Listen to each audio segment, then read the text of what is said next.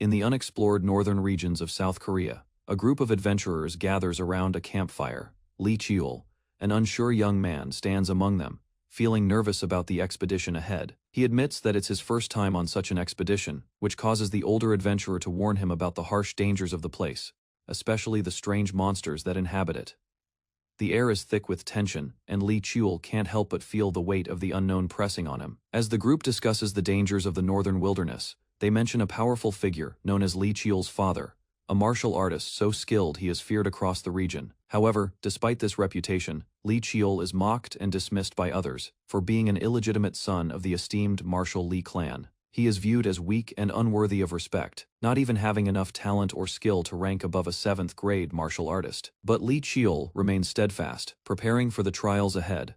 As the group continues, the past flashes before him, the day he was chosen by the greatest weapon at the steel selection ritual. His path is set, and though the road is fraught with hardship, he is determined to prove himself and rise from his family's shadows.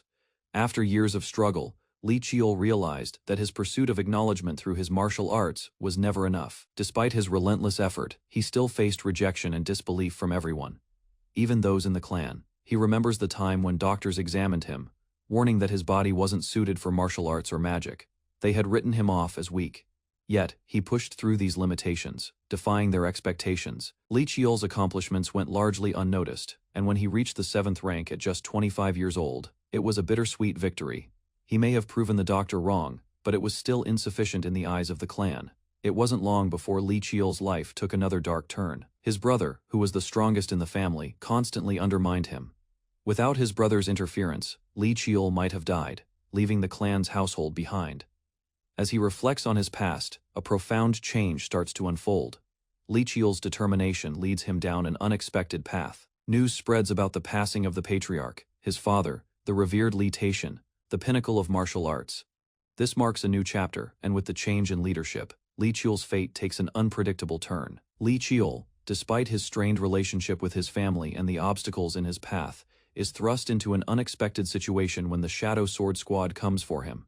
They approach with a mission in hand, presenting him with an official decree to investigate the unexplored northern region once more. But with no clear reason behind the order, Lee Cheol grows frustrated, questioning why his family continues to meddle in his life. Even after so many setbacks, the members of the Shadow Sword Squad, cloaked in mystery, show no empathy, only reminding him of the consequences should he refuse. Unable to escape, Lee Cheol grudgingly accepts, preparing to embark on yet another difficult journey. Yet, his frustration with his situation grows as the mysterious orders keep piling up. He still carries the heavy burden of his family's expectations on his shoulders, but there is an air of resignation within him. Upon reaching the site of his assignment, Lee Cheol and the squad come across the ruins of an ancient monster's corpse, a shocking discovery that leads them into a greater mystery. As they investigate, Lee Cheol can sense that things are far from ordinary. With danger lurking ahead, he knows that this task could change everything, and perhaps even lead him closer to his true potential. As Lee Cheol and the Shadow Sword Squad advance into the ruins, a sudden command pierces the air, "Begin." In an instant, chaos erupts. Lee Cheol is caught off guard by a series of swift attacks from his own squad members. Blood sprays as a blade narrowly misses his throat. The assault is deliberate, as if they had known his fate from the start. One of the attackers reveals a shocking truth. They knew all along that Lee Cheol was supposed to die from the start. The squad's mission was to bring him here, not for investigation, but for elimination. Lee Cheol's rage ignites. He had been nothing but a pawn discarded after serving his purpose. Yet, in the midst of this betrayal, he remains resolute. With his back against the wall, he faces the enemy's head on, as Lee Cheol fights back with relentless fury. His wounds heal almost immediately, defying logic. His enemies are in disbelief. How can his body endure such punishment and still recover? The fight escalates quickly, with Lee Cheol cutting down his attackers one by one. His resolve only strengthens, and as the final blow strikes, his newfound strength echoes through the ruins. He stands tall, showing that nothing, not even the betrayal of his own, can break him. As Lee Cheol lies battered on the ground, blood pouring from his wounds, he coughs violently. His vision blurs, and for a moment, everything seems to fade. His breath becomes shallow, and with the weight of betrayal crashing down on him, he thinks to himself, "I can't die like this." Desperation fills him. His hand stretches out towards the ground, searching for anything, any weapon to give him the strength to survive. His eyes land on a sword lying nearby. With the last bit of his energy, Li Qiul grabs the sword, his hands trembling as he attempts to stand. The sword, powerful enough to slay a great monster, still hums with untapped power, even if it's been lying dormant for so long. Please. Li Qiul pleads silently as he forces himself to rise. But just as he reaches for it, a voice behind him echoes coldly. His attacker mocks him, questioning why someone like him would even be given another chance at life. The confrontation escalates into a brutal clash. The sword becomes his only hope, and with it, he summons the last of his strength. As the battle continues, Li Qiul, despite the odds, grips the sword with new resolve. His body may falter, but his will to survive drives him forward. In a lavish chamber within the Sumu clan's estate, the child named Li Qiul wakes up, confused. His last memory was of his tragic death, but now he finds himself lying in a bed, unsure whether this is an afterlife or a flashback. As he processes his confusion, his father stands nearby, seemingly indifferent to the child's distress. The father decides the child should attend the steel selection ritual, where the clan's children prove their worth. They plan to have Li Qiul join, assigning him guards and a servant like any other child. The weight of the decision is heavy on him, but the father is unmoved. Li Qiul struggles with the thought of participating in the ritual. He remembers the conversation, and the realization strikes him hard. This isn't a dream, but a second chance at life. The familiarity of the room and the conversation with his father feels so real, making him question whether he has truly regressed to his past. Despite his reluctance, he acknowledges that this is his reality, and if true, he must prepare for what's to come. As the steel selection ritual is announced, Li Qiul walks towards the grand hall, filled with swordsmanship trials. Children are selected by the strength of their swordsmanship, and he wonders if this time he'll be able to change his fate, a fate dictated by strength and bloodline. As the preparations for the steel selection ritual progress, Li Qiul continues to feel the weight of his role. His loyal handmaid, Yumgawa, who had always been like a mother to him, helps him prepare for the event. She assures him that his future is bright, and that he is ready for whatever lies ahead. Despite her comforting words, Li Qiul is haunted by the past. The events leading to his tragic death are still fresh in his mind, and he vows to not let history repeat itself. He swears to protect Yumgawa at all costs, as she had always been by his side when no one else was. The day of the ritual arrives, and the atmosphere is tense. The rain pours heavily as Yumgawa rushes to prepare him for the ceremony. She reflects on her deep bond with him, vowing that no harm will come to him while she is around. She stands firm, determined not to let any further pain or betrayal affect Li Qiul. As Li Qiul is led toward the ritual site, the patriarch of the clan watches from afar, silently observing the participants. The crowd cheers, and Li Qiul's heart pounds, as he realizes this is the moment that could change his fate forever. His eyes meet those of the other competitors, including a figure who seems to recognize him, a reminder of how far he's come. The steel selection ritual begins with anticipation filling the air. Li Qiul stands nervously, eyeing the contestants and the grand stage ahead. A respected clan member, Li Gunsong, comments on Li Qiul's youth, intrigued by his unexpected participation in the ritual. The other clan members are equally curious about this unfamiliar child, as he's not from a prominent bloodline. Gunsong, the third child of the martial Li clan, expresses his disbelief, unsure of where Li Qiul had come from and what motivated him to join. The patriarch steps forward, announcing the start of the ritual. The event is filled with tension as the young warriors prepare for the challenging tests ahead. Li Qiul, however, is focused. He is determined not to repeat the mistakes of his previous life. His heart races as he observes the skilled fighters around him, yet he refuses to let doubt cloud his resolve. As the test begins, the ceremony unfolds in dramatic fashion, with swords clashing and techniques on full display. Then, unexpectedly, Li Qiul finds himself face to face with the legendary ivory sword. The sword is famed for its unmatched power, passed down through generations. With an overwhelming surge of energy, Li Qiul activates his weapon, devouring ability, preparing to claim the sword and change the course of his fate forever. After an intense trial, Li Qiul's name is announced as the winner of the steel selection ritual. The crowd erupts in applause, and his father proudly declares that the legendary ivory sword now belongs to him. The atmosphere is filled with excitement, as this marks the beginning of a new chapter for Li Qiul. The patriarch and other clan members express their joy, hailing him as the new talented addition to the family. While Yumgawa watches on with pride, Li Qiul bows, his expression a mix of relief and anticipation for the challenges ahead. As the ritual continues, the next contestant steps forward, but the focus soon shifts to Li Qiul, who is about to face the ultimate test. The patriarch announces that the next ritual will involve Li Qiul. Despite the moment's gravity, Qiul remains steadfast, prepared to rise to the challenge. The whispers among the audience grow louder as they realize the illegitimate child from outside is about to make his mark on the clan. His journey begins to unfold in unexpected ways.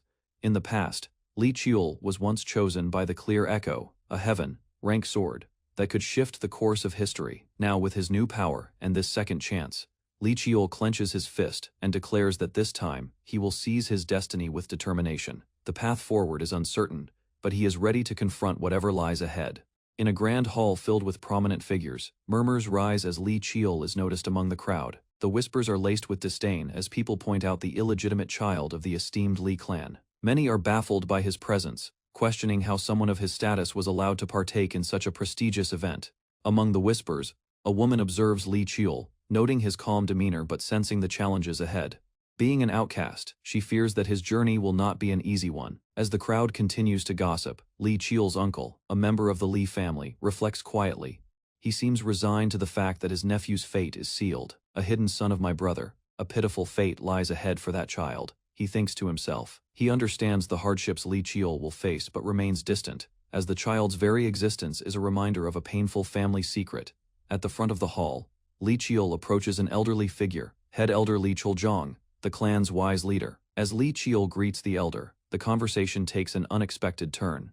The elder expresses his disbelief at the patriarch's decision to bring this illegitimate child into the selection ritual. The elder's face twists in disdain, but Li Qiul stands unshaken, determined to prove his worth. Suddenly, the air shifts as Li Qiul reacts to a subtle remark from the elder. His expression hardens. The elder, sensing Li Qiul's unwavering resolve, softens momentarily. However, he can't hide the irritation in his eyes. He mutters a final remark. A bastard child, he must know his place. Li Qiul, however, is ready. He clenches his fist, the storm in his heart growing stronger. His journey has only just begun, and no one, not even the elders, can deter him. As Li Qiul stands before the head elder, his anger starts to boil over. The elder's earlier remarks were one insult too many. He clenches his fist, the pressure building up inside him. Just as he's about to snap, an older voice interrupts, commanding him to restrain himself. The elder insists that Li Qiul cannot afford to let his emotions get the better of him, especially not in front of this crowd. But the disdain in the elder's eyes only fuels Li Qiul's frustration. Suddenly, the ground around them seems to tremble as Li Qiul's rage turns into action. A powerful aura erupts around him, and his form begins to glow with an energy no one in the room anticipated. His eyes widen in disbelief as he watches the overwhelming power build up. Even the head elder, who had spent years mastering his own energy, can't hide his shock. How can this be? He mutters, realizing the force that Li Qiul is unleashing. The aura intensifies, spiraling outward in brilliant waves of blue light. Weapons in the surroundings begin to react, swirling towards him, answering the call of his inner strength. Li Qiul watches in awe as the weapons move, seemingly bound to him by an unseen force. He's experiencing this incredible event with his own eyes, yet it still baffles him. What was once unthinkable is now reality. Even legendary weapons seem to be responding to his presence. As the dazzling lights converge into one brilliant burst, it becomes clear. Li Qiul possesses an unparalleled talent, one that has never been seen in his family before. The room is filled with stunned silence as the weapons hum, acknowledging the power that now lies in Li Qiul's hands. His journey, once marked by humiliation, now takes an unexpected turn. The future is uncertain, but one thing is clear: he is destined for greatness. As the tense silence envelops the arena, the patriarch speaks with a commanding voice. Silence. The crowd obeys immediately, their gazes fixed on the center of the ritual grounds. His voice echoes as he explains that the weapons responding to Li Qiul must rightfully belong to him according to the clan's laws.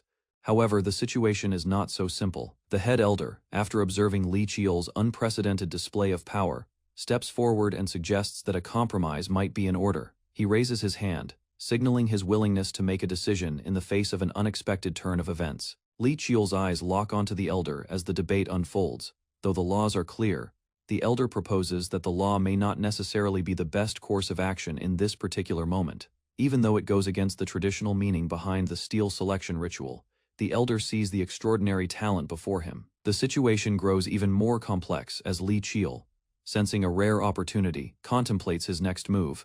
He could assert his right, but there's a chance that this battle for recognition could backfire. After a brief pause, the patriarch seems to accept the elder's suggestion, deciding to let Li Chul pick a weapon from the array. "Now, my son, choose which weapon you'd like," he says with a surprising amount of respect. Li Chul, still slightly stunned by the turn of events, slowly steps forward. His mind races. He is faced with the choice of picking the weapon that could define his future. This moment feels different from his past life, but he will make the most of this opportunity. He reaches out with determination, ready to prove that no matter his past, this future will be his own. After the intense ritual, Li Chul's choice is clear. He reaches out and selects Black Twilight, a mysterious, ancient sword that seems to pulse with an otherworldly aura. The sword stands as a symbol of both mystery and power, the blade appearing darker than any weapon in the room. The crowd falls silent as he touches it, sensing that this choice could be both a blessing and a curse. As his fingers wrap around the hilt, a sudden surge of power courses through his body, and a glowing light envelopes him. The sword responds, acknowledging its new master. With a single swing, Li Chul feels the potential within the sword, a force so immense that it could change the fate of not only his life, but the entire Li clan. The elder, who had been watching with skeptical eyes, cannot help but express awe. That is the Black Twilight, a weapon lost to the ages, one never intended for any clan member to wield. The shock in his voice is unmistakable. The blade is shrouded in myths, said to be able to tear through reality itself, but not everyone is impressed. A figure watching from afar, a mysterious, cold woman looks at Li Chul with disdain. The illegitimate child has chosen Black Twilight, if it gets in the way. She trails off with a sinister smile. "I'll have no choice but to get rid of it." Her eyes narrow as she watches the unfolding events, her hand gently resting on the arm of the throne where she sits. The look on her face is clear. This young man is an unexpected threat, and one that must be controlled before he grows too powerful. Li Chul's choice has not only set his path on a dangerous course, but also attracted the attention of those who wish to keep their hold on the Li clan and its legacy. 9 years later, the young Li Young, now 9 years old, steps out of his home, ready for his afternoon training. The morning light bathes the Li clan estate, and his excitement for the day is clear as he announces his departure to the nanny. On his way to training, Li Young is accompanied by his nanny. She insists on escorting him, but he reassures her, saying he can go alone. They discuss the upcoming training zones, and Li Young mentions that Zone 1 won't be spacious enough. Despite his attempt to brush it off, the nanny's concern lingers. As they approach the training area, Li Young notices someone already there. A voice interrupts the conversation, and a confident figure steps forward. Li thus, his older sibling by only 5 months. She wields a sword with practiced precision, striking again and again with impressive focus. Li thus, despite her gentle demeanor, teaches Li Young a lesson in sword fighting, one that frustrates him to no end. He struggles to grip the sword properly, but his sibling continues to correct him. Finally, exasperated by his lack of progress, she urges him to try again, emphasizing the importance of wielding the sword as an extension of the body. Their sparring continues, though Li Young's frustration grows. Just as he starts to lose hope, an unexpected figure enters the scene, an elder from the Li clan. He watches the two siblings with a sly grin, aware of their growing bond and rivalry. Li Young's spirit is undeterred, and despite his setbacks, he vows to improve. Li thus smiles, knowing full well that her younger brother's determination will be the key to his growth. As Li Young and his nanny approach the training hall, they notice a figure standing off to the side. Li Young is intrigued, asking who the person is, to which the nanny responds, explaining that it's Commander Baik Lihan, a distinguished figure from the Ebon Squad, a group renowned for their combat prowess. Li Young's curiosity grows. He recognizes that someone with such expertise must be a formidable presence. The nanny reassures him that a skilled teacher, someone capable of nurturing his potential, will appear soon. Li Young, however, is less enthused. He doesn't feel the need for such a teacher, expressing gratitude for all the help his nanny has given him, and emphasizing his own growing capabilities. He continues, expressing reluctance to welcome any outside help, especially someone like Commander Baik, who is likely to come due to the esteemed Martial Li clan's reputation. He believes the clan's influence might bring in a teacher he doesn't want, someone only interested because of the Li clan's name. Nonetheless, Li Young has his sights set on a different objective. He has already seen the exclusive training zone 1, a place renowned within the estate for cultivating powerful warriors. There's a reason why he's determined to reach this area beyond just the training inside. He finds a sword lying in wait, gleaming softly. His hand reaches out, and he whispers, "I found it." This marks a pivotal moment in his journey where he realizes the true nature of his path, a destiny intertwined with strength and the pursuit of power. The sword waiting for him in the quiet shadowed corner is a symbol of the challenges he's about to face. After selecting the sword that feels right, Lee Young steps forward, walking confidently toward his training area. He reflects on the changes he has undergone since his regression. 9 years ago, he was nothing more than a weak and disregarded child. But now, his body has been infused with strength that far surpasses the expectations of those around him. As he steps into the exclusive training zone, he prepares himself to face the unexpected growth that has come with his mysterious ability. As Lee Young practices, the sword begins to resonate with him, sending waves of energy as he strikes. His body seems to instinctively understand the weapon's essence. He soon realizes that his ability to devour the sword's memories is enhancing his technique, allowing him to see visions from the past. The deeper he connects with the weapon, the more vivid these memories become, giving him an insight into the seven-star sword's powers. Feeling the energy surge through him, Lee Young moves confidently, performing the Crimson Wind, the first form of the seven-star sword technique. The rush of success is overwhelming, but his pride is short-lived as he realizes just how far his journey still is. Despite this, the sword's power makes him believe that his future is bright. Just then, a familiar voice breaks his focus. Lee Tae-hong, his uncle, steps into the room, observing him with a warm smile. Lee Young greets him with respect, acknowledging the figure who had been one of the few to look after him in his past life. Lee Tae-hong, the fourth-rank martial artist and esteemed Martial Lee clan's general, chuckles at the formality, offering a more relaxed atmosphere. As Lee Young and Lee Tae-hong continue their conversation, Tae-hong expresses pride in his nephew's dedication to training. He's pleased to see Lee Young come to training every day, despite the challenges and difficulties he faces due to his status as the illegitimate son. However, he's also concerned that Lee Young might be pushing himself too hard. His words are filled with both pride and gentle caution, urging his nephew to not only grow in strength, but also to overcome the obstacles in his mind. Lee Young, however, brushes off his uncle's concerns with a determined smile. He reassures him that he is fine and will prove his worth with his own strength. He mentions that he has already learned the significance behind their Lee clan's motto, which is to prove oneself with the sword. For him, it's not just about the strength of his clan, but about his own power and determination to rise above the shadows of his past. At that moment, Tae-hong's expression shifts, and he notices the intense fire in Lee Young's eyes. It reminds him of someone his own older brother. The boy's eyes are filled with the same intensity, and for a brief moment, Tae-hong's thoughts turn to his younger sibling and his past. Although it's clear that Lee Young is determined to carve his own path, Tae-hong wonders if the young boy is truly ready to handle the weight of his heritage. However, seeing Lee Young's resolve, Tae-hong admits that he cannot change his mind. The boy is set on his course. As Lee Young prepares to leave, he once again makes it clear that he won't accept being held back by his status. In this moment, Tae-hong finally understands just how much Lee Young has changed since his regression. The young boy is no longer the timid child he once was. As Lee Young and Lee Tae-hong continue their discussion, Tae-hong can't help but notice how stubborn Lee Young has become. He comments that Lee Young is just as stubborn as his father, but even so, he can't help but admire his nephew's determination. Lee Young, however, remains unshaken. With a smile, he assures his uncle that he's perfectly fine and will overcome all challenges through his own strength. After a brief pause, Tae-hong, seemingly unable to stop himself from worrying, says that there might be something else Lee Young needs. This offers Lee Young the opening he's been waiting for. Grinning, he turns to his uncle, eager to ask for a favor, something he has been planning for some time. He casually mentions that there's something he's always wanted to see: the secret warehouse beneath the estate. Upon hearing this, Tae-hong's playful expression shifts to concern. Lee Young's request is unexpected, and it catches him off guard. Tae-hong's brows furrow as he tries to process what his nephew might be asking for. Lee Young, undeterred by his uncle's hesitation, presses on, and Tae-hong finally agrees, although he is clearly troubled by the implications of what might lie beneath. The secret warehouse is a mysterious part of the clan's history, one that many have long avoided. Yet Lee Young's curiosity and his pursuit of strength have led him to this pivotal moment.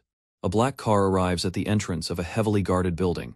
The guard, holding a spear, immediately stops the vehicle and asks the driver to identify themselves.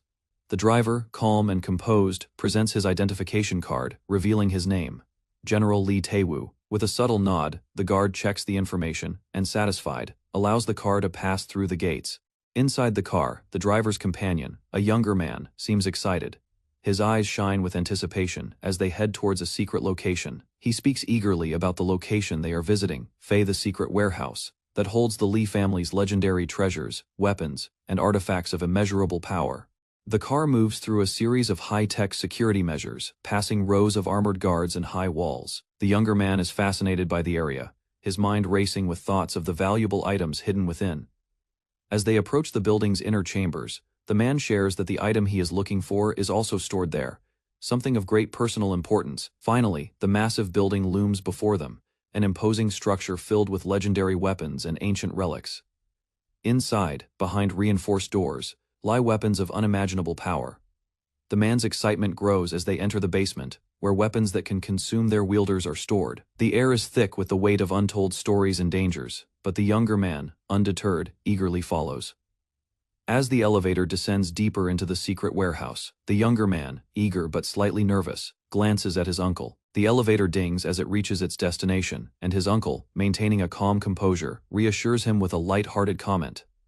The younger man tries to suppress his excitement, pretending to be unfazed, but his wide eyes betray his interest in the mysterious place they are about to explore. They step out into the basement, a vast, dimly lit area filled with countless weapons and relics from throughout history.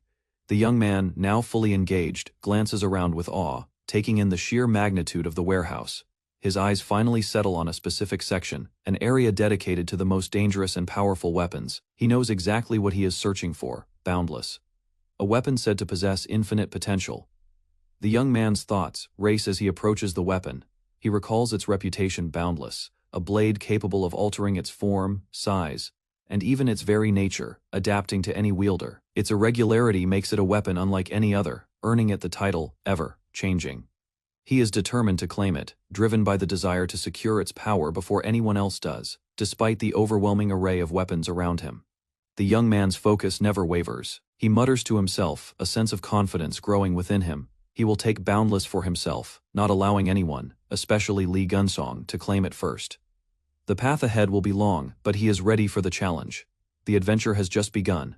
After searching for what felt like hours, the young man finally comes across another weapon, an old rusty blade. He reaches out to touch it, but as his fingers graze the hilt, he immediately pulls his hand back in disgust. The blade is covered in a thick layer of rust. He exclaims under his breath, irritated, but then quickly composes himself. Despite the rust, he knows the weapon he seeks is still somewhere in the warehouse. Determined not to give up, the young man walks further, searching intently. His thoughts continue to race. He has to find Boundless, the legendary weapon. After glancing at a nearby display stand, he quickly heads over to inspect it. As his hand reaches out for a potential candidate, he suddenly hears a noise, a strange rustling sound, and the temperature in the air shifts abruptly. Before he can react, the ground beneath him shakes violently. He stumbles back in shock, realizing the intensity of what he's unleashed. The atmosphere around him changes, filling with an overwhelming sense of power that seems to resonate from the very air itself. His heart races as an intense energy surrounds him, as if nature itself is recoiling from the force. He instinctively looks around, his eyes widening in fear. The presence he feels is unlike anything he's encountered before: powerful, ancient, and unstoppable. For a brief moment, he wonders if he's in over his head. But then, he takes a deep breath, resolute. He's come this far. There's no turning back now. The overwhelming presence in the air grows stronger, a feeling of pure, ancient power radiating from the depths of the warehouse. The young man, shaken by the sensation, knows that he is standing before something far more dangerous than anything he has faced before. The weight of the moment settles in. He's facing a beast with the power to destroy entire civilizations. This was no ordinary monster. It was an apocalypse, ranked being, a terror that devoured everything in its path. His mind races as panic sets in. I'm going to die, he thinks, his voice trembling in his mind. He realizes that there is no way he can fight and defeat something of this magnitude. Desperation creeps in, but then, as his thoughts spiral, a shift occurs. His body moves almost on its own, filled with an instinctual need to survive. He has to run. With a burst of adrenaline, he turns and begins to flee, the haunting feeling of the monster looming ever closer. The young man's thoughts blur as the ground beneath him shakes with every step, the shadows around him closing in, like the grasp of some unseen force. His breathing grows heavier as he hears the creature's movements, echoing through the warehouse. Suddenly, there's a presence behind him. He freezes. A figure someone he hasn't noticed before appears in the shadows, standing tall with a fierce energy. The young man's heart skips a beat as he asks aloud, "Who are you?" A voice answers, but it is filled with mystery and danger, its meaning unclear. The young man, gripped by fear and disbelief, hears a voice behind him, cold and emotionless, offering what it deems a merciful death. The figure warns him, saying it will send him away painlessly, but the young man refuses to accept it. Panic fills his mind as his body instinctively reacts to the dire situation. He shouts, "No," but the presence of the monstrous figure looms over him. In a desperate attempt to escape the overwhelming power, he flees, his legs trembling as he sprints through the warehouse.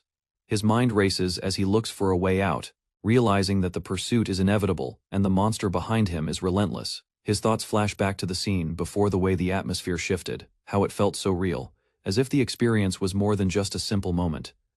Confusion sets in as he struggles to make sense of everything, still in disbelief. What was that scene just now? He thinks to himself, questioning the reality of what he just experienced. The sensation of danger lingers in the air, as though it was all real. Then, amidst the chaos, something catches his eye, a familiar presence. In an instant, his hand wraps around a weapon, a dagger that feels strangely right. The air around it pulses with power as the weapon responds to his touch, recognizing its new wielder. The young man's heart races. This is boundless. The weapon he's been searching for has chosen him. With a surge of newfound confidence, the young man grips the blade tightly. He mutters under his breath. He has found it, the weapon of unimaginable power that can alter the course of everything. Lee Cheol struggles with his sword technique. Frustrated after another failed attempt, he steps back and sighs, reflecting on the week since acquiring the power of Boundless. But his progress has been slow. Impatient, he mutters to himself, eyeing his sword, hoping for a breakthrough. A burst of energy surrounds his hand, and his sword glows with mysterious light. Confused, Lee Cheol watches the energy swirl but can't comprehend its origin or purpose. He wonders if the strange movement he felt was from the feared split demon, questioning the power he now wields. Despite another attempt, Lee Cheol's movements remain clumsy. Frustrated, he admits to himself that he can't replicate it just yet. With determination, he reminds himself that there's no rush to master this power. A recollection comes to him. He remembers the graceful movements of the figure. His focus sharpens as he grasps his sword tightly. He steadies his breath, determined to improve. After more practice, Lee Cheol finally masters the technique, his movements graceful and precise. The ground shakes as his sword releases a burst of energy, signaling his progress. A confident smile appears on his face, realizing that his journey has only just begun. Lee Cheol stands, surveying the damage around him after his practice. He feels confident, believing he's finally getting the hang of his training. His expression shows determination, but his thoughts shift to the problem at hand, how to fully utilize mana. He sighs, realizing there's still much work to do. He's not ready to give up yet. Lee Cheol attempts again, focusing on his mana control, but the glowing image of a spectral figure appears behind him. The ghostly figure vanishes as Lee Cheol's frustration grows, feeling he's missing something critical. Undeterred, he resolves to try once more, refusing to give in to his failures. While practicing with his sword, a figure suddenly interrupts. The mysterious figure, with long hair, watches closely. Lee Cheol stares back, unsure of who this person is. The woman asks about his origins, intrigued by his abilities. Lee Cheol realizes she must be from the Lee clan. She laughs, saying she doesn't get out much. Clearly amused, the woman introduces herself as Young. Lee Cheol senses something different about her. An older man watches them, hinting this meeting is no accident. Young looks at Lee Cheol and remarks that he seems quite fragile. Lee Cheol, annoyed, wonders why she doesn't consider the possibility that she is just incredibly strong. She continues, ignoring his thoughts, and calls him child. Yang asks again where Lee Cheol learned his skill, her curiosity evident. Lee Cheol answers with confusion, unsure of her intentions.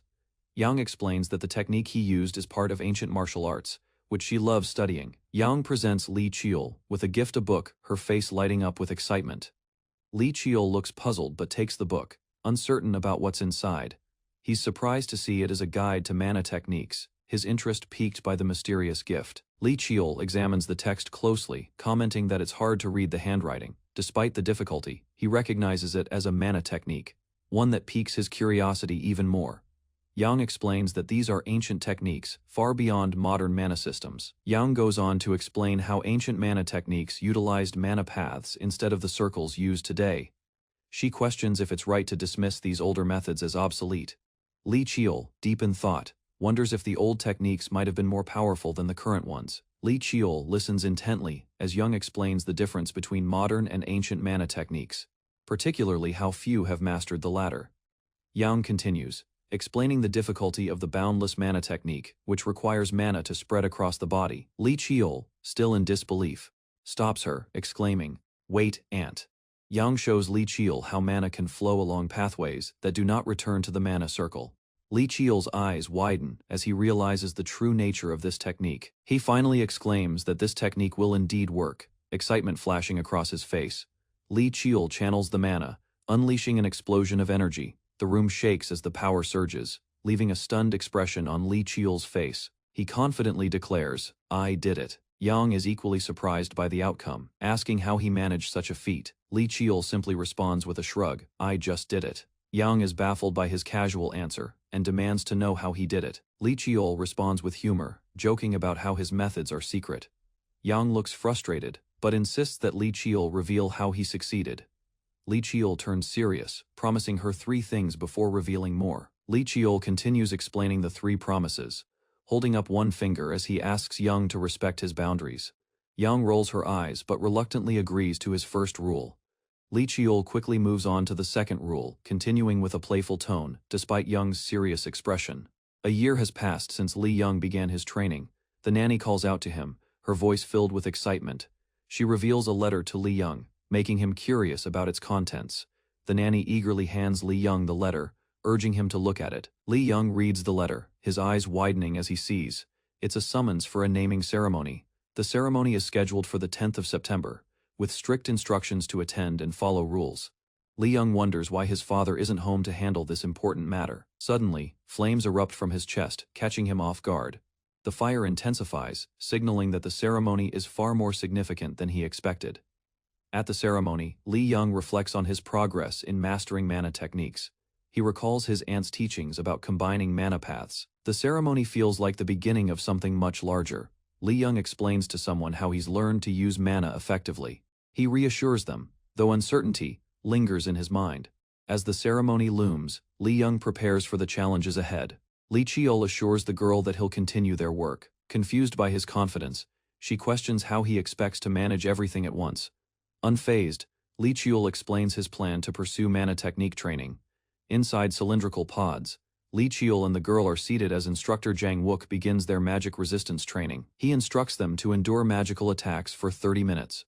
Jang Wook doubts Qiul's chances, assuming the boy lacks the basic preparation for such an intense exercise. Despite the harsh energy, Li Qiul calmly controls mana techniques to block incoming shocks. The instructor watches in silence, realizing the boy is deflecting every strike through raw technique. Qiul begins comparing his performance to that of his siblings. Jang Wook is shaken, no longer viewing Qiul as just an illegitimate child. He reflects on his earlier bias, and silently vows to train the boy with full effort. Resolved, the instructor decides to treat Qiul's education as more than just a formality. After training, Li Qiul stretches with relief, mentally exhausted. He briefly questions the family's extreme methods in raising children through magical exposure.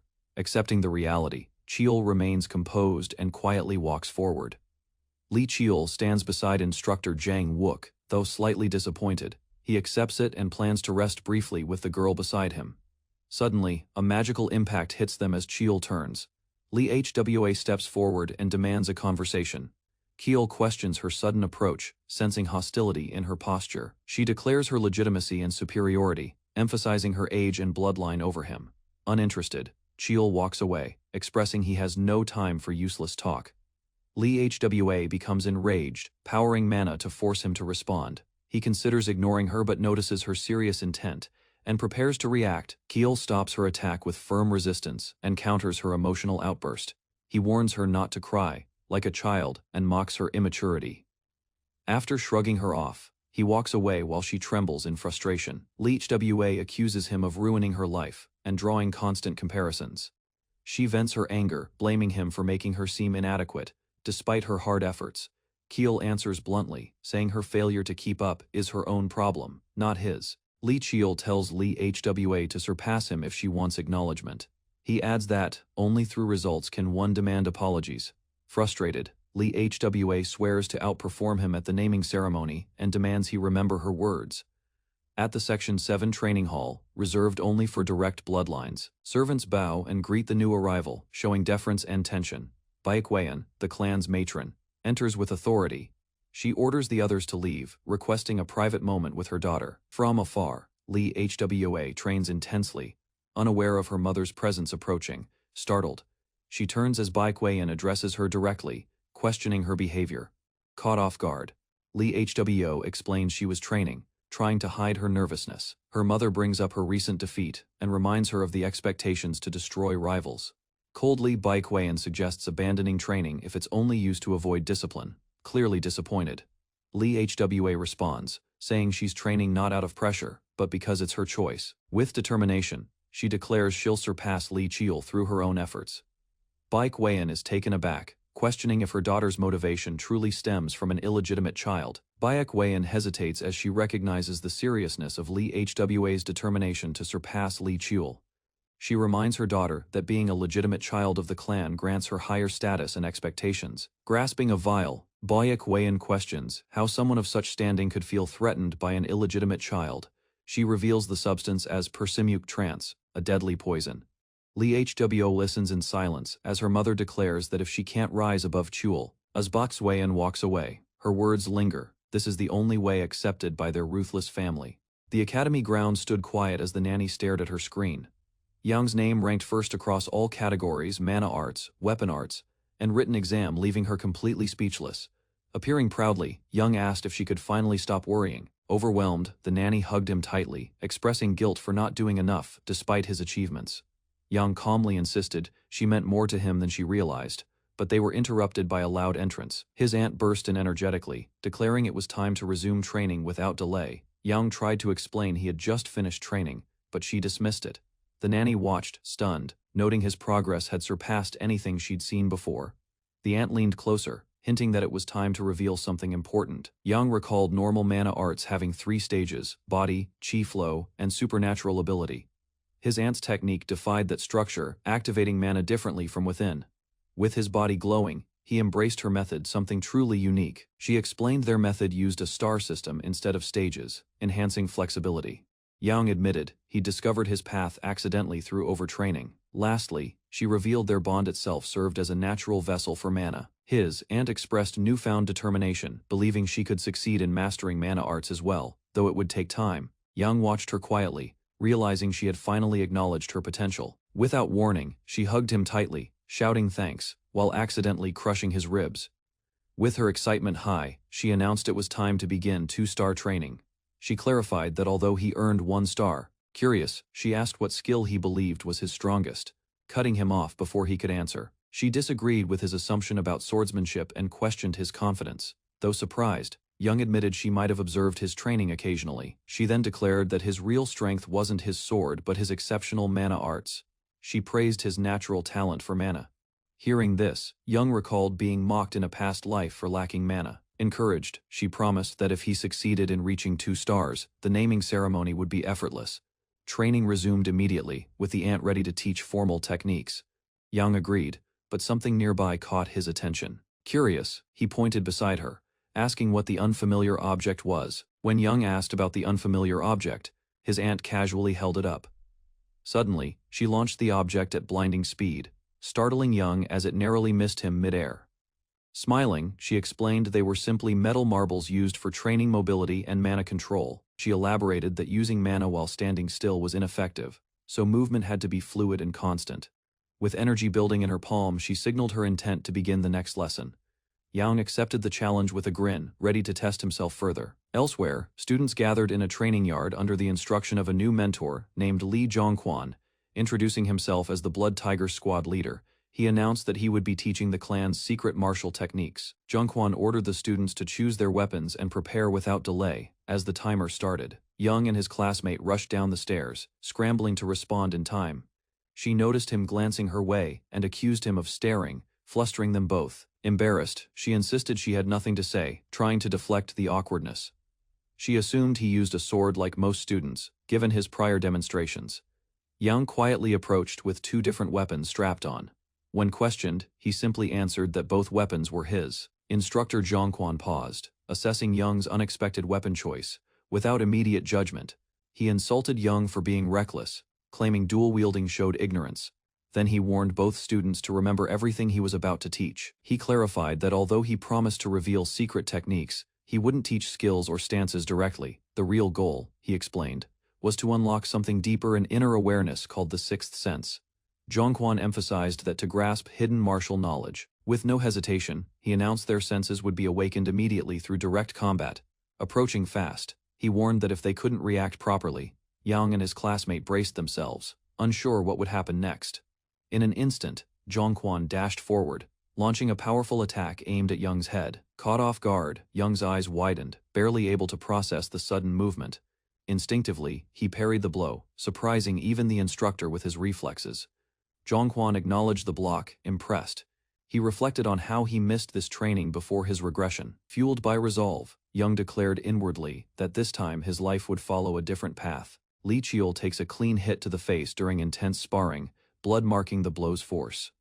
Zhongwan, holding nothing back, presses the assault with precise and brutal strikes. Qiul counters with a powerful swing, energy trailing behind, but it fails to connect. Resting on the floor, Qiul reflects on a full month of harsh training under Li Zhongwan. Though the sessions often result in injuries, he remains focused, never considering quitting. Now, he begins sensing improvement, feeling his body adjust and techniques sharpen. Qiul regains consciousness, realizing he fainted again mid-training.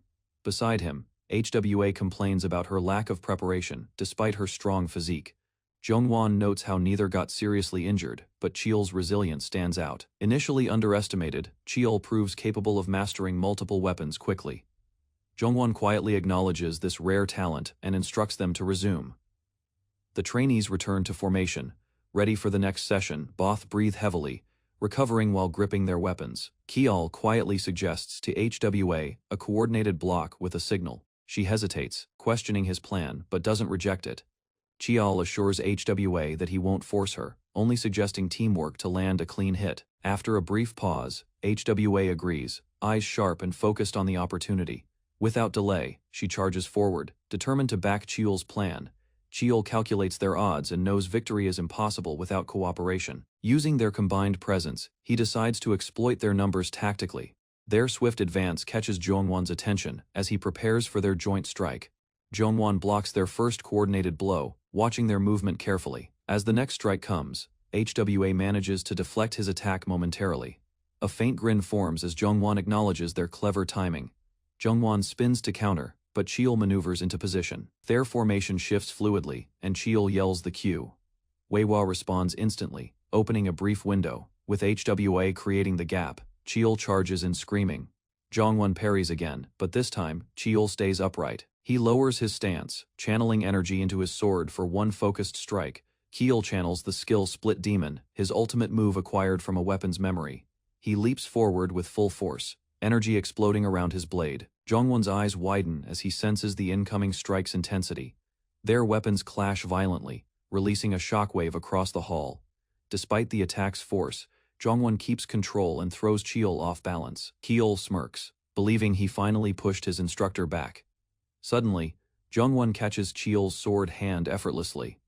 Before Qiul reacts, he's struck brutally in the chest. Blood flies as Qiul is launched across the room, overwhelmed by power. Zhongwan stands over the broken floor where Qiul landed. He announces the 37th day of training and congratulates him on his 65th defeat. Though HWA complains, Zhongwan calmly ends the session, noting their long road ahead. Hua yells at Qiul for the failed plan, frustrated and bruised. Qiul thinks back, realizing he used mana unintentionally during the strike. Zhongwan, quietly impressed, notes Qiul's combat sense and predicts the boy may become feared in the household one day. On the 47th day, HWA awakened her sixth sense, marking the end of their training under Li Zhongwan. Qiul spent his time recovering and reviewing everything he had learned. Unexpectedly, his eldest brother Li Myeongjong appeared before him, known as the Twin Star. Myeongjong was admired and feared for his magical and martial talent. To Qiul, however, he was simply an older brother he had never met. They sat together, Myeongjong expressing regret for their distant relationship. Myeongjong noted Qiul's recognition and was surprised at his awareness. Qiul responded respectfully, stating he couldn't forget the face of his brother despite being a half-sibling. Myeongjong warmly rejected the term, considering him a full brother regardless of lineage. Their conversation turned casual, both becoming more relaxed as they shared tea. Myongjung then revealed a gift from France, an elixir called nectar. He believed Kiel would benefit more from it than he would. Kiel was shocked by the rare medicine and thanked his brother sincerely. Myongyung observed Kiel's humble reaction and said he seemed different. Kiel, puzzled, asked what he meant, curious about the remark. Myongyung admits that every sibling he met viewed him as a rival, making Kiel's approach feel unusual. Kiel corrects him, saying he also sees him as a rival, not just a brother. With determination, Kiel asks not to be underestimated just because of his age. He jokes that one day he might surpass Myongyung and become his biggest challenge, laughing. Myongyung accepts the idea, looking forward to that future rivalry. Kiel silently promises to protect his eldest brother, cherishing his genuine kindness. Several days later, the ship carrying the candidates cut through the waves toward the island, selected for the second trial. On board, the atmosphere grew tense as they neared their destination, where ancient traditions shaped the path to adulthood. The red and blue island came into view, its sky colored mysteriously due to rare minerals and dense magic in the air. The instructor explained that both candidates must survive on the island for 3 weeks without external help. He handed out tracking devices, emphasizing they must wear them. After 3 weeks, the trial chamber would open for 2 days to complete the final step. Once ashore, the two stood quietly, the boat having departed, leaving them fully isolated. The boy finally spoke, pointing out she'd tried speaking to him. Embarrassed, she admitted it, surprised he had noticed all along. He encouraged her to share it now, saying he would listen. She hesitated, clutching something tightly before stepping forward. Without a word, she prepared herself, eyes fixed on him. As he asked what was wrong, she revealed a vial from her coat. Swiftly she held it up, its contents clear and faintly glowing. She declared, "This is poison. Its name is dreamlike trance," she explained. The poison only affected children under 15 and would evaporate 5 minutes after air exposure. Its effect was dangerous, disrupting mana flow permanently if consumed. When he asked who gave it to her, she refused to answer and hid the vial. Without warning, she threw the vial into the ocean, erasing the only evidence. He stared in shock as she firmly declared her intention to win without using poison. She stood tall, vowing to defeat him through effort and not deceit. He acknowledged her resolve and urged her to approach the test seriously. She replied she had already decided to do her best, even before he spoke. Both shared a smile, mutual determination forming between them. Before parting ways, she reminded him to challenge the center after 3 days of survival. While walking off, she admitted concern for his safety, hoping he'd endure. He watched silently as she disappeared into the distance, her words still lingering. Standing alone, he confirmed she had left. He recalled his own goal wasn't the outskirts but the island's center. With resolve, he clenched his fists and began his journey forward. Observers watched the girl's progress with approval. Impressed, she completed the first hunting task earlier than expected. Her success was shown through surveillance, defeated animals, movement tracking. Though inexperienced, her results were exceptional. A senior noted her progress had exceeded expectations in just 47 days. He recalled she wasn't originally this capable, though talented. Someone had pushed her to grow much faster than predicted. Attention then shifted to the boy, Li Young, as his name was mentioned aloud. The elders commented that he seemed to be wandering, searching for a place to hide. Mockingly, they labeled him a coward, unworthy of his lineage in the martial Li clan. Another elder interrupted, insisting that seeking a safe location was a strategic move. He argued that judgment was clouded by comparing him unfairly to the girl's performance. The room fell quiet, yet the mood remained tense from rising expectations and rivalry. A separate voice whispered that being normal in their elite clan was treated as disgrace. The elder agreed, laughing bitterly at the idea of an average Li clan member. Tension rose as someone clenched their fist, stung by the harsh judgment. One elder quietly questioned how far the clan had fallen to mock a child, based on lineage alone. He wondered if it had always been this way, hidden beneath tradition. Still, his thoughts turned to Li Young's intentions for heading straight toward the island's center. Other elders grew curious, shifting uncomfortably in their seats as they observed. Their eyes followed Young, who descended into a pit, declaring the place sufficient. He lit a fire and began preparations, hiding supplies carefully from view. From above, the elders acknowledged his stealth and concealment skills as unusually advanced. Suddenly, one elder's expression changed as he noticed Young removing his tracker. Young knelt behind a large leaf, disappearing from visual and magical surveillance. Confusion spread among observers when his signal vanished from their monitors. A smirk formed on one elder's face, realizing what Young was doing. Others laughed, calling his unpredictability typical of him. In his hiding spot, Young whispered that there was no need to reveal everything. With a grin, he summoned energy, announcing he could now wield the boundless. The glow in his palm confirmed that a greater power had awakened within him. Li Young activated his boundless energy, holding a glowing dagger while planning to gather resources. Motivated, he prepared himself, knowing time was limited and progress was crucial. He shouted with determination, ready to begin. Observing the mixture, he noted its grotesque look, doubting anyone would believe it was made from valuable mana herbs. He recalled being too poor in his past life to afford even basic elixirs. Thanks to following an apothecary and advice from his aunt, bracing himself, he lifted the pot, resolved to consume the bitter tea regardless of its appearance. Birds flew overhead while the empty cup fell, showing he drank it all, despite the unbearable flavor. As nausea took over, Young knelt beside his fire.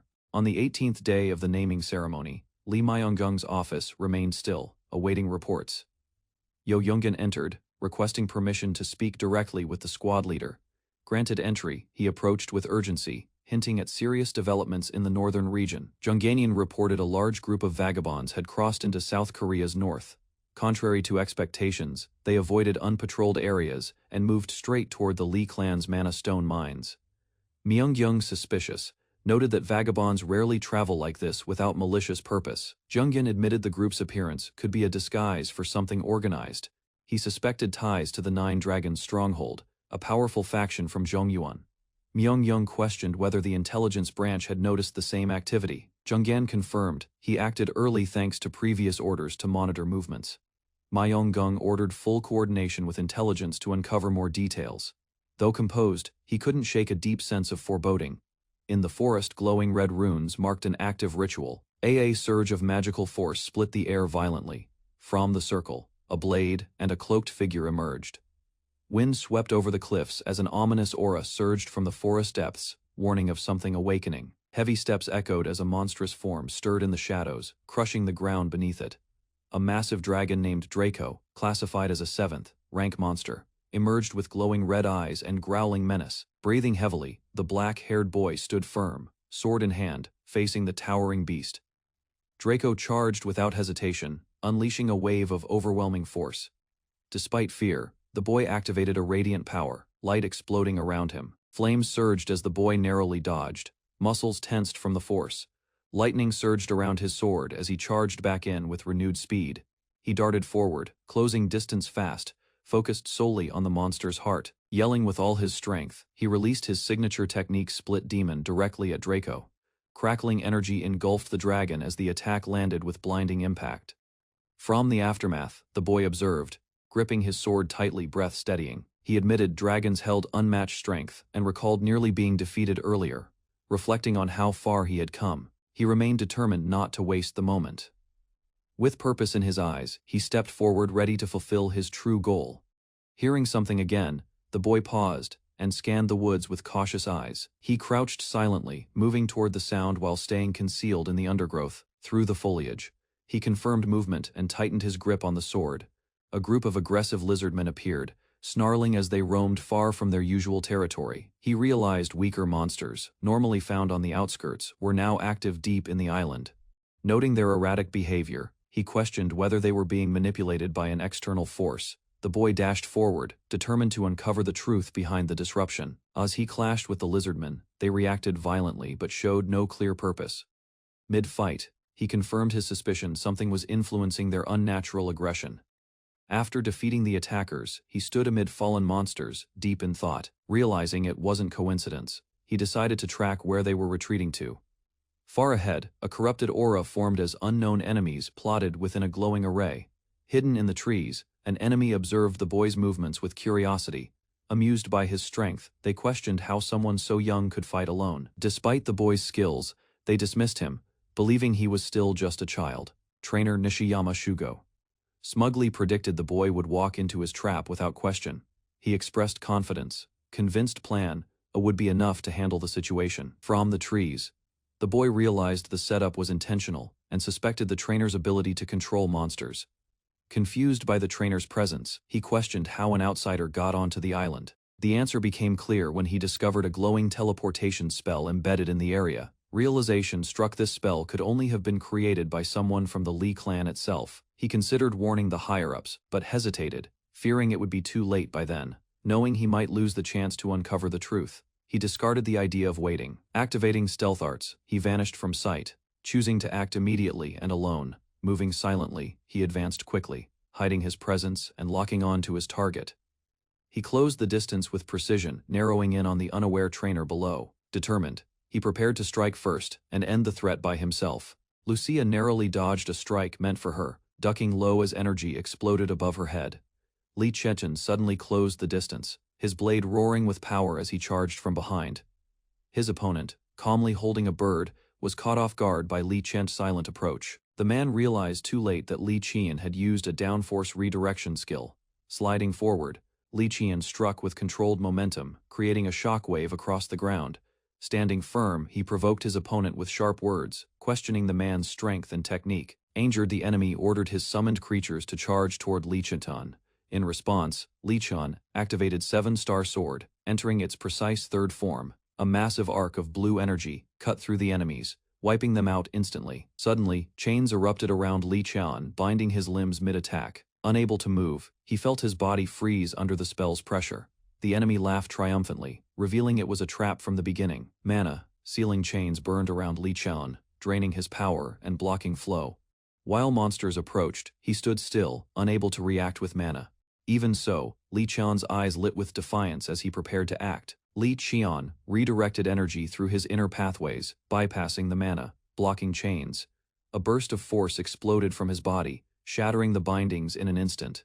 The enemy fled into the forest, startled by Li Qian's sudden recovery. Chechen emerged with steady steps, mocking the opponent's failed escape attempt. Stunned by his reappearance, the enemy questioned how he broke free so easily. Chechen refused to explain and revealed reinforcements had been alerted, urging surrender. Ignoring the warning, the enemy declared his intent to kill and regain his freedom. Li Chechen was confused by the sudden outburst and tried to respond. A massive blow struck him from above, launching him backward into the trees. An enormous energy beam split the forest, trees falling from the force. Qian crashed into the dirt, wounded and stunned from the impact. His opponent stood above, questioning if that power came from something greater. Suddenly, the sky split open as a monstrous creature descended with violent force. Both fighters recognized it as the Red Jade Beast, a forbidden guardian sealed long ago. The man smirked, declaring Chechen too weak to handle what had now been unleashed. The enemy launched talismans at Li Qian, trying to seal him again by force. Chechen crouched as they landed, resisting the spiritual pressure radiating around him.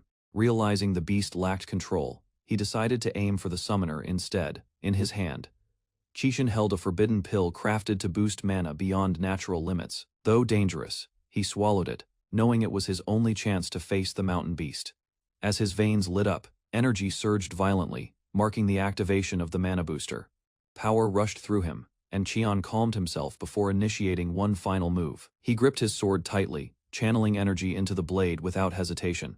With resolve, he activated the Forbidden Heaven, defying technique his aunt had warned about.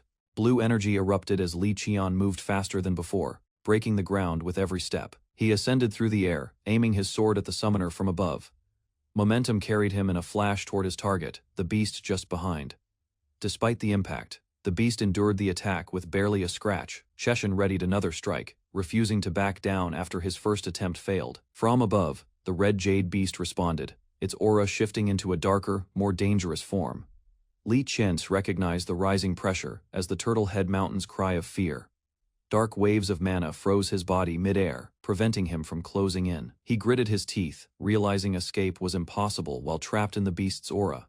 Suddenly, a familiar dark energy awakened within his chest, resonating against the fear. That power countered the paralysis, allowing Qian to regain movement and focus. He rushed forward, sword in hand, aiming to strike while his body endured the strain.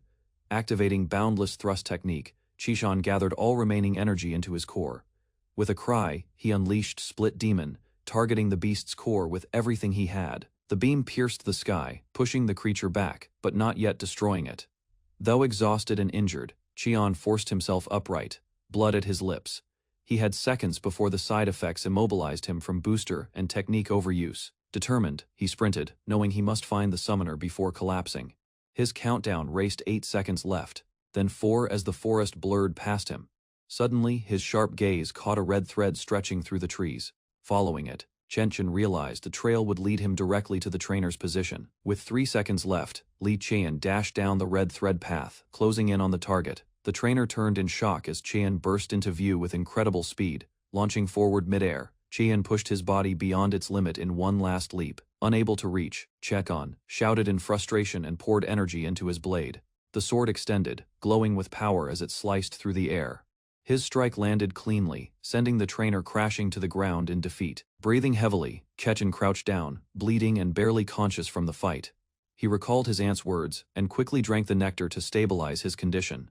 As the medicine took effect, Chen slowly rose, determined to finish the task before losing consciousness. Li Qiol's blade ended the battle, but his body was nearly at its limit, blood soaking the ground around him. Gripping his chest, he forced himself to stay conscious, knowing collapse now meant certain death. He quickly drank the nectar given by Aunt Jianga, remembering her warning about using that forbidden technique. With the potion settling, he prepared to secure the area before anything else arrived. Without warning, dizziness overwhelmed him. He opened his eyes to a vast white void, confused and unable to recognize the space around him. Qiol's body floated as his thoughts raced toward the battle, and the trainer left behind. Agony surged through him, each muscle tearing as if reality itself rejected him. A massive eye appeared, watching silently as his form twisted within the mist. Whispers spoke of 2 dangerous forces sealed inside him, never meant for humans. He reached for a dark sphere that dropped before him, driven by instinct. The voices demanded he feed it. His hand moved without resistance. The object cracked, revealing the mythical glowstone of clarity. A warning echoed. It wouldn't be eaten, it would consume him. A final voice urged him to grow stronger or be devoured by time. Li Qiol opened his eyes to find Hwa beside him, relieved that he was finally conscious after the intense battle and the awakening.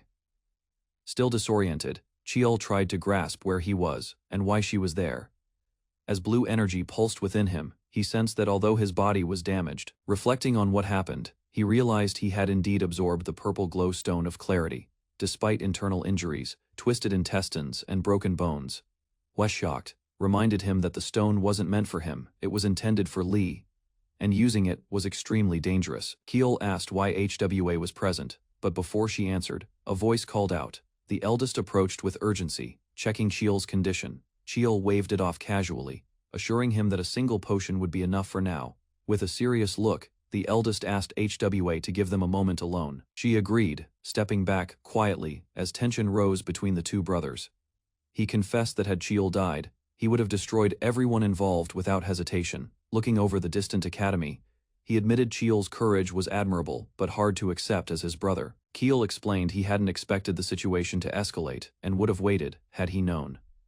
The eldest acknowledged Qiol's understanding of the line between arrogance and confidence. Li Qiol requested information from his eldest brother. Expecting the question, the brother revealed the trainer had once been an elite sorcerer expelled for using forbidden techniques. The sorcerer had tried disguising his actions as a monster attack. Qiol questioned whether the mastermind had been identified, noting something felt off. Though the eldest admitted it was hard to tell now, he believed the plot wasn't aimed at Qiol. He concluded Qiol was a tool, and the real target was him, his position, reputation, and influence. Qiol suspected the plan was to damage his brother's name by showing him as incompetent in a crisis. Acknowledging the logic, the eldest accepted the idea with a strained smile.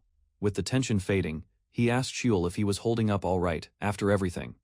Qiol confirmed he was fine, saying a slight blow to his image wouldn't matter much. The brother prepared to return to duty, but Qiol suddenly reached out to propose an idea.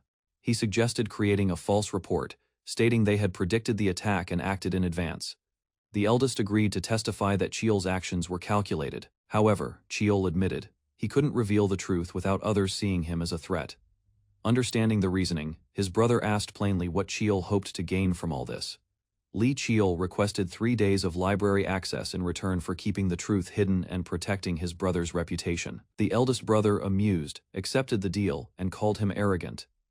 As they shook hands, Qiol reminded him they were both benefiting before leaving. The eldest handed over a token. Qiol watched as he left, only to be surprised when a blade suddenly came toward him. Catching it instinctively, he realized it was a gift, his brother's way of acknowledging him, grinning. Qiol muttered about his brother's cleverness as Hwa rejoined him. After the talk, she assumed the conversation had gone well and asked about his chosen test. Qiol asked her in return, curious which trial she would attempt from the 3 now open.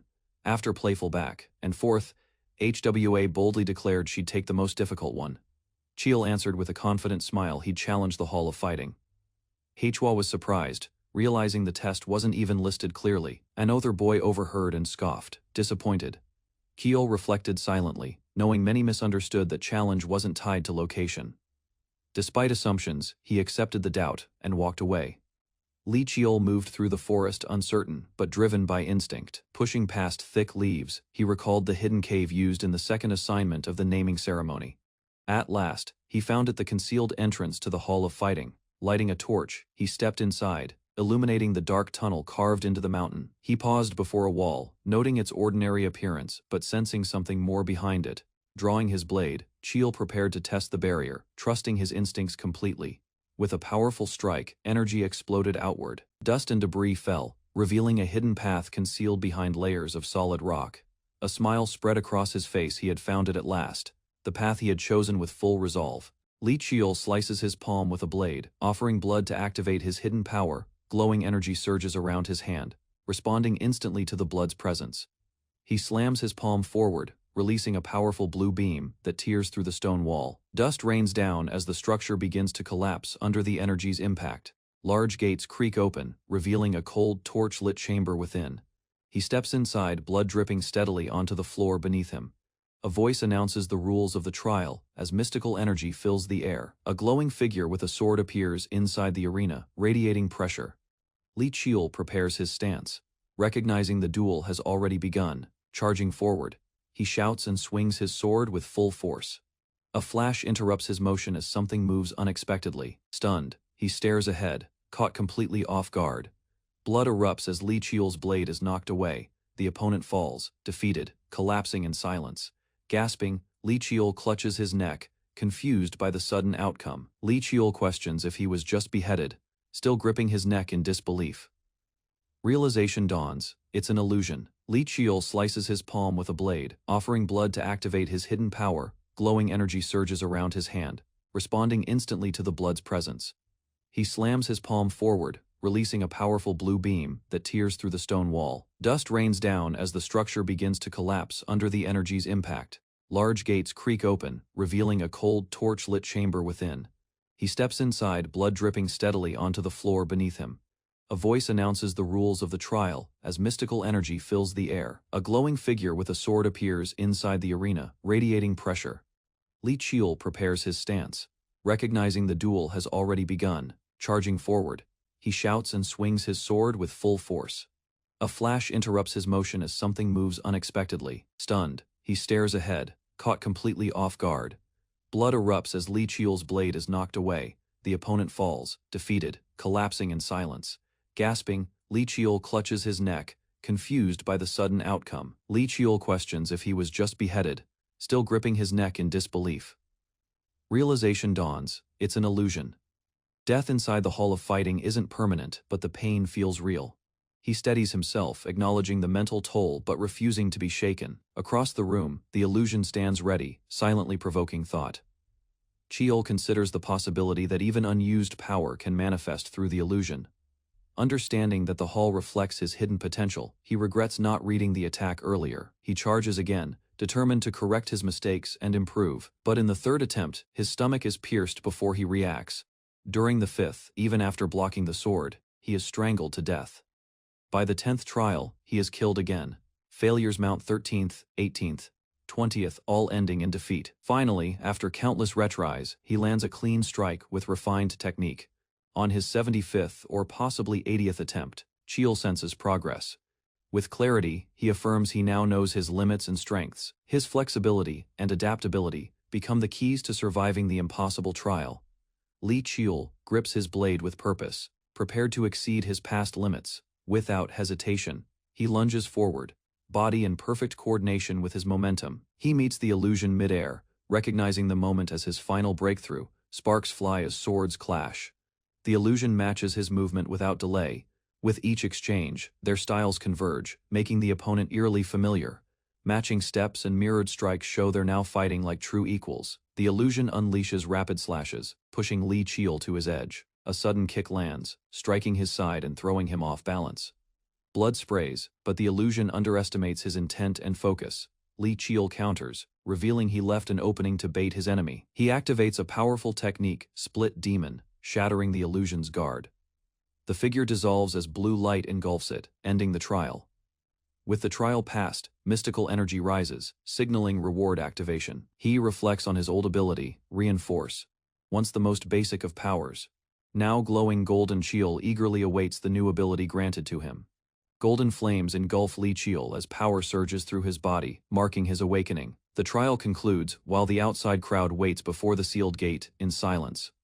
Cheol returns to the prison, greeted by his aunt's warm smile from behind the bars. She asks about his condition, noticing something strange about his mana level. He tells her to sit. They need to talk seriously about what's happening. She laughs off her pain, chained, and clearly exhausted, yet pretending she's fine. Cheol realizes she's imprisoned because she defended him against the elders and his brother. Her repeated outbursts during official meetings led to her being restrained like this. She apologizes for acting out, unable to stay calm when he's harmed. Cheol listens silently as she admits her fear of losing him again. Tears fall as she describes the pain of possibly never seeing him anymore. Though unsure, Cheol begins viewing her as real family through her actions. He promises she'll be free soon and not to give up hope. Before leaving, he smiles gently, saying he'll return again. A jet roars to life on the quiet runway under dark skies. Cheol boards with his group, preparing for the next destination. His foot steps onto the plane, moving forward without hesitation. Cheol arrives, and is greeted by a stern man who stands at the door. Another couple approaches, with the woman explaining that everything has been prepared in advance for Cheol's comfort. Cheol acknowledges their effort and responds shortly before heading inside with the girl beside him.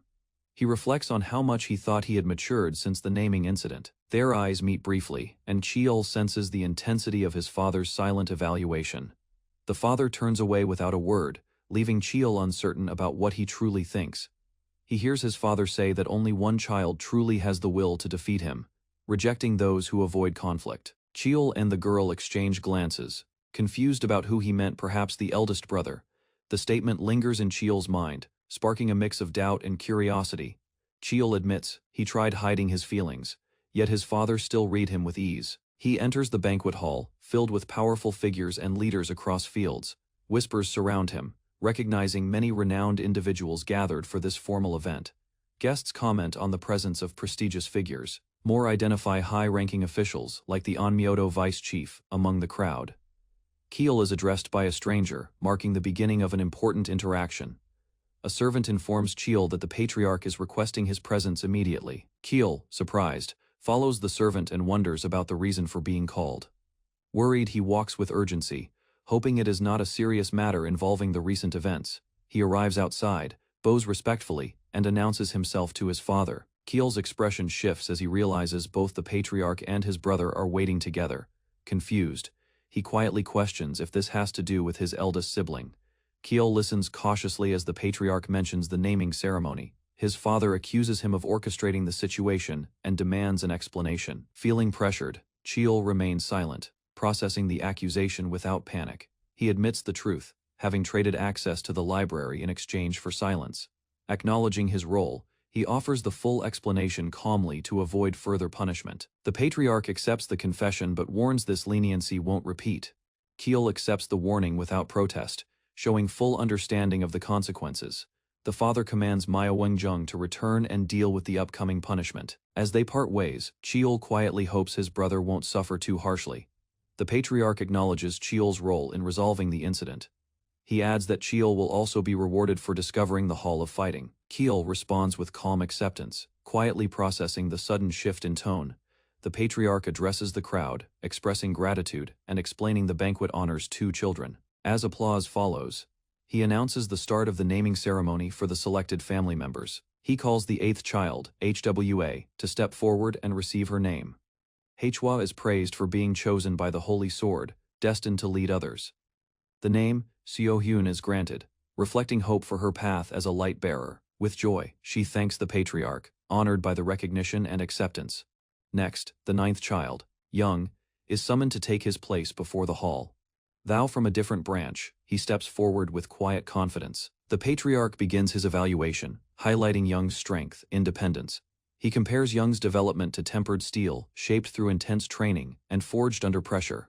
With respect, he declares there's only one way to define Young's character and identity. With a snap, he prepares to bestow the name, concluding the ceremony's final moment. The patriarch bestows the name Cheol, its character meaning iron. Cheol recalls that he once used the same name himself. Clenching his fist, he silently vows to climb to the top of the martial Lee clan.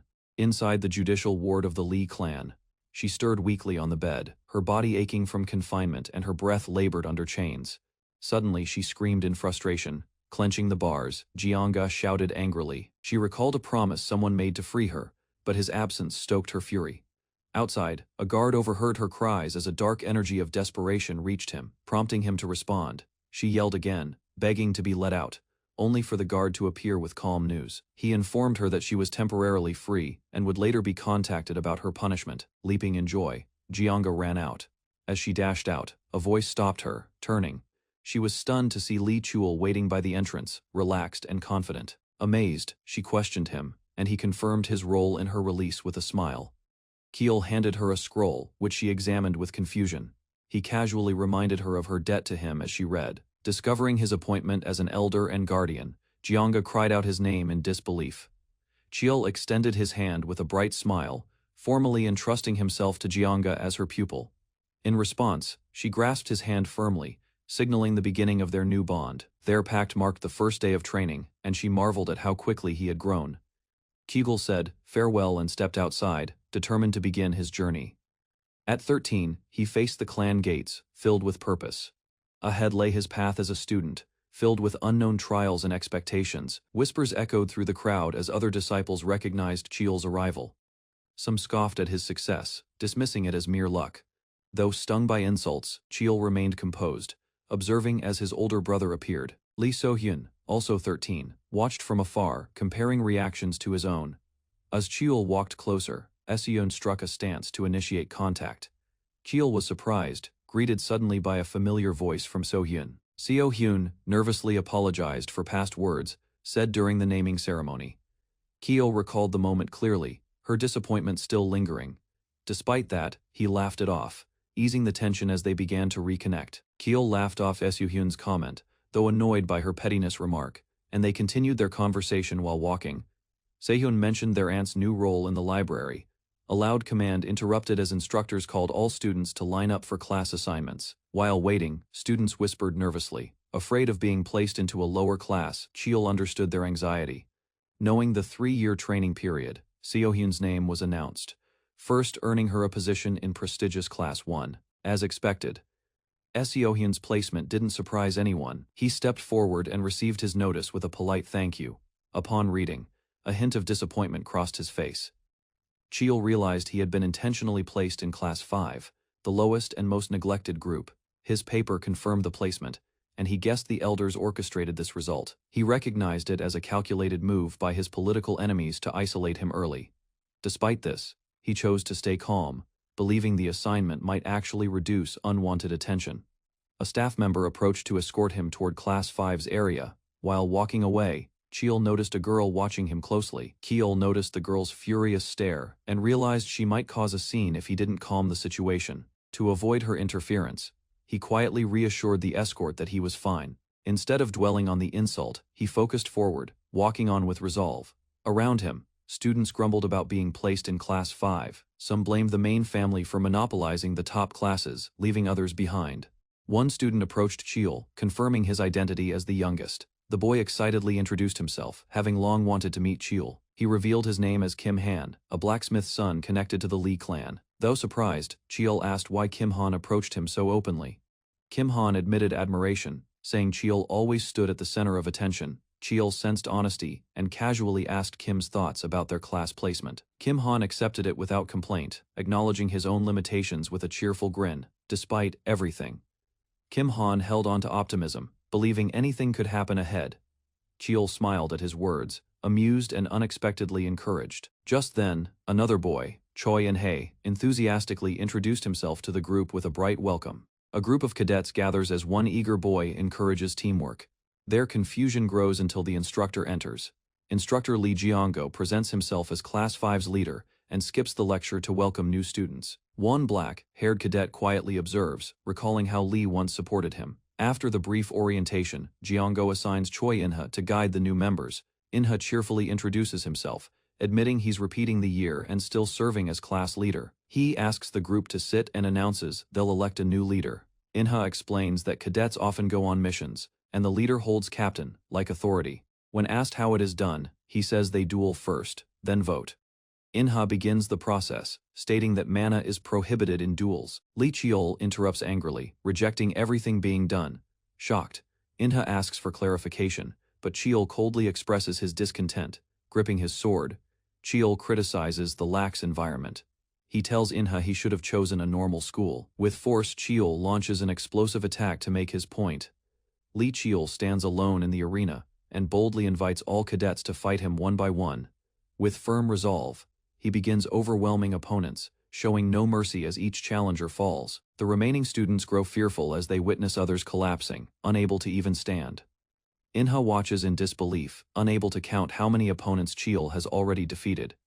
Cheol calls for the next challenger without pause, eyes locked on Inha, nervous and wide-eyed. Inha realizes he's the last one left, and begins to step forward. Cheol calmly confirms Inha's turn, keeping his stance steady and blade ready. Without delay, he charges forward and strikes first, initiating the duel. Inha is thrown back immediately, barely able to react in time. As the duel intensifies, Inha wonders why Cheol is going so far for a simple sparring match, despite his doubts. He recognizes Cheol's fury and resolve, which stem from something deeper. Inha clenches his teeth, silently understanding Cheol's desperation to prove himself. Recalling his own fierce past, Inha pushes forward with renewed strength. His desire to win reignites as he refuses to accept defeat. Cheol ends the match decisively, declaring victory with firm control. Lee Cheol strikes hard, launching Inha into the air, and forcing him to drop his sword. Inha crashes to the ground in pain while Cheol approaches, exuding a fierce aura. Struggling to breathe, Inha trembles as Cheol calmly stands before him.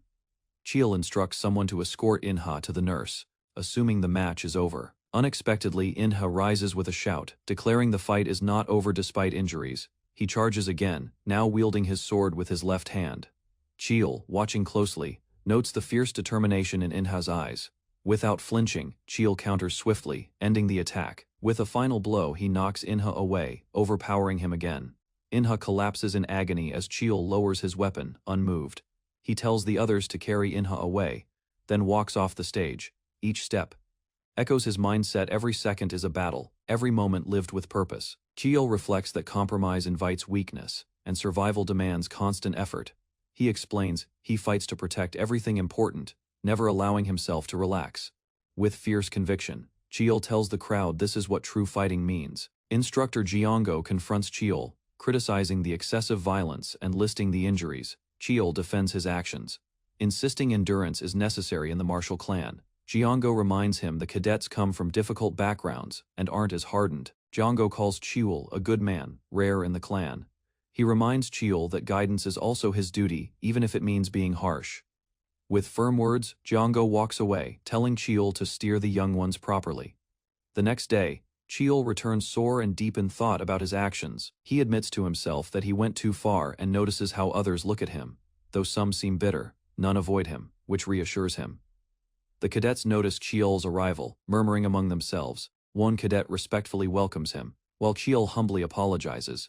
He explains weakness is expected at their level, but strength takes time. Inha smiles and gathers courage to ask Cheol something. With sincerity, he asks if it's possible for someone like him to become strong. Cheol listens silently, facing the weight behind Inha's question. Although Cheol lacked the confidence to teach, he noticed subtle patterns others missed. A peer pointed out how Cheol instinctively dodged 3 feints in succession, encouraged to hone technique over brute force. Later, Cheol returned with visible injuries, greeted by a peer questioning his readiness. Choosing discipline, he dismissed the idea of skipping training. Determined not to be lectured, he made his intentions clear and walked off. Observing Cheol's resolve, a teammate noted his change in demeanor. The instructor gathered the group, reporting 11 absentees due to injury or unknown reasons. Despite the reduced count, the training session was set to continue. As the instructor scanned the crowd, fatigue was evident on every face. Compared to yesterday, tension had risen dramatically, caused by one person's shift. Though a basic evaluation was planned, their condition prompted hesitation. The instructor clenched his fist, then changed his mind about postponement. Without delay, he instructed the class to begin their evaluations. Training resumed, with the leader stepping up to guide the session. After 10 hours of evaluation, Li Qiul admitted exhaustion. His sharp gaze revealed inner tension, sensing something was off about the instructor's behavior. Unlike before, rest wasn't granted despite multiple injuries. Commanding attention, Li Qiul stood before the group. He referenced Shoei, Inha, hinting the class already knew of his appointment. Maintaining composure, he prepared them for what was to come under his leadership. A cadet clarified that the class leader holds full authority unless overruled. Li Qiul stated clearly only the willing would follow his demanding training. Displeased, Kim Boshong muttered in frustration, judging him as arrogant. Li Qiul challenged dissenters to duels for leadership, offering fairness. Without delay, he initiated sparring, ordering each to face their partner. By the end, only 6 remained standing, while the rest had collapsed mid-training. Calling an end to the day, Li Qiul dismissed them after the harsh session. Complaints quickly spread, questioning the purpose behind the intense regimen. However, one trainee silenced them, showing respect for the leader's efforts. After losing without landing a single blow, a cadet blamed himself. Nearby, others reflected on their past performance, determined not to fall behind. One trainee swore to give everything he had. Speculation stirred as students watched Li Qiul. Seeing this as his last shot, one cadet pushed aside fear and rebellion, choosing resolve elsewhere. Li Qiul began an experiment with mana. A nearby researcher expressed frustration as Li's aura form kept collapsing under stress. She hadn't expected this limitation after he reached 3 stars in power. They lacked old records on how ancient users controlled mana. Despite that, Li recalled a weapon once wielded by monarchs, boundless, feared and worshipped alike. That weapon embodied immense power, shifting battles and inspiring reverence. He now believed that same energy might hold answers to his struggles. Learning about Boundless gave him direction, fueling his efforts. The researcher praised his growth, noting how he progressed without shortcuts. With encouragement, she highlighted his mastery of both transformation and amplification techniques. Li nodded with gratitude. Li Qiul asked about the meaning of attaining 3 stars in cultivation. Jianga explained it unlocked aura skills and energy enhancements. Though mastery still lay ahead, noticing his exhaustion, she asked about training, and he downplayed it with a brief reply. She teased him, offering mysterious help with a gleeful expression. Without revealing anything, she simply asked for his trust. Among the students, Li Qiul felt uneasy, suspecting trouble ahead. A surprise special lesson on mana arts was announced to the class. Elder Jianga was introduced formally as a mana researcher of the Li clan. Embarrassed by the attention, she laughed as the students clapped. She skipped pleasantries, eager to dive straight into the lesson. Qiul noted her improvement in teaching, surprised by her confident energy. Ending the intro, she declared they'd now begin the fun, practical part. As excitement grew, she warned them to pay attention to the one-time demonstration. Qiul revealed that he'd arranged this lesson, mirroring support given to lineage kids. Grateful, he thanked Jianga, his aunt, who responded with pride. Jianga explained that the new mana boost technique was theoretically stable. Li Qiul acknowledged her progress with a nod of approval. The instructor clapped for attention and announced they'd practice the technique through duels. Students were told to select partners immediately. One trainee challenged Li Qiul directly, vowing not to hold back. Qiul welcomed the seriousness, telling him to begin without hesitation. A senior student warned Li Qiul not to expect mercy before their duel began. Qiul welcomed the challenge without hesitation, lifting his practice sword confidently. In a sudden clash, Qiul's precise strike knocked his opponent down, stunning the spectators. The instructor quietly observed, sensing something familiar in Qiul's movements. Though impressed, she admitted to herself that she disliked him. Nearby, students whispered resentment, calling him different and questioning his rapid growth. The instructor interrupted them, catching them off guard with her presence. She demanded if their words were aimed at her disciple, her tone growing sharp. Frightened, they quickly apologized, realizing they had crossed a line. She scolded them harshly, demanding to know what gave them the right to judge Qiul. One student claimed Qiul belittled their effort despite their hard work.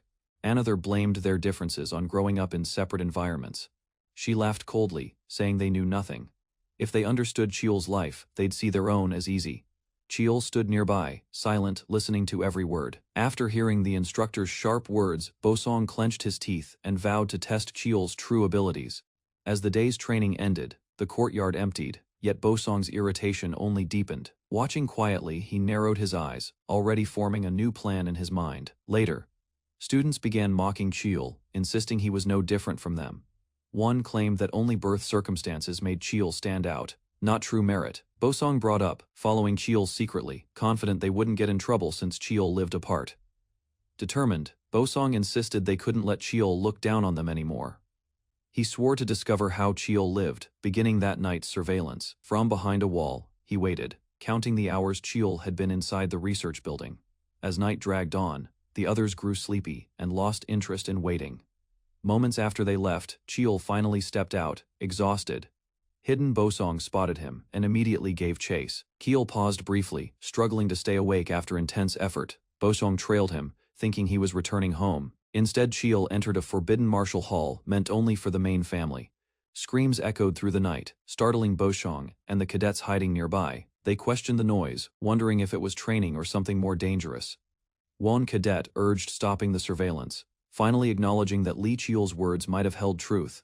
Bosong brushed off their doubt, insisting he trained just as hard as Cheol. Still, uncertainty crept in as the others watched silently, sensing a gap they couldn't explain. Alone in thought, Bosong questioned what truly separated him from Cheol.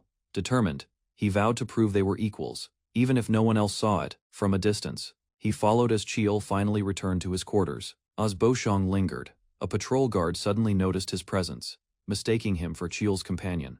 The guard assumed the two had been together, confused. Bosong learned Cheol trained outside this late every single night. He awkwardly laughed, pretending it was a one-time thing to avoid suspicion. As he walked off, Bosong glanced back at the still-lit house. It was already 2 in the morning, yet Cheol hadn't stopped. Bosong quietly turned around and began heading back in silence. Bosong walked away silently under the dark sky, finally deciding to return to his room. By 5 a.m., the training hall opened, and the cadets gathered once again. Rubbing his eyes, Bosong regretted staying out too late the previous night. His attention shifted as he noticed Cheol nearby, visibly exhausted. Despite Cheol's lineage and mana, Bosong wondered if such little rest was healthy. He recalled his own routine, resting, relaxing, and playing games without pressure. Even with personal training, Bosong realized he still had free time. Cheol's tired face puzzled him, prompting a hesitant question. Cheol looked at him directly and asked why he was being watched. Embarrassed, Bosong admitted the truth and claimed Cheol had advantages. Cheol calmly explained this was how he lived from a young age. He clarified his tiredness came from years of sleeping only a few hours. Bosong asked why Cheol trained so relentlessly. Cheol responded with a simple question, one Bosong already knew the answer to. Stunned, Bosong stayed silent, the realization sinking in. Bosong stood still, eyes lowered, frustration simmering beneath his silence after his talk with Cheol. Meanwhile, in the training hall, the patriarch waited alone, sword in hand. A subordinate approached, delivering a report, which the patriarch acknowledged with a stern expression. The official document was presented, but the patriarch immediately dismissed it as insufficient. He explained that cadets must endure harder conditions, unlike weapons that can be simply acquired. Understanding the seriousness, the subordinate accepted the instructions without question. Before leaving, the subordinate added another report, this time about Li Cheol. The patriarch, already familiar with Cheol's background, recalled his determined gaze since childhood. He described Cheol's eyes as those of someone who had lived under pressure and loss. Still, the patriarch noted that leading others required more than strength. He ordered changes to the test, raising the difficulty for Cheol's entire group. His final words were clear. It was time to see if Cheol truly possessed the qualities of a leader. At training hall number 5, the instructor stepped inside, observing the empty grounds with a calm expression. Suddenly, the distant sounds of shouting drew his attention, making him glance toward the source with concern. Spotting a group of cadets already sparring, he noted their eagerness but sighed, realizing he didn't even have to push them to train. 2 cadets noticed him and greeted him nervously, surprised by his presence. He acknowledged their effort and requested all absentees be gathered for an important announcement. Facing the assembled group, he informed them the first evaluation had been unexpectedly moved forward. To ease the pressure, he declared a 1-week break. His expression softened as he paused, considering whether they needed reminders to train during the break.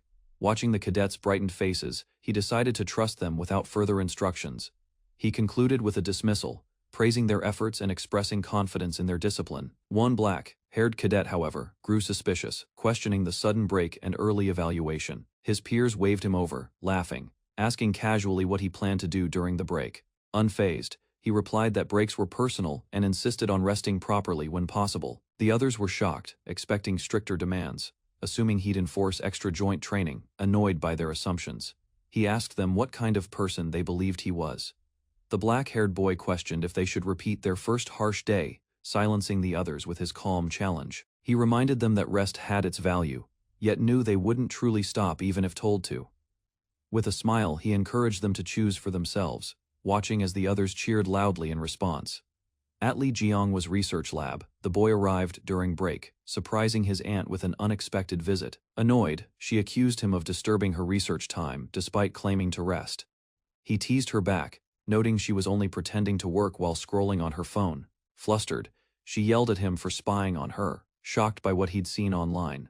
Changing the topic, he asked if the early evaluation was ordered by their father. She confirmed it came from the main clan. The boy reflected that his mana arts had plateaued. Attempts to trigger new memories failed, revealing a deeper flaw in his progress. While lost in thought, a sudden slip caused papers to scatter, drawing his aunt's loud scolding.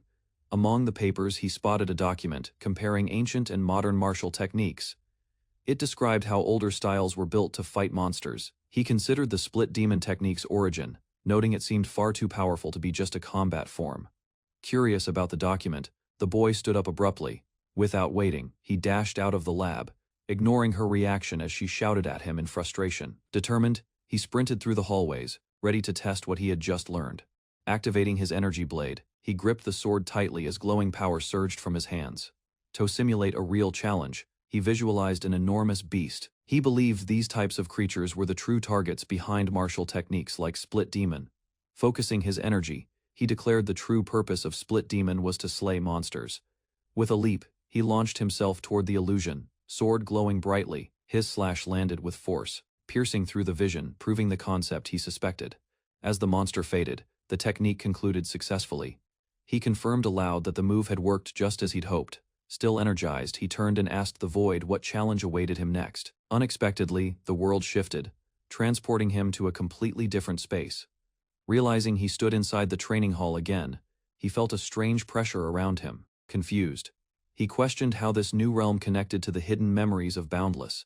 He instantly recognized the man before him as the same figure seen within Boundless's memory sequences. Overwhelmed by the man's incredible speed, the boy could barely follow his movements. As the stranger shifted forms, even his weapon and aura transformed simultaneously. The boy was startled as the man commented on his habit of copying others' techniques. He pointed out the boy had mimicked something that wasn't even formally recognized yet. Proposing a name, the man labeled it Thousand Forms, which the boy acknowledged with approval.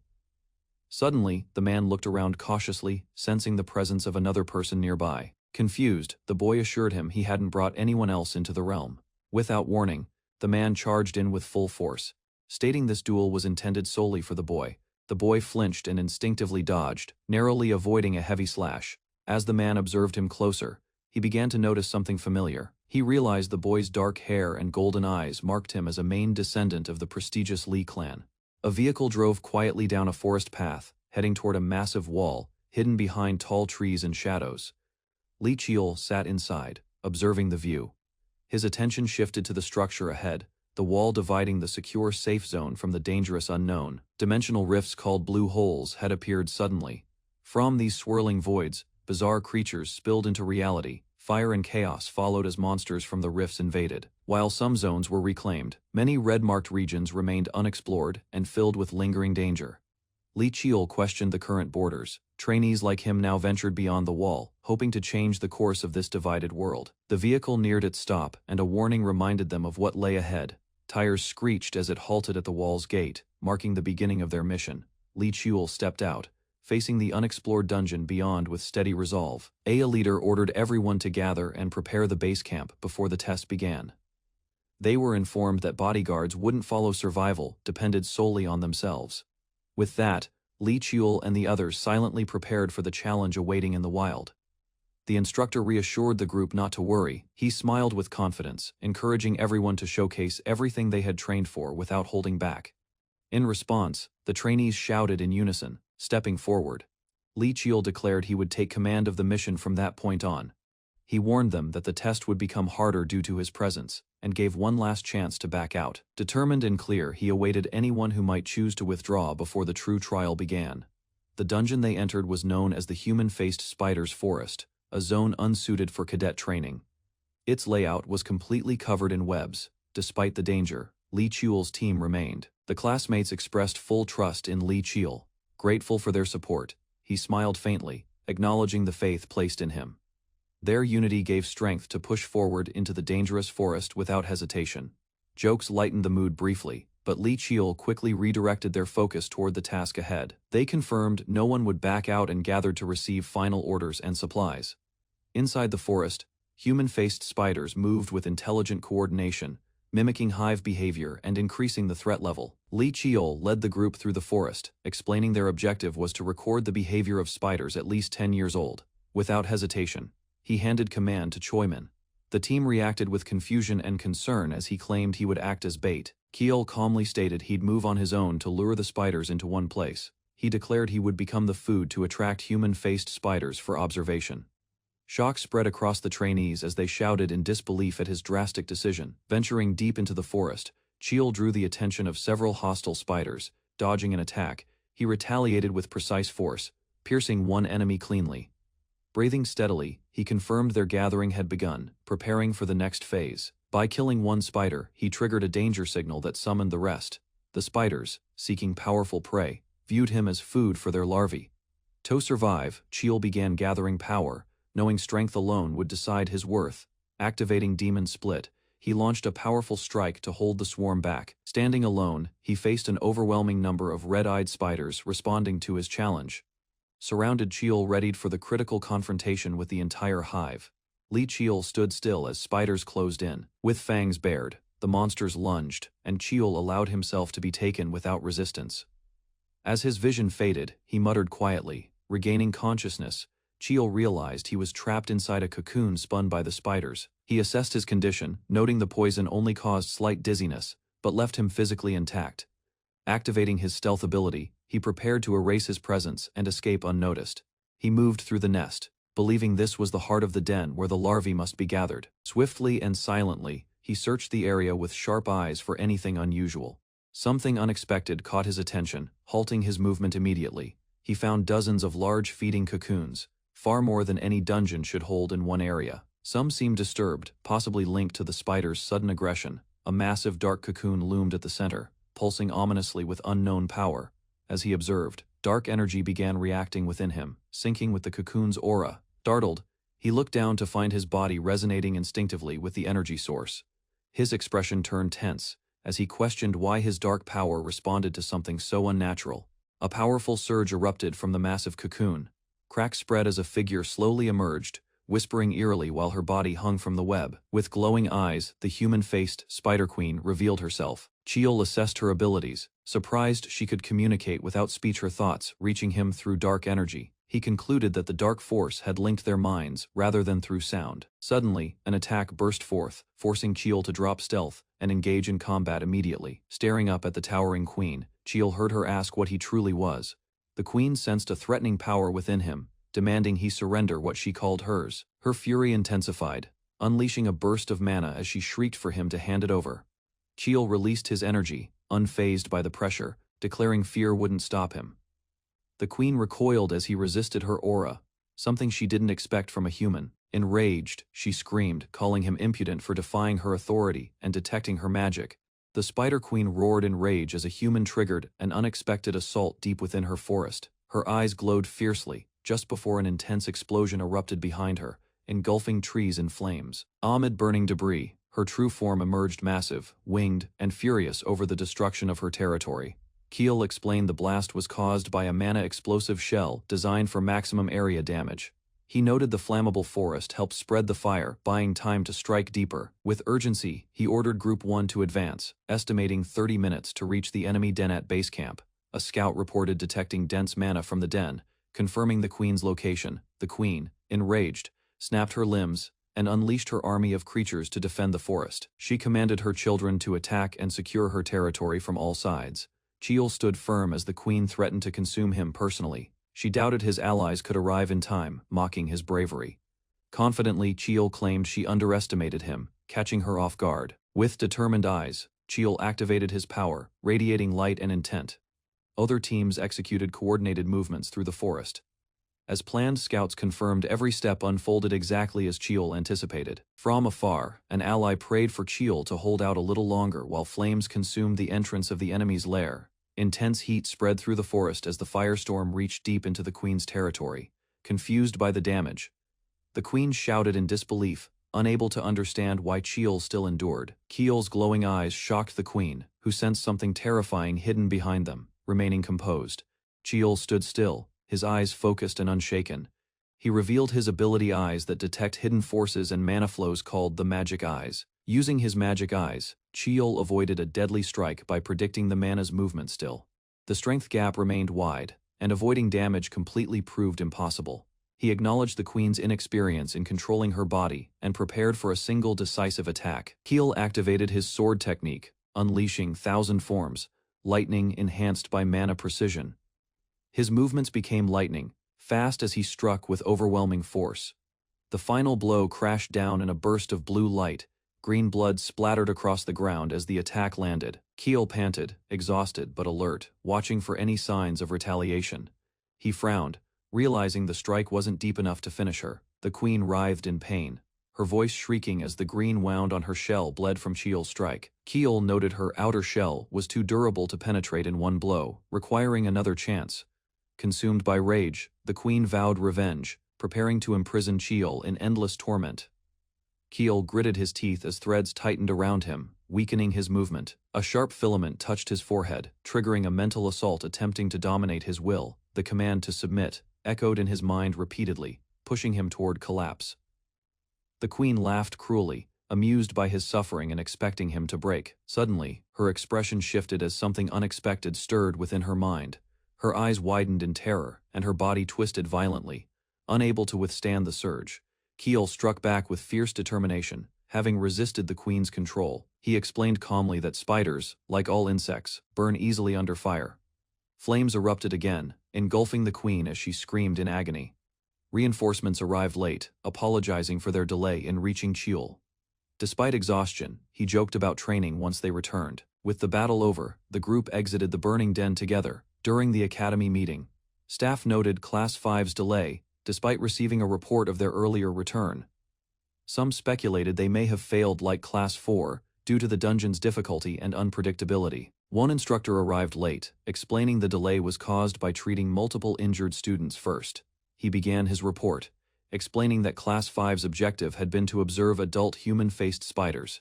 After detecting unusual activity, the class split into teams and planted 132 mana shells before entry. A shocked instructor interrupted, questioning the use of such firepower during a student mission. The report clarified 148 bombs were used in total.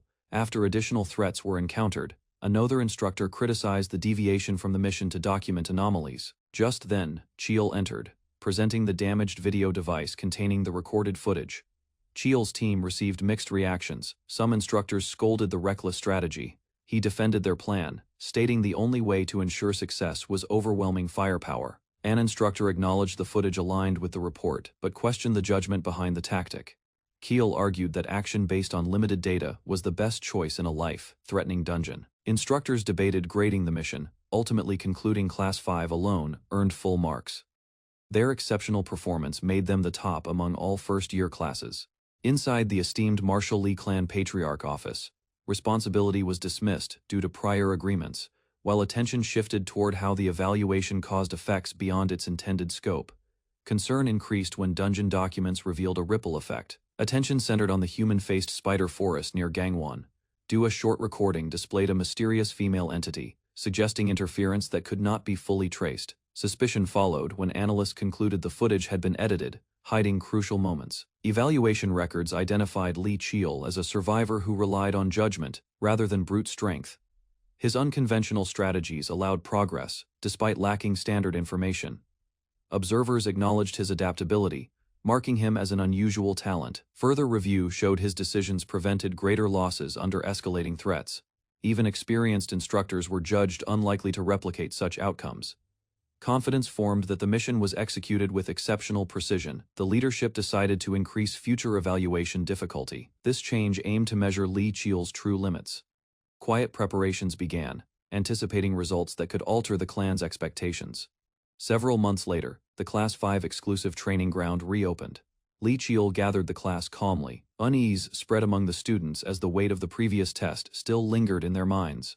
Facing the group, Lee Cheol emphasized that the upcoming promotion test remained unavoidable, despite recent exhaustion. Students straightened their posture, realizing failure would mean falling behind permanently. Determination slowly replaced hesitation as the class accepted the reality of continuous pressure. Kim Han was singled out for pushing himself excessively during the evaluation. Instead of praise, Lee Cheol assigned him relentless stamina training to reinforce his unstable foundation. Through repeated drills, the students' bodies strengthened while their endurance steadily increased. Time passed as discipline reshaped the class into a more resilient unit. Rather than despair, they learned to compensate for weaknesses with effort and consistency. Nearly a year after entering the academy, their progress became undeniable. An announcement regarding the promotion test interrupted the routine. Lee Cheol was summoned immediately, sensing significance behind the timing. As he followed the call, the next phase of their path quietly began. Inside the lecture hall, cadets discussed recent evaluations, noting that Class 5 had performed better than expected under difficult conditions. Attention shifted when rumors spread that special restrictions would apply to the upcoming promotion test.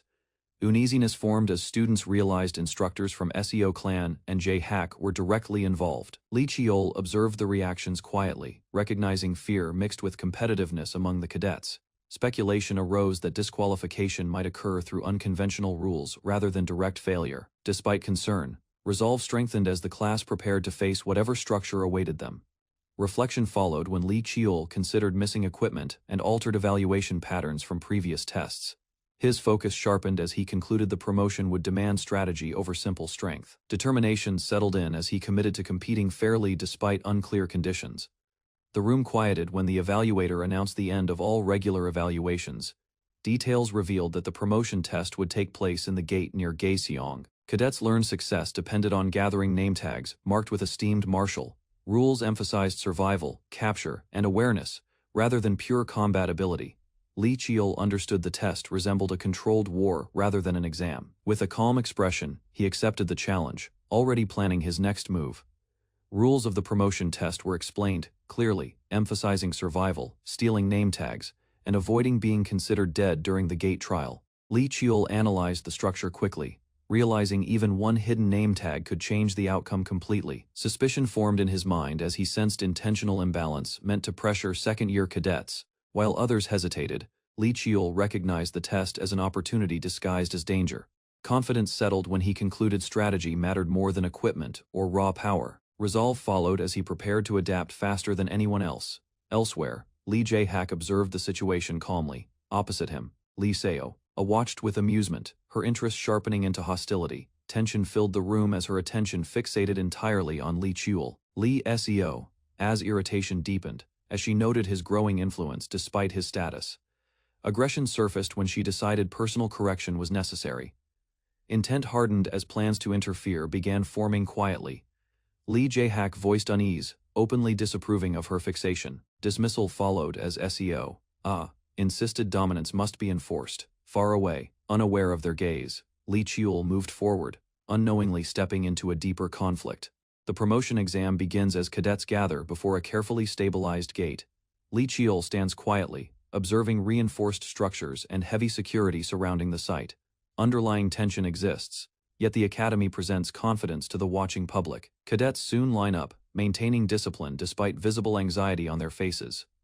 Lee Cheol focuses inward, knowing this exam decides his academic advancement. Preparation concludes, and determination slowly replaces hesitation among the group. Moving first, Lee Cheol advances, prompting the others to follow decisively. Synchronized steps echo resolve as pressure increases with every movement forward. Unseen figures observe closely, suggesting deeper interests behind the examination. Inside an office, Director Seok reviews updates with calm efficiency. Reports confirm that all second-year cadets have already entered the exam area. Nearby, another figure relaxes, appearing entertained by the upcoming developments. Director Suk pauses, reflecting on unresolved variables involving Lee Cheol. Past decisions resurface, hinting that hidden arrangements still influence events. With everything prepared, the promotion exam proceeds under calculated supervision. Inside the office, A sudden report shocks the relaxed observer monitoring examination results. Director Suksok's expression tightens as he focuses sharply on the unexpected outcome. Confusion spreads when confirmation arrives that the situation has already concluded. The observer checks the device again, revealing heavy eliminations during the first-year trial. Shock deepens upon realizing every first-year cadet from Class 5 survived. Anger erupts as disbelief centers on Lee Cheol's involvement in the results. Director Suk acknowledges defeat calmly, recognizing Lee Cheol surpassed expectations again. Far away, cadets flee through rocky terrain, exhausted yet desperate to escape pursuit. Fear grows as they realize Lee Cheol remains relentlessly close behind them. The fleeing cadets hide briefly inside a cave, struggling to catch their breath. Suddenly, an overwhelming force crashes down, shattering the ground violently. Panic explodes as one cadet is struck, sent flying by the impact. Pain follows as another cadet is hit directly, screaming from the blow. From the dust, Lee Cheol steps forward calmly, completely unharmed. Standing tall, Lee Cheol announces his presence, confirming the hunt has ended. Hidden inside the cave, the cadet trembles as Lee Cheol calmly locates them. A sudden grab silences reckless words, reminding consequences within the Academy's strict hierarchy. Drawing his blade, Lee Cheol enforces discipline, striking swiftly without hesitation. Afterward, Lee Cheol listens as his team confirms the situation is finished. Assessing fallen opponents, he orders immediate movement before reinforcements arrive. Trusting Lee Cheol's judgment, the cadets withdraw while he chooses independence. Standing alone, Lee Cheol prepares his sword. Focusing on nameplate acquisition, he analyzes the exam rules, realizing efficiency outweighs direct confrontation. Golden light ignites as Lee Cheol activates his magic eyes. Scanning distant cliffs, he traces hidden nameplate signatures across terrain. Spotting one location, Lee Cheol moves instantly toward the target, leaping upward. He retrieves the nameplate with precise control. Confidence grows as Lee Cheol confirms the method's reliability. Testing his limits, he refines control while navigating dangerous heights. Advancing swiftly, Lee Cheol continues the exam with calculated momentum. Lee Cheol pauses, surprised by the unexpectedly large number of collected nameplates. He weighs the heavy bag, realizing his efficiency exceeded initial expectations.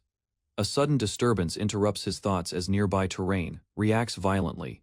Blue energy erupts from shattered rocks, forcing Lee Cheol to halt his magic eyes. Awareness sharpens as he notices relentless combat sounds continuing since dawn. Concern forms when Lee Cheol senses someone persistently approaching his location. A figure lands nearby, announcing their pursuit has finally reached its end. Lee Cheol turns calmly, recognizing the familiar presence without visible alarm. Confidence shows as he confirms he anticipated this encounter all along. Without hesitation, Lee Cheol dismisses unnecessary words, focusing purely on confrontation. He tightens his grip on the sword, signaling readiness for immediate battle. Tension thickens as both combatants prepare to clash openly. The challenger declares the fight will determine future hierarchy between them. Lee Cheol accepts the condition, proposing mutual respect based on victory. With resolve set, the impending duel begins under the open sky. Lee Cheol blocks the strike cleanly, recognizing the attack lacks real killing intent. Aya's sudden impact shatters the ground as Lee Cheol is forcefully launched backward. Regaining balance midair, Lee Cheol prepares himself as the real fight begins. Following the promotion exam's conclusion, the Academy returned to order. Discussions spread about how first-year cadets were tested alongside second years. Interest gathered around several names. Lee Cheol stood before the examiner as his results were revealed. Calm acceptance defined his reaction, shaped by experience rather than excitement over recognition. Observers quietly acknowledged that his success reflected effort instead of privilege or coincidence. As applause faded, Lee Cheol left the stage, without seeking attention, blending back among the cadets. Soon after, Chui Enha was summoned, stepping forward while managing visible nervousness. His ranking confirmed progress. Senior cadets offered guidance, stressing restraint and discipline despite recent achievements. Kim Boseong received his promotion steadily, showing focus rather than satisfaction. Kim Han followed with a modest rank that reflected reliability over brilliance. When announcements ended, cadets dispersed quietly across the grounds. From afar, Lee Cheol observed, aware rankings shaped paths but not survival itself. With results finalized, the Academy shifted toward trials beyond examinations. Kim Han examined his results, realizing his average rank fell short of expectations. Determination replaced disappointment as he resolved to grow stronger like Lee Cheol. Nearby, Kim Bosong also reflected, deciding effort mattered more than current standings. Choi and Hea stood straight, accepting his promotion while acknowledging remaining weaknesses. Behind them, cadets gathered, silently preparing for harsher trials ahead. From the front, Lee Cheol observed calmly, understanding pressure shaped true strength. Confidence spread among the group as they discussed surviving the academy's second year. Warnings circulated about rivals eager to surpass or crush emerging talents. Despite tension, several cadets expressed belief in enduring through disciplined training. Encouragement followed, as friends reassured one another about overcoming future challenges. Lee Cheol offered quiet support, reinforcing resolve without seeking attention. Motivation grew stronger, fueled by shared ambition rather than rivalry alone. Suddenly, conflict arose when a cadet rejected results, showing open resentment.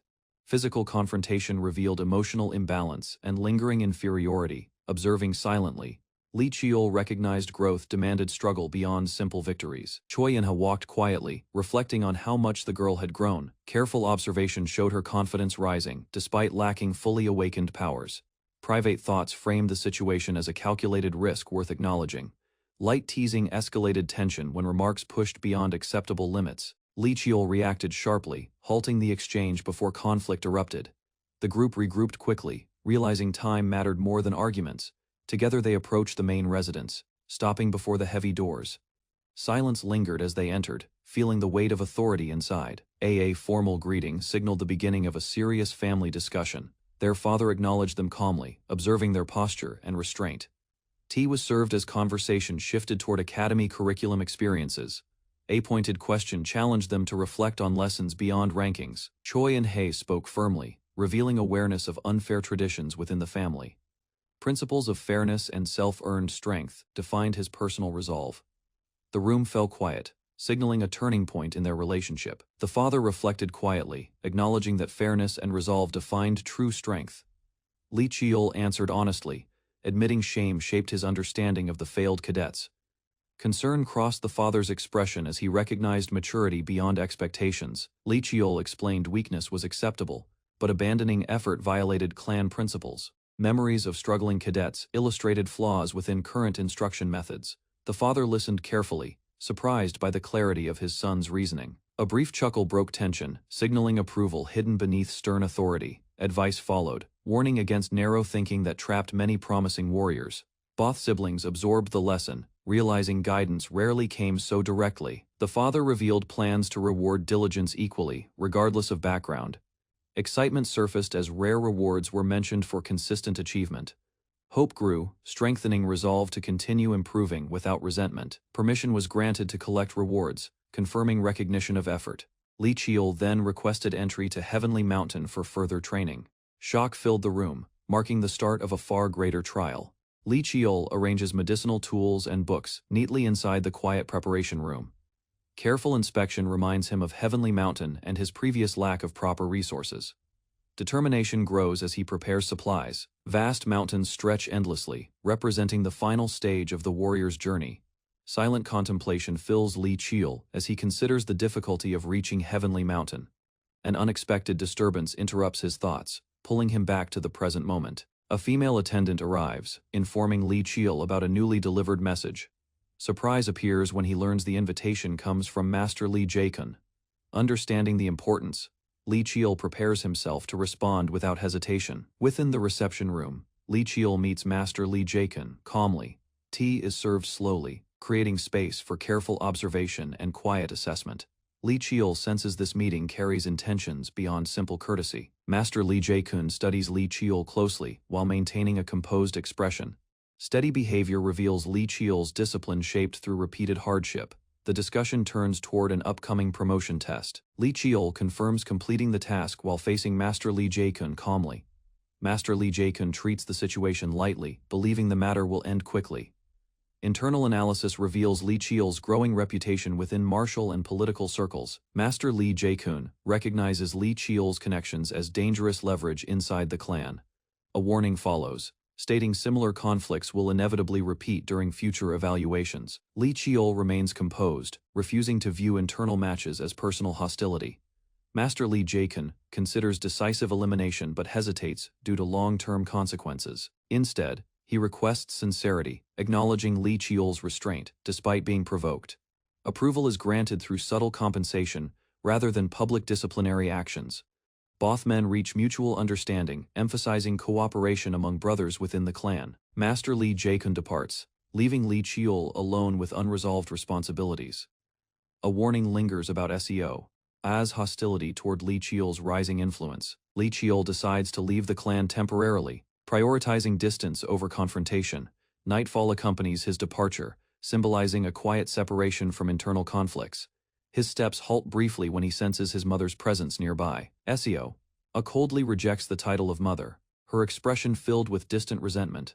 Li Qiul desperately tries explaining, fear and confusion overwhelming his controlled composure. A sharp interruption silences him, establishing absolute authority within the room. Accusation follows as SEO. Condemns Li Qiul for abandoning responsibilities and fleeing disgrace. Collapsed on the floor, Li Qiul absorbs harsh judgment without resistance or defense. Rejection becomes final when she denies him as her child entirely. Shock freezes Li Qiul after learning he will depart for Heavenly Mountain. Seo. Declares the exile necessary, dismissing any remaining familial connection. Threats linger as she warns future defiance will bring harsher punishment. Master Li Jaekun watches silently, restraining anger behind a composed exterior. Internal fury erupts briefly, revealing resentment toward SEO's cruelty. Cold reasoning prevails as he assesses who truly benefits from this separation. Time advances as Li Qiul departs alone, carrying resolve instead of despair. A year passes, marking the day his return will challenge established judgments. Quiet determination defines Li Qiul's gaze, signaling growth forged through exile. Li Qiul senses familiarity ahead, reacting with brief surprise and guarded curiosity. Relief follows when he realizes their paths aligned naturally during the journey. Butler Choi appears calmly, explaining his role as temporary guardian for travel. Relief settled over Butler Choi as the carriage followed the same route he expected. Recognition struck him sharply when Li Qiul appeared inside the carriage, unexpectedly. Calm professionalism guided Butler Choi, as he explained his temporary role accompanying Li Qiul. During the ride, Li Qiul observed Butler Choi carefully while reflecting on his unusual presence. Explanation followed as Butler Choi revealed orders connected to the patriarch and ancestral duties. Quiet realization formed when Li Qiul sensed hidden depth behind Butler Choi's ordinary demeanor. Curiosity deepened as Butler Choi questioned Li Qiul's plan to visit the ancestral mountain. Respectful intent was shown when Li Qiul clarified his wish to honor his ancestors properly. Acknowledgement followed as Butler Choi recognized the wisdom behind such a deliberate decision. Initiative emerged when Li Qiul redirected the discussion toward Butler Choi's personal interests. Honest reflection appeared as Butler Choi admitted limited experience with mountain climbing. Memory surfaced when Butler Choi recalled a solitary ascent, shaped by caution and patience. Thoughtfulness marked Li Qiul's response, as he considered different approaches to difficult paths. Agreement formed while Butler Choi analyzed Li Qiul's careful mindset with quiet approval. Perspective concluded the journey as Butler Choi reflected on detours, shaping one's eventual destination. Butler Choi quietly reflected that higher peaks revealed harsher truths learned only through experience and time. Sudden realization struck Li Qiul as he sensed layered meaning behind Butler Choi's calm guidance. Inner thoughts followed as Li Qiul compared his regression path to constantly climbing unfinished mountains. Gratitude was expressed through Li Qiul's respectful posture toward Butler Choi's steady presence. Attention shifted when Butler Choi noted their arrival with composed urgency. The carriage slowed before a steamed mountain, signaling a significant turning point ahead. Majestic scenery unfolded as the ancestral mountain rose beyond the temple gates.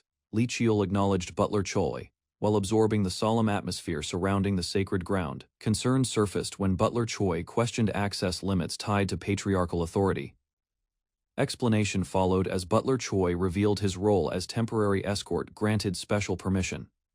Pressure settled when Li Qiul sensed ancestral energy responding sharply to his presence. Decision formed as Butler Choi respectfully stepped back, allowing Li Qiul to proceed alone.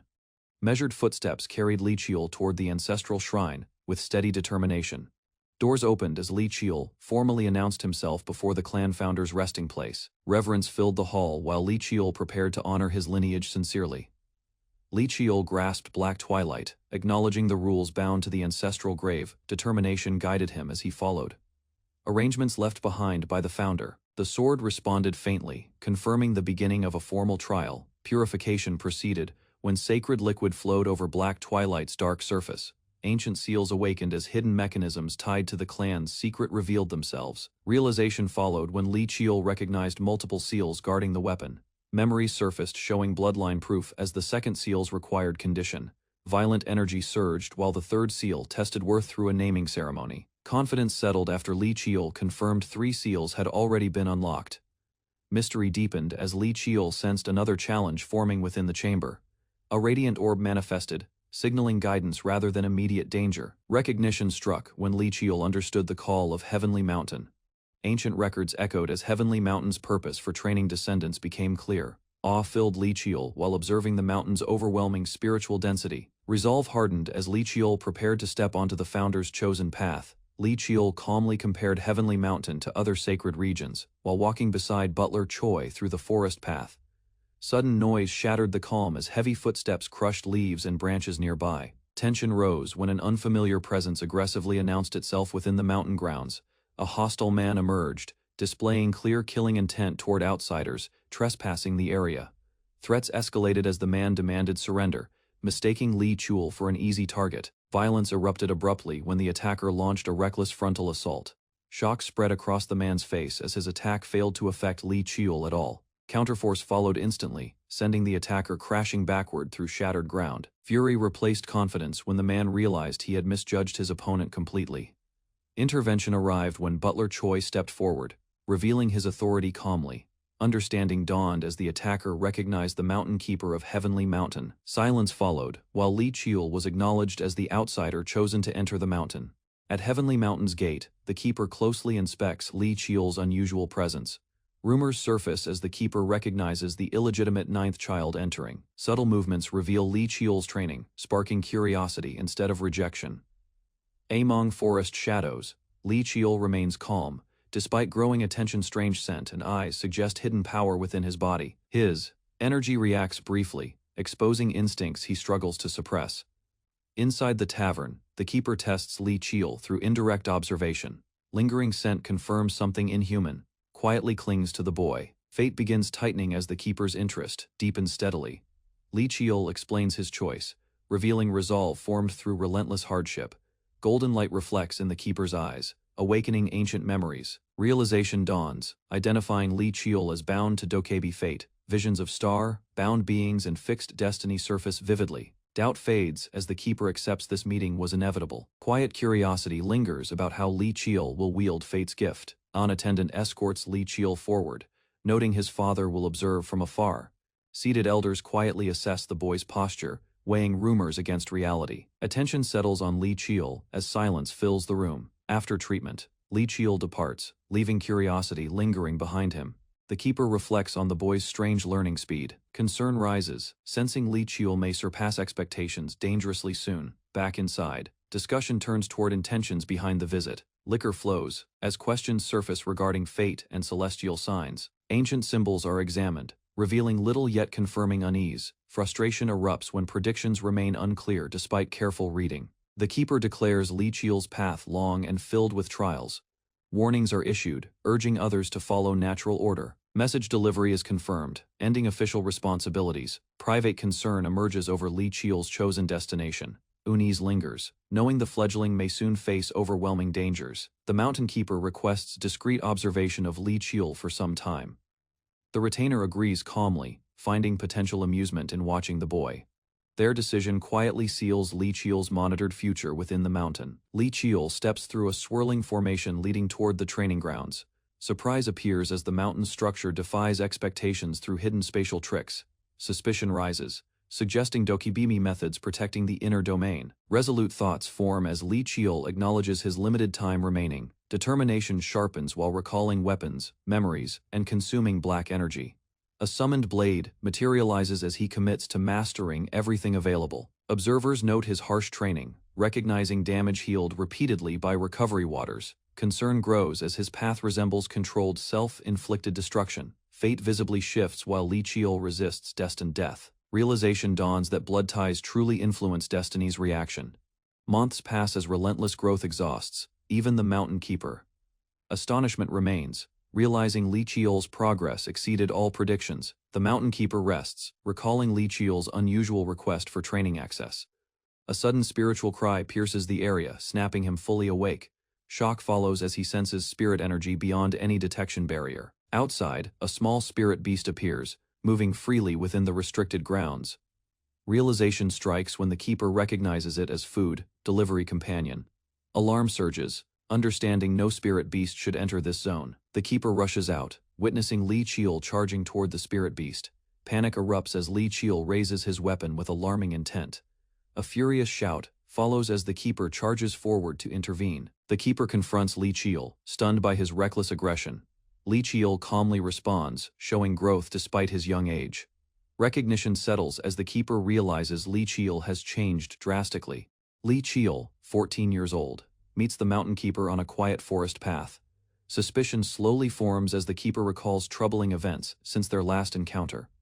Calmly, Li Qiu carries farming tools, which sharply contrast the serious accusations. Tension increases when the keeper recalls Li Qiu chasing the spirit beast Baki. Confusion appears because Li Qiu shows no hostility or violent intent. Doubts linger as the keeper struggles to match facts with his assumptions. Suddenly, Baki escapes deeper into the forest, forcing immediate pursuit.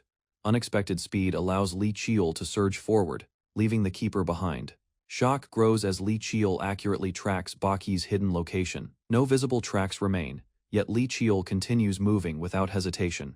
Instinct guides his movements as he rapidly closes the distance. A decisive leap reveals skills developed through experience, not coincidence. Breathing heavily, the Mountain Keeper slows while the forest grows quiet. Realization strikes that Li Qiu never intended harm toward Baki. Regret settles as unanswered questions surround Li Qiu's mysterious growth. Li Qiu explains, the potion required rare ginseng aged between 30 and 50 years. Carefully, he lists exotic herbs grown on magical insect carcasses. The Mountain Keeper listens silently, realizing the extreme difficulty behind the collection process. Exhaustion weighed heavily on Li Qiu after losing sleep to complete the potion. Frustration erupts when everything vanishes, rendering his efforts completely meaningless. Regret deepens as the keeper understands why Li Qiu came to Heavenly Mountain. Blame shifts when the keeper admits responsibility for failing to protect his territory. Determination flares as he promises compensation for the lost potion. Opportunity appears when Li Qiu subtly accepts the offer, without hesitation. A new idea forms as Li Qiu mentions needing help from the Mountain Keeper. Dark energy stirs when an ominous presence awakens deep underground. Fear spreads as a powerful being responds to the disturbance. Focus sharpens while Li Qiu channels energy through a wooden talisman. Knowledge guides him as underworld energy amplifies his skill beyond expectations. Terror erupts when the summoned entity reacts violently to the enhanced attack. Li Qiu stomps forward, channeling energy through his legs with controlled precision. Green currents surge as enhanced energy art shapes itself into cutting wind. Razor wind slashes forward, striking the demonic figure with overwhelming force. The attack lands cleanly, yet the enemy remains standing, despite visible damage. Purple energy ripples violently as the creature resists death through sheer resilience. Shock crosses Li Qiu's face. After realizing the strike lacked killing power, a talisman slips loose, landing nearby as spiritual pressure slowly dissipates. The Mountain Keeper reacts angrily, frustrated by consequences of assisting Li Qiu. Fatigue settles when Li Qiu requests a brief rest before continuing training. Eyes closed, Li Qiu focuses carefully, visualizing his target within memory. Golden light forms as illusionary training magic activates behind him. Spiritual energy drains rapidly while Li Qiu pushes through physical strain. The Mountain Keeper observes closely, noticing improved movement and refined control. Comparison reveals Li Qiu relies less on strength and more efficiency. Concern lingers as the keeper senses unresolved danger approaching beyond this training. Li Qiu finishes training, realizing he should ask about the strange weapon. Relief washes over him as healing water restores his exhausted body. Confidence returns when Li Qiu acknowledges surviving thanks to Heavenly Mountain resources. Alertness sharpens as Li Qiu senses someone approaching without warning. Surprise appears when the Mountain Keeper suddenly reveals his presence nearby. Concern grows as the keeper notices Li Qiu pushing his limits recklessly. Experience speaks when the Mountain Keeper criticizes Li Qiu's dangerous training habits. Unease lingers because Li Qiu still feels uncomfortable resting around him. Resolution forms as Li Qiu decides his body has fully recovered. Suddenly Li Qiu stops the keeper, determined to ask something important. Focus narrows when he questions the identity of the weapon used earlier. Suspicion hardens as the keeper demands to know its origin. Li Chiol recalls records, explaining the weapon is named Boundless. Shock flickers as the keeper recognizes something familiar from distant memories. Ancient history surfaces, hinting at a shaman who once read stars. At Heavenly Mountain's gate, the keeper closely inspects Li Chiol's unusual presence. Rumors surface as the keeper recognizes the illegitimate ninth child entering. Subtle movements reveal Li Chiol's training, sparking curiosity instead of rejection. Among forest shadows, Li Chiol remains calm. Despite growing attention, strange scent and eyes suggest hidden power within his body. His energy reacts briefly, exposing instincts he struggles to suppress. Inside the tavern, the keeper tests Li Chiol through indirect observation. Lingering scent confirms something inhuman, quietly clings to the boy. Fate begins tightening as the keeper's interest deepens steadily. Li Chiol explains his choice, revealing resolve formed through relentless hardship. Golden light reflects in the keeper's eyes, awakening ancient memories. Realization dawns, identifying Li Chiol as bound to Dokebi fate. Visions of star-bound beings and fixed destiny surface vividly. Doubt fades as the keeper accepts this meeting was inevitable. Quiet curiosity lingers about how Li Chiol will wield fate's gift. An attendant escorts Li Chiol forward, noting his father will observe from afar. Seated elders quietly assess the boy's posture, weighing rumors against reality. Attention settles on Li Chiol as silence fills the room. After treatment, Li Chiol departs, leaving curiosity lingering behind him. The keeper reflects on the boy's strange learning speed. Concern rises, sensing Li Chiol may surpass expectations dangerously soon. Back inside, discussion turns toward intentions behind the visit. Liquor flows, as questions surface regarding fate and celestial signs. Ancient symbols are examined, revealing little yet confirming unease. Frustration erupts when predictions remain unclear despite careful reading. The keeper declares Li Chiol's path long and filled with trials. Warnings are issued, urging others to follow natural order. Message delivery is confirmed, ending official responsibilities. Private concern emerges over Li Chiol's chosen destination. Unease lingers, knowing the fledgling may soon face overwhelming dangers. The mountain keeper requests discreet observation of Li Chiol for some time. The retainer agrees calmly, finding potential amusement in watching the boy. Their decision quietly seals Li Chiol's monitored future within the mountain. Li Chiol steps through a swirling formation leading toward the training grounds. Surprise appears as the mountain's structure defies expectations through hidden spatial tricks.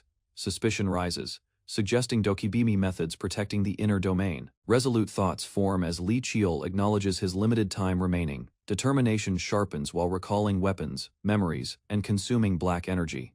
A summoned blade materializes as he commits to mastering everything available. Observers note his harsh training, recognizing damage healed repeatedly by recovery waters. Concern grows as his path resembles controlled self-inflicted destruction. Fate visibly shifts while Li Chiol resists destined death. Realization dawns that blood ties truly influence destiny's reaction.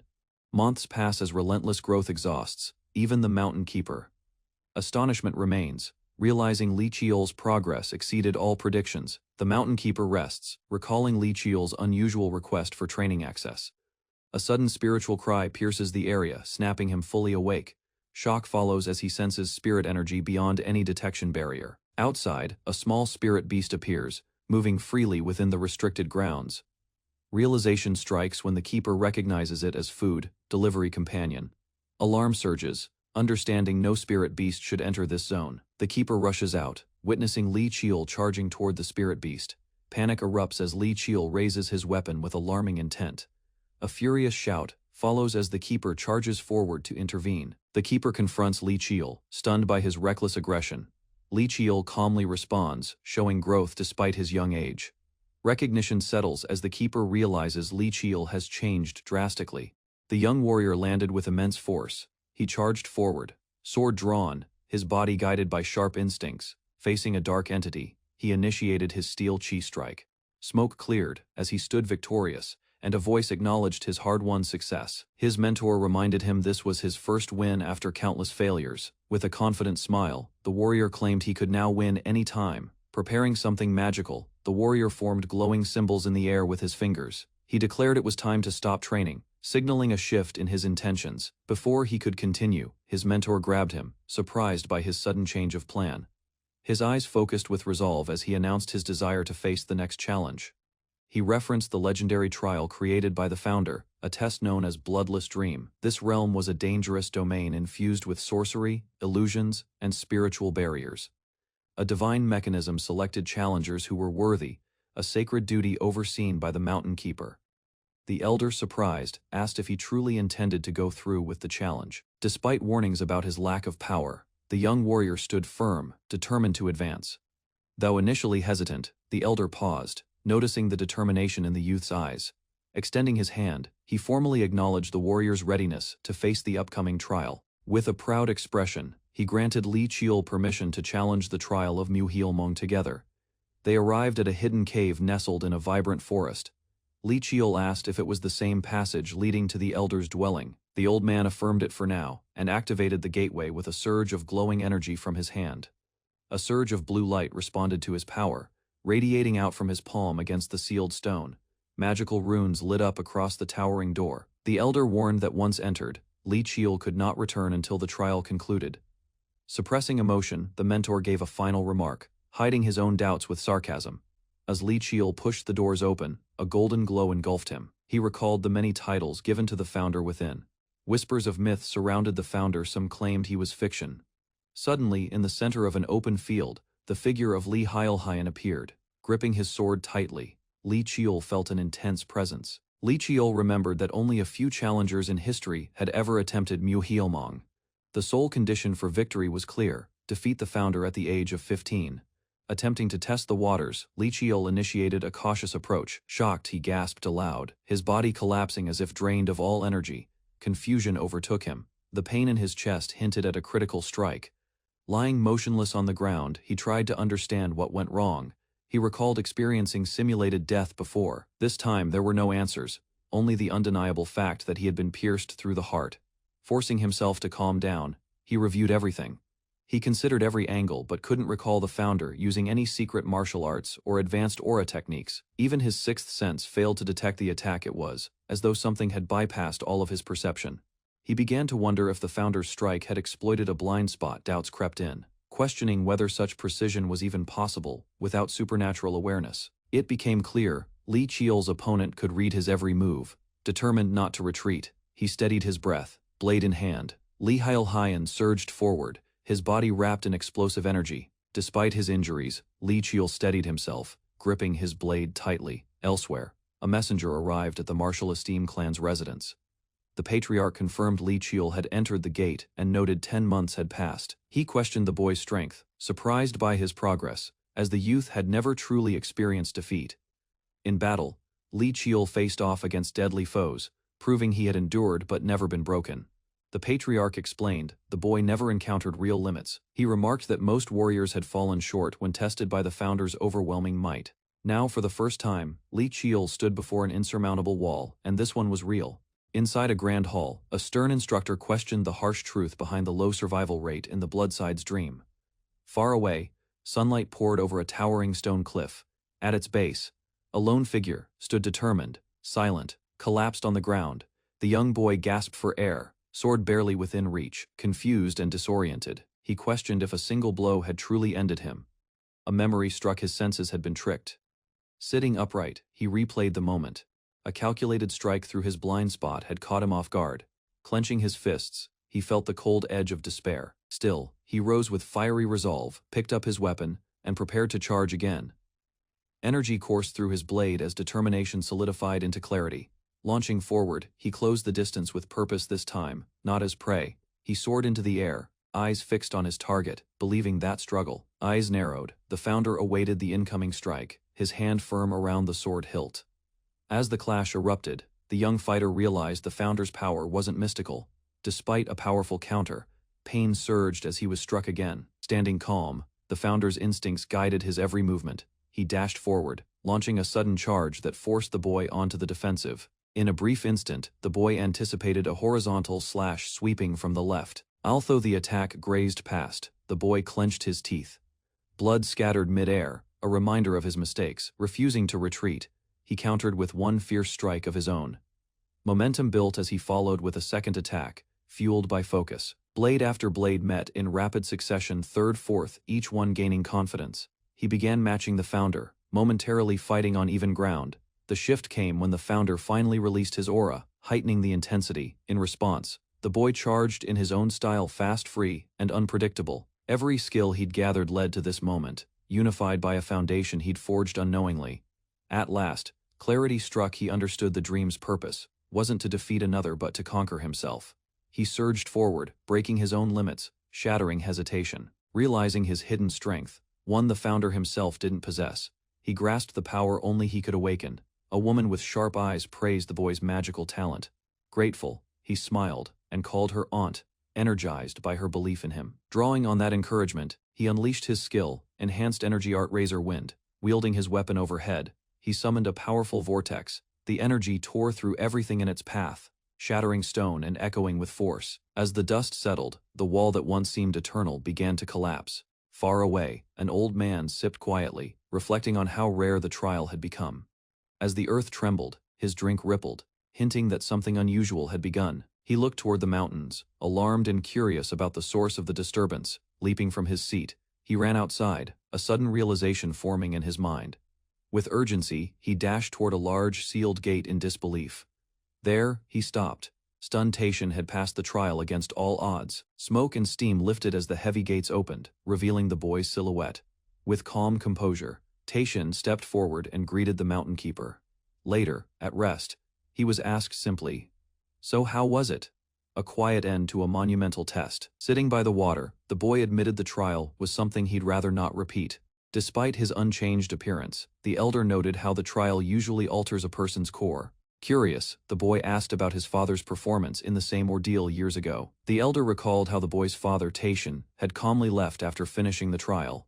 He had offered a respectful farewell, showing no hesitation or emotion. However, the elder reminded the boy that his own result was far more remarkable. The boy revealed he wouldn't spend his remaining month training further. Instead, he chose to rest and think about all he'd learned. This change surprised the elder, who teased him about acting different. After sharing a light moment, the elder brought up a long-overdue debt. The boy, in turn, made a serious request to borrow the Dokibi Club. Faced with the unexpected proposal, the elder quietly absorbed the weight of the request. The older man tightened his grip on the cup, suspicious of the boy's calm approach and vague introduction. Without hesitation, the boy made his request to borrow the infamous Dokibi Club. Eyes wide, the man recoiled in shock, unable to believe what he had just heard. Rejecting the idea, he warned that the club wasn't fit for human hands and couldn't even be used properly. Still composed, the boy stated he only wished to touch it once, not wield it. Grumbling in frustration, the man reluctantly agreed, convinced it wouldn't amount to anything. Summoning the club with a surge of power, he muttered that the boy wouldn't manage anything with it. The weapon emerged massive, heavy, edged with brutal spikes, and bound in magical energy. He allowed 1 hour, warning misuse could result in instant death. With a smile, the boy accepted. Energy burst as he gripped the weapon and lifted it with ease. Watching in disbelief, the man struggled to comprehend what he saw. The boy left quietly while the man dismissed it as a fluke. In a hidden chamber, he dropped the club, drained from the effort. He muttered it wasn't even in its true form yet. The boy analyzed the Dokibi Club's power, aware it could summon typhoons or shift landscapes with a single swing. Clenching the hilt, he focused his energy, preparing to test whether the dark force within could be absorbed. Black energy began to swirl around the weapon as he studied how it responded to his presence. Elsewhere, the elder grumbled, confused by the boy's determination and unclear motives. Suddenly, pain struck his chest, his body trembling from the weapon's resistance. Despite the backlash, he clenched his fist and confirmed he had read the weapon's memory. He smiled. Realizing the memory link proved absorption was possible. That meant he could master weapons far beyond mortal limits. Satisfied with the result, he prepared to leave, confident he gained what he needed. The man met him at the door, surprised the boy's 1-year stay had ended. A small pouch landed in his hand, drawing a puzzled look. Curious, he asked what it was, inspecting the mysterious bundle. With a smirk, the elder shouted it was salt to ward off bad luck. The boy thanked him sincerely, promising to return someday. The elder laughed, jokingly, warning him to return with plenty of gifts next time. As the boy prepared to leave, he asked the mountain keeper if this isolated life brought him peace. The old man replied plainly, it didn't matter, the mountain was his home. He laughed, saying he still managed to enjoy his life with snacks. Before departing, the boy quietly declared his intention to someday restore the keeper's forgotten name. Surprised by the statement, The boy's calm smile said more than words ever could. From the cliffside, the elder watched silently, knowing that promise would one day call him back, alone now. He wondered how the boy had learned his hidden past. A tale from long ago unfolded a dokibi, who once caused endless mischief. Defeated twice by a man, the dokibi vowed to guard the mountain. That was the legend everyone knew. But the truth was deeper. The dokibi had lost again and made a final promise. His name was taken as proof of the pact, sealing his role away from the world. The victor explained that a name held one's soul, binding the dokibi forever. Yet it wasn't punishment, it was a safeguard. Only if a descendant returned the name would the ancient contract finally be broken. Reflecting on the past, the mountain keeper admitted not all his time spent there was miserable. He pondered if the boy truly had what it took to fulfill the ancient task and return his name. Suddenly frustrated, he shouted into the sky. Annoyed, the boy vanished, without any proper explanation. The elder muttered to himself, wondering if he had just been tricked after all. Far away, the boy arrived before a large estate under a moonlit sky. An old butler greeted him with familiarity, signaling that his father was waiting. Recognizing the butler, the boy smiled, confirming the meeting was indeed summoned by his father. The butler offered to handle the boy's belongings and directed him to the main residence. Following quietly, the boy sensed something different. The path was unfamiliar. Noticing the change, he realized they were heading somewhere unusual. The clan leader stood composed, dismissing the golden aura around him as insufficient to challenge his strength. He turned calmly as someone entered, sensing the presence before words were spoken. His son approached, offering respect. The father noted his progress with restrained approval. With a rare smirk, the elder questioned whether his son had only improved in flattery. The young man, caught off guard, wondered if his father had just smiled or even made a joke. An attendant entered and announced the tea was ready. The patriarch accepted it with a nod. He led his son silently through a corridor toward a private room. Inside, tea was poured into cups, its warmth setting a calm atmosphere. The father requested sincere thoughts, not formal reports, wanting truth over protocol. The son tightened his grip. Understanding this was about trust, not rank, he responded quietly, delivering his honest view without embellishment. The patriarch, surprised by his own feelings, drank slowly, lost in thought. Acknowledging his son's dedication, he praised the time spent. The young man assured him he hadn't wasted the chance given. Yet the elder asked firmly why he had still returned so late. The young man explained that he had visited esteemed mountain to honor the ancestors. His father, unconvinced, questioned if that was his only purpose. The son confessed he also wanted to show the elders his actions. Suddenly, the patriarch's aura turned fierce. His voice thundered, accusing his son of arrogance. Overwhelmed by pressure, the young man struggled to stay composed under his father's wrath. Despite the intensity, he defended himself, stating his visit wasn't for praise but to act meaningfully. He declared his desire to represent the Marshall Lee clan properly. The father, though stern, acknowledged his words and decided to let it pass. However, he warned not to let ambition cloud judgment. The son accepted humbly. Just as tension eased, the father raised another issue. Something had been hidden. He revealed his son had entered the bloodless dream without permission, violating orders. With judgment firm, he commanded his son to follow, punishment now inevitable. The elder unsheathed his blade, prepared to test his son's growth through combat. He ordered him to arm himself and prove his strength through action. As the arena quieted, one elder remarked that this was a true test, not just of skill. The father requested a demonstration of everything his son had learned, using the blade in question. Realization struck the boy. His father had known of the forbidden training all along. He unsheathed the glowing weapon, its energy swirling with controlled intensity. Nervous but determined, the son steadied his breath, eyes locked on his opponent. The patriarch, calm and unmoving, simply said, "Come." With magic eyes ignited, the boy focused completely. Despite activating his heightened sight, he saw nothing. No aura, no flow, no energy. The realization hit him. His current magic eyes couldn't detect his father's power. Knowing they only drained focus, he made the quick decision to deactivate them. He dashed forward, understanding there was no time for hesitation or warm-ups. With force behind his first move, he launched his technique, Boundless First Form. The blade surged with blue energy, signaling his full commitment from the start. He followed through with Demon Slayer, a fierce, precise extension of his assault. The father observed calmly, acknowledging the combination of bitter wind and freezing cold. Though modest next to his own strength, he admitted it might still have some effect. The clan leader turned his back, seemingly unimpressed, as his son's attack surged forward with power. A swift wave of energy sliced through the air, closing the distance in a flash. He calmly raised his blade and deflected the forceful strike with overwhelming control. The impact shook the ground as the young man staggered from the counterforce. His father halted the clash, signaling the end of the bout. He questioned whether this path forged after meeting the founder was truly his chosen conviction. Still panting, the son affirmed his answer with unwavering clarity. He explained that true strength meant refining talent repeatedly. With conviction, he declared that this understanding was the foundation he had chosen to stand on. The young man stepped forward, his eyes locked onto his opponent. He resolved to destroy that natural talent and rebuild it with forged skill. That conviction became his answer. Grit sharpened his gaze as he readied himself with new determination. The elder recognized the youth's resilience. Neither hardship nor trial had broken him. Changing the subject, he questioned the boy about his experience inside the bloodless dream. The boy couldn't put it into words. The trial had gone beyond comprehension. The elder remarked that if it couldn't be explained, then it wasn't truly his yet. He pointed out the recent strike lacked full effort, it wasn't his best form. Acknowledging the truth, the youth clenched his fist and admitted his awareness. Had the boy entered that dream with hesitation, consequences would have followed. Yet his seriousness was evident. The elder turned, choosing to spare punishment. Startled, the youth lowered his head and gave a quick, sincere apology. The elder inquired about his next step. Silence followed briefly.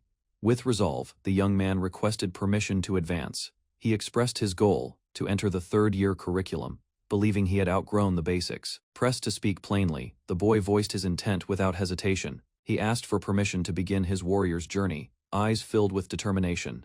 The elder had foreseen this. He linked the boy's request to the recent trial atop Heavenly Mountain. Walking side by side, the boy clarified he also sought personal growth beyond duty. His father warned that pursuing too many goals in one effort could lead to failure later. Acknowledging the risk, the young man accepted the advice humbly. Reflecting silently, he recognized that the elder's words held both warning and wisdom. The warrior's journey loomed ahead, a tradition where heirs must prove their worth without clan aid. To succeed, the challenger must accomplish a feat undeniable to all. Despite his young age, the boy stood firm. At 15, he was ready, though early. His strength and growth left no doubts in the elder's mind. Approval was granted, the journey could begin, marked by silent witnesses in the distance. Relief surged in the boy as permission was given. However, the elder's voice halted him. Conditions would be attached. With calm authority, the man declared there would be 2 terms to fulfill. At the administration department, Li Chiul arrived for an important visit. His uncle greeted him warmly, recognizing the effort Chiul had endured. Embracing him tightly, the uncle confirmed he was doing well, cheerful and energetic as ever. The uncle complimented how much Chiul had grown, noting his height with fatherly pride. Inviting him to sit, he gestured toward the couch, offering a drink as they settled in. Chiul politely declined, having just eaten with his nanny. Noticing fatigue in his uncle's face, Chiul explained it stemmed from overwork. Shifting the moment, he revealed he brought a gift, a tonic he had prepared himself. Placing the box on the table, he presented it with quiet sincerity. The uncle opened it, curious. Chiul explained it would enhance magic and stamina for weeks. He was touched by the thoughtfulness, surprised by Chiul's care. As he opened the lid, a fresh earthy scent emerged, drawing his full attention. Chiul added that even the mountain keeper praised the tonic's quality. Encouraged to try it, the uncle hesitated, then agreed to take it on the spot. With trust in his nephew, he swallowed the tonic, while Chiul watched quietly for a reaction. After consuming the tonic, the uncle felt its immediate effect. Energy surged through him. He sensed how training under its influence would accelerate growth. Impressed by the potency, he questioned if Chiul had really made it himself. Curious, the uncle asked if Chiul knew the full recipe. Chiul explained he did, and noted it could be altered with other ingredients. Wanting to preserve its secrecy, the uncle advised Chiul to memorize it. Chiul smiled, acknowledging his uncle's selflessness in thinking ahead for his future. They laughed together, the uncle joking about being used later if needed. Amid the laughter, he brought up Chiul's upcoming warrior's journey. The uncle grew serious, warning that the decision would stir controversy among the clan. Many eyes would be on Chiul. Accusations of favoritism would follow since others couldn't blame the family head directly. He questioned the approval, knowing the elder council also had authority over such matters. He reminded Chiul that the elders were not supportive of him. The odds were stacked, Chiul calmly assured him. He'd already thought it through. Needing support, he asked his uncle for help, hoping to meet those conditions together. Bright skies framed the return of a young man to a familiar training hall, silent and unchanged. He walks in slowly, remarking to himself how long it has been since his last visit. After a quick stretch, he begins warming up, sensing a presence approaching from behind. Without warning, a woman bursts through the door. Surging with fiery emotion, she charges at him, arms wide and voice raised in dramatic reunion. Grabbing him tightly, she scolds him for not visiting sooner.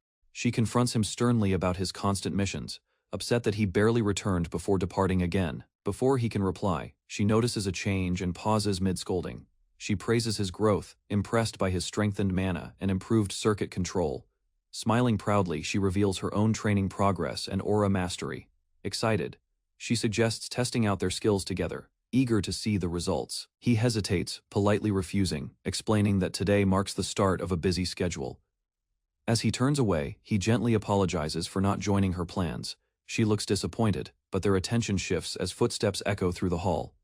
A familiar man enters, smiling warmly. His brother has arrived. Shouts echo through the hall as the woman angrily accuses him of lying about being too busy. Pointing fingers, she mocks his excuse, reminding him he claimed to be training her nephews. Trying to defend himself, he insists he's truly busy but still helped organize incantation scrolls.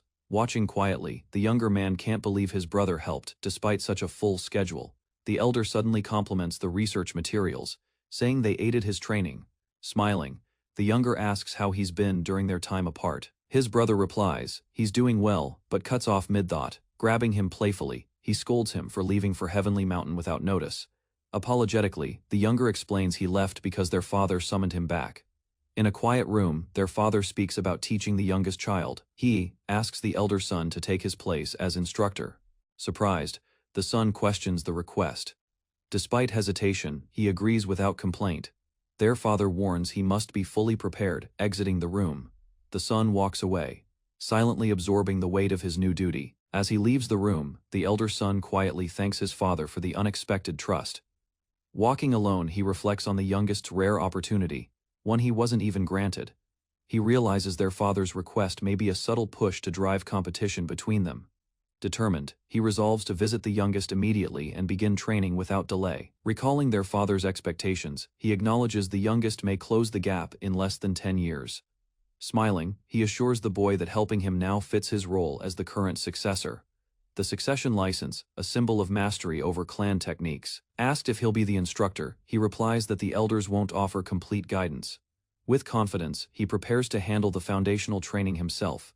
Memories of past sabotage, failed promotions, and forced setbacks flash across the younger's mind. Moved by his brother's support, he expresses his sincere gratitude. His brother downplays it, silently amazed by the younger's rapid growth. Mana pulses through the younger's body, once hard to sense, now nearly immeasurable. Though surprised, the older smiles, wanting to remain the brother he looks up to. Their aunt enters, clearly unamused by their growing bond. Suddenly, the aunt scolds them both for speaking while she was talking. Despite the tension, the older brother asks her to remain calm as she storms off dramatically. Before leaving, she reminds the younger one to resume training, glancing back with frustration. Her expression softens as she distinguishes between training and her deeper research. She proudly mentions her status as a respected global expert in mana techniques. Accepting the situation, she laughs and decides to wait a bit longer for them to finish. Announcing her exit, she cheerfully excuses herself, claiming it's unrelated to her favorite show. Aunt's gone, both brothers relax and prepare to begin the real training session. With focus, the older brother draws his sword and signals the start. He emphasizes the importance of fulfilling their father's condition precisely. The younger watches intently as the elder readies his weapon. With resolve, the older brother promises to teach him thoroughly from here on. 7 days passed before he stood again in the martial hall. His elder brother pressed in fast, striking with no hesitation. Rather than rest, he was only allowed fleeting seconds to breathe. Before the next exchange, the session dragged on with no pause, each swing sharper than the last. From the side, a man observed, valuing experience over lecture. Watching him falter yet persist, told to rely less on vision and more on action, he pushed himself harder to respond. Coughing and bent over, he clutched his side, barely standing under the weight of exertion. He launched forward with a loud roar, kicking off the ground and shattering the floor beneath. Despite sensing attacks clearly, his body lacked the speed to match what he foresaw. Swords moved faster than he could follow. Deflecting felt impossible as pressure mounted. His enemy mocked his earlier attempt, exposing the difference in real strength. Frozen mid-step, He forced his legs to react, screaming inwardly for movement. Recognition flickered in the observer's eyes. The boy was now adapting. With a solid foundation, his progress accelerated. Clearly, the insight gained from the bloodless dream had begun to awaken within him. Acknowledging the boy's progress, the instructor unsheathed his sword with a calm yet serious tone. A burst of energy surged from him as he raised the pressure, testing the boy's limits. Realizing the shift, the boy steadied his stance, bracing for an even harsher exchange. With dusk settling, the match finally ended. The training hall quieted, apologetic yet smiling. The instructor admitted to going overboard in the intensity of their duel. The boy, seated amidst broken tiles and scattered debris, recognized the taste of real battle. Extending a hand, the instructor praised his students' awareness mid-fight. As they stood together, the boy referred to the Lee clan's physical superiority, images of the clan's enhanced body, resilient tendons. He learned their strength also grew through consistent punishing training. Understanding this allowed him to accept movements that would otherwise damage normal bodies. His mentor approved he was already integrating this principle in each motion. Even with just one realization, the boy remained humble, knowing progress was slow, earned. His teacher, however, was surprised. Mastery of such basics typically demanded months. Before leaving, the mentor praised him and advised a visit to the clinic for recovery. After training, the instructor confirmed their next session time. The boy stood alone as the sun dipped, promising to review what he had learned that day. Exhaling slowly, he glanced at his palm, recognizing a familiar sensation lingering from combat. His thoughts shifted to Boundless's memories, movements without limits. Those skills felt overwhelming, yet something about them resonated deeply with his own training. He realized the Lee clan's basic method also focused on harnessing the body's full potential. He recognized similarities in both systems, each refining strength through a different lens. One prioritized weapon mastery, the other physical endurance and resilience.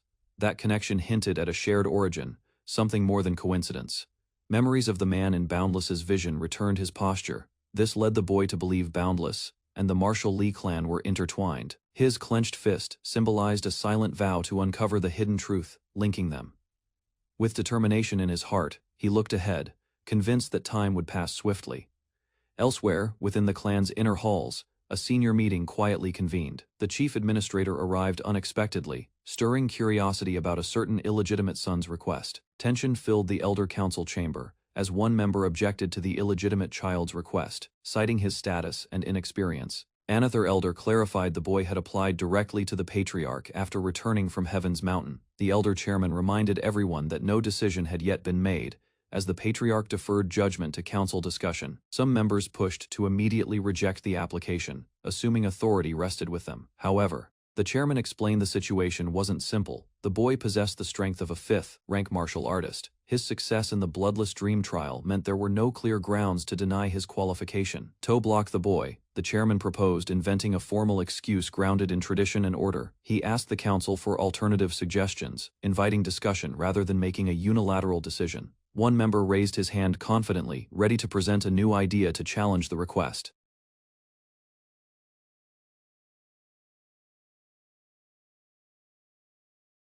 Lee Taehong stayed neutral in all internal clan disputes, never aligning with any political side. 2. The elders. He maintained the image of an elegant observer, avoiding involvement. Seeing him at the meeting, they assumed he came to support Lee Chul due to their shared illegitimacy. Taehong understood the system well. Only direct descendants faced 3 official trials. The steel selection, naming ceremony, and warrior's journey shaped those qualified to become key figures. Passing all trials granted rights to participate in high-level decisions and recognition as future elders. Yet he knew elders fixated on bloodlines would never fully welcome someone like Chil. Realizing the purpose behind Chil's actions, Taehong hesitated, unsure if granting the request was right. After a moment, he addressed the elders, offering to present a suggestion. An elder responded, pointing out his relationship with the youngest son. Taehong admitted he didn't dislike him, acknowledging the boy's efforts. He emphasized that hard work, not bloodline, earned his respect. Still, the elder warned that Taehong had gone too far. He stressed that tradition could not be bypassed regardless of circumstance. Taehong simply smiled, letting the weight of those words settle. He, frustrated yet composed, explained that he wasn't dismissing the clan's rules. He admitted that as chief administrator, he simply sought flexibility rather than rigid enforcement. The elder acknowledged his reasoning, then calmly asked what solution he had in mind. Taehong proposed that if the council opposed Li Qiul's application, rather than overthink, he argued the core issue was that the youngest had not yet proven his worth. The elder raised a counterpoint, citing the patriarch's private recognition. The elder gave a knowing look, sensing Taehong's setup. Taehong stayed quiet, leaving the path open for the next step to unfold. With firm resolve, he proposed offering the youngest a fair trial and opportunity to prove himself openly. The elder questioned the proposal, surprised that Taehong meant a duel. Taehong confirmed it, confident that the youngest wouldn't refuse the challenge. Without hesitation, the elder asked who would stand as his opponent. Summonon suggested a recent graduate of the warrior's journey, but noted that Jaehak would likely reject the match. Attention shifted to the sixth child, prompting curiosity about her capabilities. Taehong agreed she was a fitting choice and suggested applying fair limitations if needed. One elder recalled that the sixth child held personal resentment toward Li Qiul. Given that tension, the suggestion of her as a dual opponent gained approval from the council. The chairman asked for final opinions, and the elders expressed agreement. Others voiced no objection, leaving the final decision to the elder council chairman's discretion. With consensus achieved, the meeting adjourned quietly, tension giving way to formality. As the council cleared, Taehong received praise for his conduct, but something deeper lingered beneath the surface. The elder expressed surprise at Taehong's diplomacy, questioning what had changed. Taehong replied calmly, reinforcing his loyalty to the clan. Yet, the elder reminded him that in matters of leadership, subtle choices speak volumes. Curious, Taehong asked what he meant by acting. The elder pointed out the details. Taehong's words, tone, and gaze had shifted, calling Qiul youngest instead of bastard, revealed a quiet support no one else offered. Their conversation ended as they parted ways under the dim light of the corridor. Meanwhile, training resumed elsewhere, signaling a transition to the next stage of trials.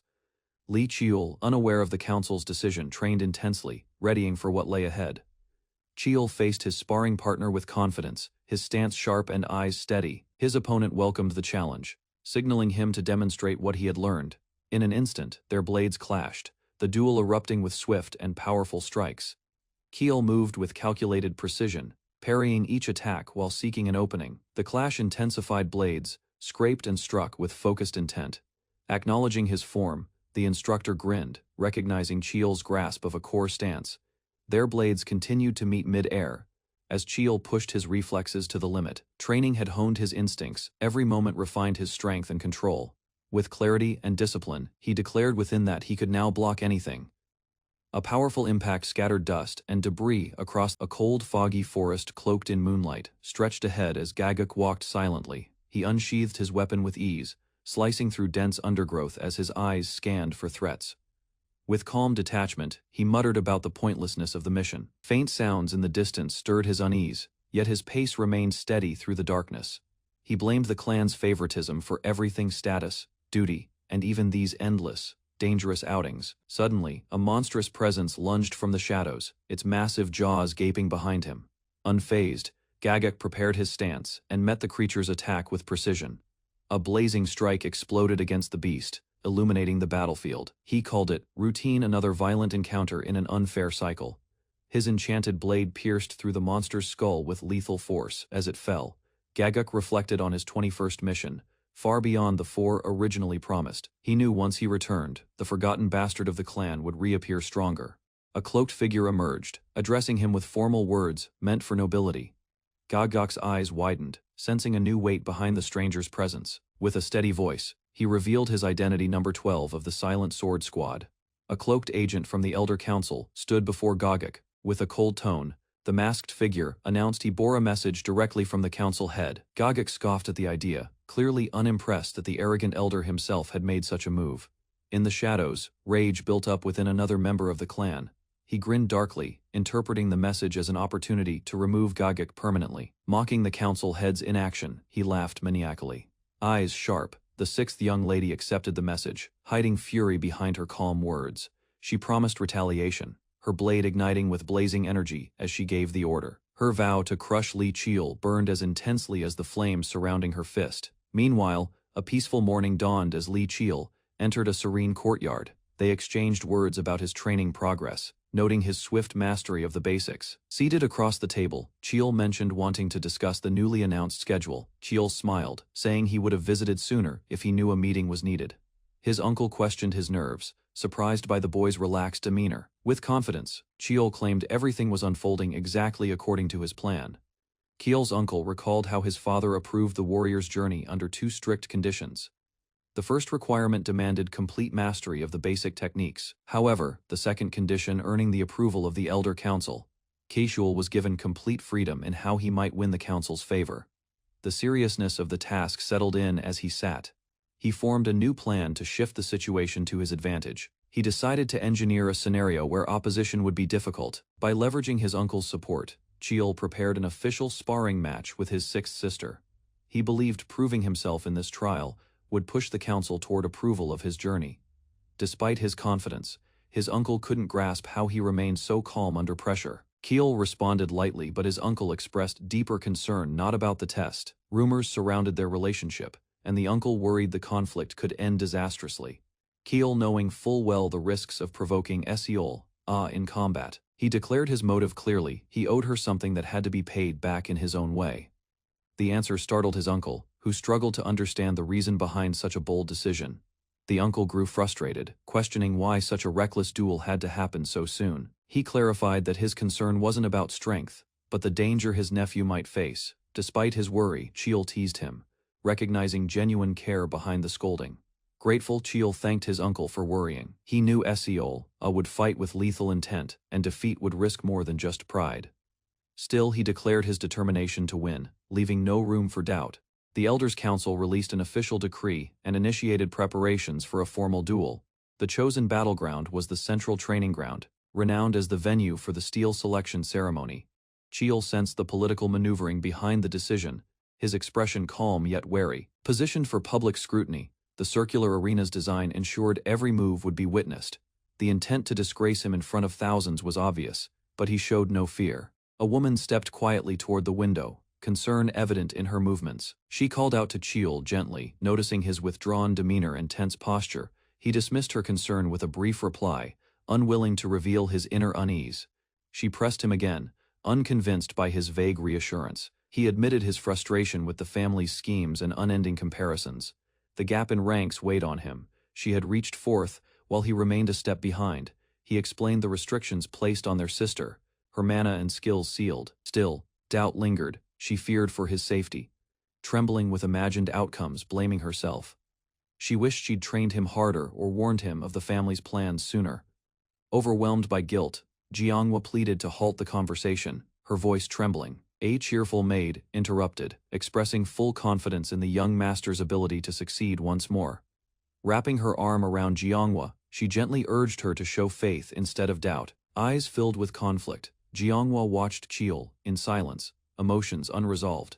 He noticed her troubled gaze, likening her presence to a frightened creature bearing past scars, though he had the power to uncover her history. Cheol chided his aunt for her nervous energy, pointing out the significance of the day. Confused, she paused, prompting him to remind her of their shared achievement. The mana technique they developed together would finally be revealed, summoned to the arena. Cheol turned to his aunt with confidence and reassurance. With determined eyes, he promised victory and asked her to cheer from the stands. Gripping his sword, he smiled boldly, teasing that silence from her would disappoint him. As he stepped through the vast hallway, memories of struggle surfaced. Years of perseverance filled his thoughts, every step forged from effort and pain. He emerged into the light, resolute, ready to reveal the strength he had built. With resolve in his voice, Cheol whispered, "Let's go," and walked toward the arena gate. The massive stadium erupted as he entered, each step bringing him closer to the center stage. He stood firm beneath the gaze of thousands, while clan elders watched quietly from above. Cheol's sharp gaze met the jeering call of his opponent, filled with hostility. The challenger mocked his posture, scoffing at his composed stance. Accusations followed, calling Cheol arrogant for a mere illegitimate child daring to stand tall. The challenger grinned wildly, threatening to break Cheol both physically and mentally. In contrast, Cheol smiled calmly, addressing her respectfully as 6th sister. The duel was officially declared, marking the beginning of their public confrontation. As the signal was given, both combatants launched forward in a blur of motion. Cheol activated his technique, lightning sparking through his body in preparation. With swords drawn, they clashed, speed and power colliding in the center of the arena. Caught off guard, Cheol realized too late she had circled behind him. Daggers charged with intense fire rained down with precision and deadly timing. known as falling flames. Her technique ignited the sky with burning blades aimed to overwhelm. Keel swiftly neutralized the incoming daggers with a surge of lightning, infused aura. Harnessing that energy, he activated his enhanced technique, drawing deep power through his sword. As the blade struck the ground, a thunderous pulse echoed, unleashing his transformed form, lightning modified. The explosive force repelled the attacker, breaking her stance and pushing her backward. Regaining distance, she scrambled to reposition while Keel calmly assessed the outcome. With a composed smile, he acknowledged her strength but confirmed the result was already clear. A sneering warrior dismissed the young man's dagger skills. Calm and unreadable, the dark, robed youth stood with confidence. Daggers in hand, ignoring the insult infuriated, the challenger charged forward, shouting as he prepared to strike with both blades. Leaping into the air, the attacker slammed down with force, attempting to overpower his opponent. Surprised by the youth's precision, he realized he had been cleanly struck during the exchange. With fury rising, he vowed to crush the boy quickly, summoning flames as he readied another attack. The youth analyzed his sister's movements fast, sharp, unpredictable striking with multiple daggers from odd angles. He understood such speed required sharp reflexes and awareness few possessed.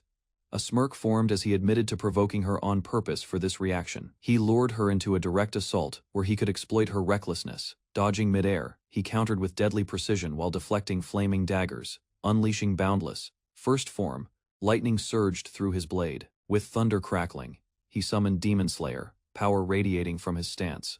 Realizing the danger, she froze, wide-eyed. The clash erupted violently, engulfing them both in a storm of blue lightning. A violent explosion of energy erupted across the arena, shaking the ground and silencing the crowd. Spectators looked on in shock, unable to comprehend the overwhelming force unleashed in that moment. As the dust cleared, the black-robed youth stood alone, calm amid the chaos. His sister rose to her feet, shaken but not defeated. She clenched her blade, aware that the secret technique he used couldn't be taken lightly. Knowing the risk, she prepared to strike again, unwilling to lose despite the overwhelming gap. With flames ignited around her weapons, she rushed in, aiming to break through his defense. He noted her speed increased, but still she charged in head. Without hesitation, their blades clashed violently once more, echoing through the arena walls. She attempted to silence him with brute force, trying to land a decisive hit. Attacks came faster, changing angles, aiming to overwhelm his reaction. He blocked them all, but the sheer number made countering difficult. Despite her intensity, he observed every movement with clarity. Relying on his enhanced senses, he tracked the path of each blade. With sharp focus and magical vision, he pinpointed every strike's origin and prepared his next move. He smirked, revealing that he chose to fight her because his skills countered hers perfectly. Her expression twisted in fury as she recognized the calm. She moved swiftly, but his ability to detect every dagger limited her tactical advantage. Her best chance was to close the gap before he could strike again with his charged blade. However, magical restraints held her back, preventing full release of her aura's power. Years of hatred had built up inside her. Despite her rage, she didn't anticipate such an overwhelming situation unfolding so quickly. She paused in disbelief, questioning if her revenge-driven focus had clouded her judgment. Before she could recover, her brother closed in with sharp words and faster movement. A clean strike landed, catching her off guard and forcing her to retreat in pain. Shocked, she gritted her teeth and revealed a hidden technique burning with fiery energy. Her sudden flare of power momentarily pushed him back. Suddenly, a strange force disrupted his chest, locking his internal magic flow. Stunned, he realized his magic circle had been forcibly restricted during the clash. Acknowledging the trap, he smirked and conceded that she had managed one smart move at last. The enraged sister activated her ability, sealing her opponent's mana flow with a burst of magical energy. He watched calmly, questioning whether she had just used her hidden technique. Her skill, Mana Seal, disrupted magic control, binding those with weaker mana reserves in confusion. Confident in her victory, she declared the fight over, believing his power was neutralized. However, the boy stood unshaken, surrounded by flowing magic. He revealed his unique technique, one that functioned outside conventional mana systems. The crowd gathered under the sun, murmuring with anticipation as the match was about to begin. A girl clasped her hands tightly, trying to suppress the unease building. She silently reminded herself of Li Qiul's growth. Anxiety flickered in her eyes as she recalled his past struggles. Spectators began whispering in amazement. One of them questioned if his technique belonged to the Li clan's secret martial arts, stunned by its refinement. The girl confirmed his age 16 and watched him charge forward with frightening determination. Li Qiul unleashed his lightning-infused energy art, cutting through the arena floor with force. Following up his strike, he launched another attack, his hand bloodied but unshaken. His opponent retaliated with the underworld energy art.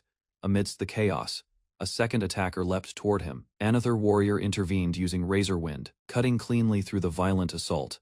Li Qiul's eyes narrowed as he blocked with a dagger, barely evading a deadly blow. He marveled at the technique-used skills he once forged together with her in secret. She looked at her clenched fist, the memories of doubt slowly replaced with quiet pride. A confident smile lit her face as she declared his victory certain. The arena quaked from a sudden explosion as Li Qiul defied expectations. Shock struck one opponent, realizing that the power source he had sealed was somehow functioning again. The three fighters stood amid debris, sizing each other up, while tension thickened in the air. Li Qiul revealed the hidden truth: his mana technique functioned entirely through independent circuits. Empowered by this unique method, he surged forward. In a blur of speed, Li Qiul dashed forward, catching his enemy off guard. The attacker widened his eyes, stunned by Qiul's sudden burst of speed and power. Before anyone could react, a wave of energy crashed into the opponent, forcing him back. He barely blocked Qiul's strike but was overwhelmed by the sheer force behind it. The second assailant tried to counter but was smashed down by Qiul's relentless energy crumbling from pressure. He whispered disbelief. A new threat began to rise as strange red energy pulsed ominously from the arena wall. From above, an unfamiliar figure watched with piercing eyes. Sensing the shift in battle, the fighter with glowing red pupils stepped forward. The enemy's fury boiled over as he muttered disbelief. Consumed by rage, he exploded with fire, declaring vengeance against the illegitimate boy who humiliated him. From the stands, another observer noted. This was no longer a duel. Fiery blades spun through the air, encircling the arena with burning trails and lethal intent. The enemy prepared his ultimate attack, channeling everything into the final spell. With eyes blazing, he screamed his intent to kill. The judges rose in alarm, shouting that the rules were being broken. Li Qiul stood firm, his blue mana surging calmly around his arm and weapon. As power gathered in his blade, the glowing sword hummed with energy in response. Missiles of flame fell like meteors, but Li Qiul didn't flinch, facing them head on. He deflected the blasts with precise movements, dodging through the chaos without hesitation. Amused and frustrated, the opponent demanded to know how Qiul could still stand unscathed.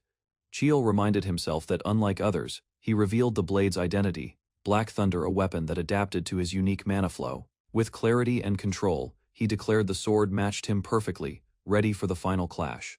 The arena trembles as Qiul summons the ancient sword, Black Twilight. A dark aura flows around him.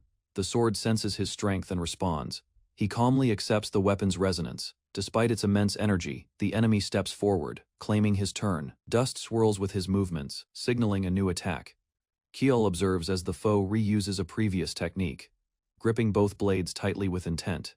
The opponent keeps his distance, believing range will protect him from another devastating strike. Surprisingly, Qiul shifts into an offensive stance. Electric current builds rapidly around his body. He reveals the sword technique, Demon Slayer, created for defeating monsters. Without regard to proximity, lightning intensifies. Distance means nothing to the power now concentrated in his blade. With swift motion, he activates Boundless. First form, the air vibrates. His strike, Demon Slayer, rips through the arena, glowing blue and unstoppable. The enemy reacts too late. The ground beneath him collapses from the impact. An explosion follows, engulfing the battlefield. Energy surges outward. As smoke clears, Qiul kneels amid debris, exhausted and barely upright. Pained, he realizes using the sword's full power has strained his body to its limit. Though wounded, Qiul refuses to fall. The dust settles, but his resolve stands firm in the chaos. Despite Demon Slayer's toll, he forces his legs to move. He knows the battle isn't over yet. His opponent reemerges from the smoke. She charges with force, closing the gap instantly. He reacts too slowly. Her speed catches him off guard. He notes how dangerous she truly is. They exchange rapid blows. She strikes first, aiming straight for his chest. Blood stains his shirt as the blade pierces his side. They both stagger back, breathing heavily. He grips the wound, staying conscious. She collapses, unconscious from earlier damage, though bleeding. Qiul remains calm. He reflects that, without Demon Slayer, he realizes she passed out from the earlier strike. Her instincts still fought back. Recognizing her bloodline, he respects her reaction. His expression softens slightly. Elders approach him, questioning his next move. The pain returns, but he raises his voice. Attention shifts to him. From the center of the arena, he declares to the crowd and clan warriors. He addresses the elders, and even those who doubted him, demanding they witness what he has proven today. Keel raises his fist above the battlefield. His opponent lies unconscious behind him, defeated.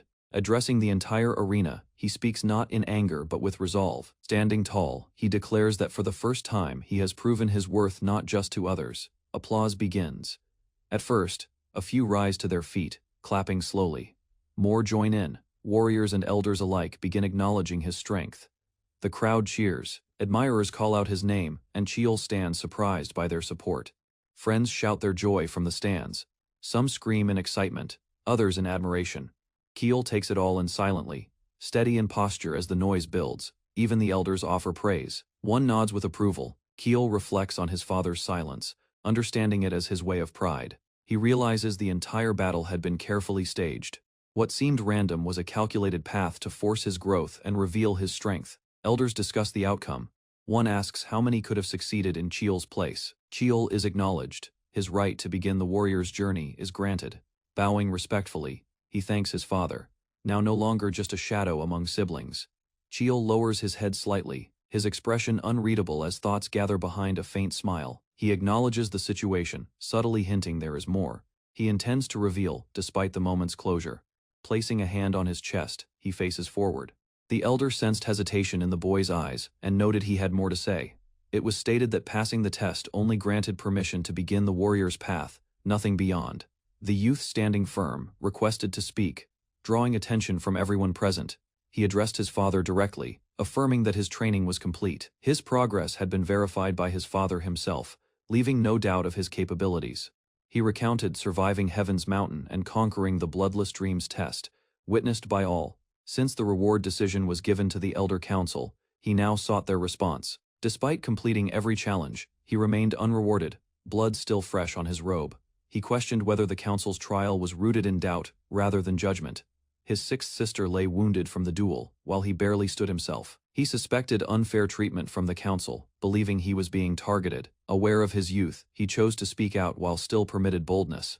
Another elder urged the chairman to respond to the boy's accusation. The chairman admitted the council had made all final decisions, yet the use of illegitimate defied clan law fueling the boy's growing resentment.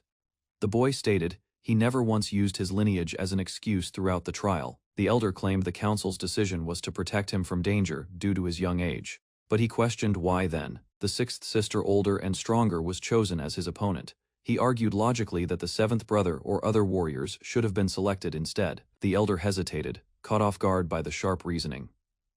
A nearby man laughed, praising how cleverly the boy trapped the chairman in his own logic. Suspicion arose that the sixth sister was chosen to provoke this very outcome. The elders claimed she was the most fitting opponent for the evaluation. Still, the boy insisted that if it were fair, the duel wouldn't have been held publicly. He demanded to know why the test was made into a spectacle. The elder recognized the boy's calculated move to reveal bias. Another reminded the crowd of the chairman's respected position. One elder said the boy had been emotional but rude. He apologized calmly, showing restraint despite his frustration. The chairman, cornered, finally admitted a reward should be granted. He stood tall, apologizing once more for his earlier disrespect, stating he only did what was necessary. He simply wanted to receive the reward he had earned, leaving the elder visibly shaken. Days passed quietly after the duel, the sky clear above the estate, as calm returned. Lying in bed, he sighed, surprisingly missing the solitude of the heavenly mountain.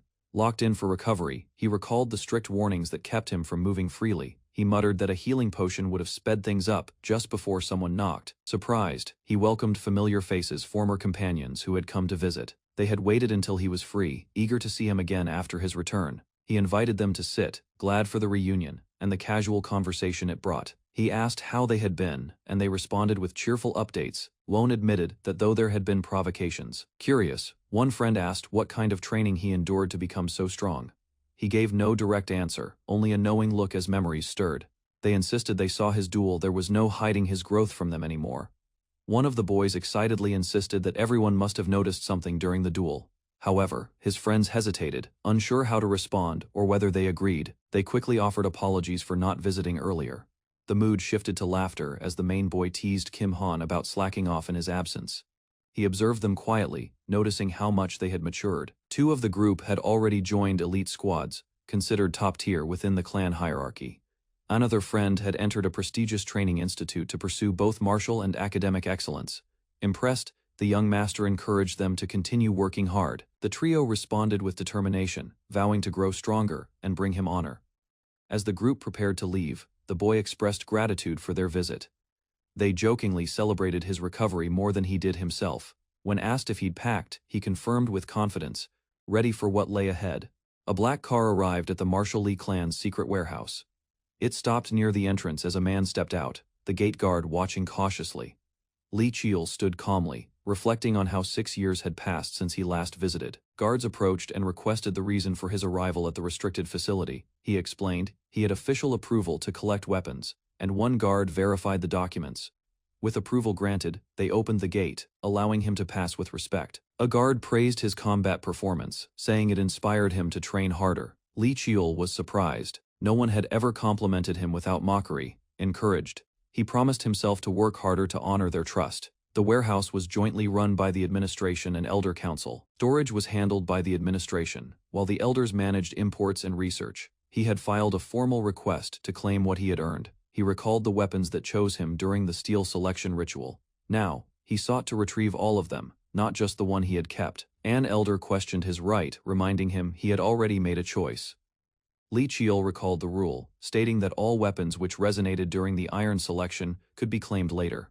He questioned the chief administrator directly, requesting confirmation on that precedent. The administrator confirmed the rule, adding that the patriarch had agreed to it in the past. The elder hesitated, but eventually acknowledged the truth, suggesting a few weapons be handed over for appearance's sake. He assumed granting a few blades wouldn't affect the council's standing. However, Lee Cheol knew if the elder agreed publicly. He turned to his father for permission to proceed through this method before the council.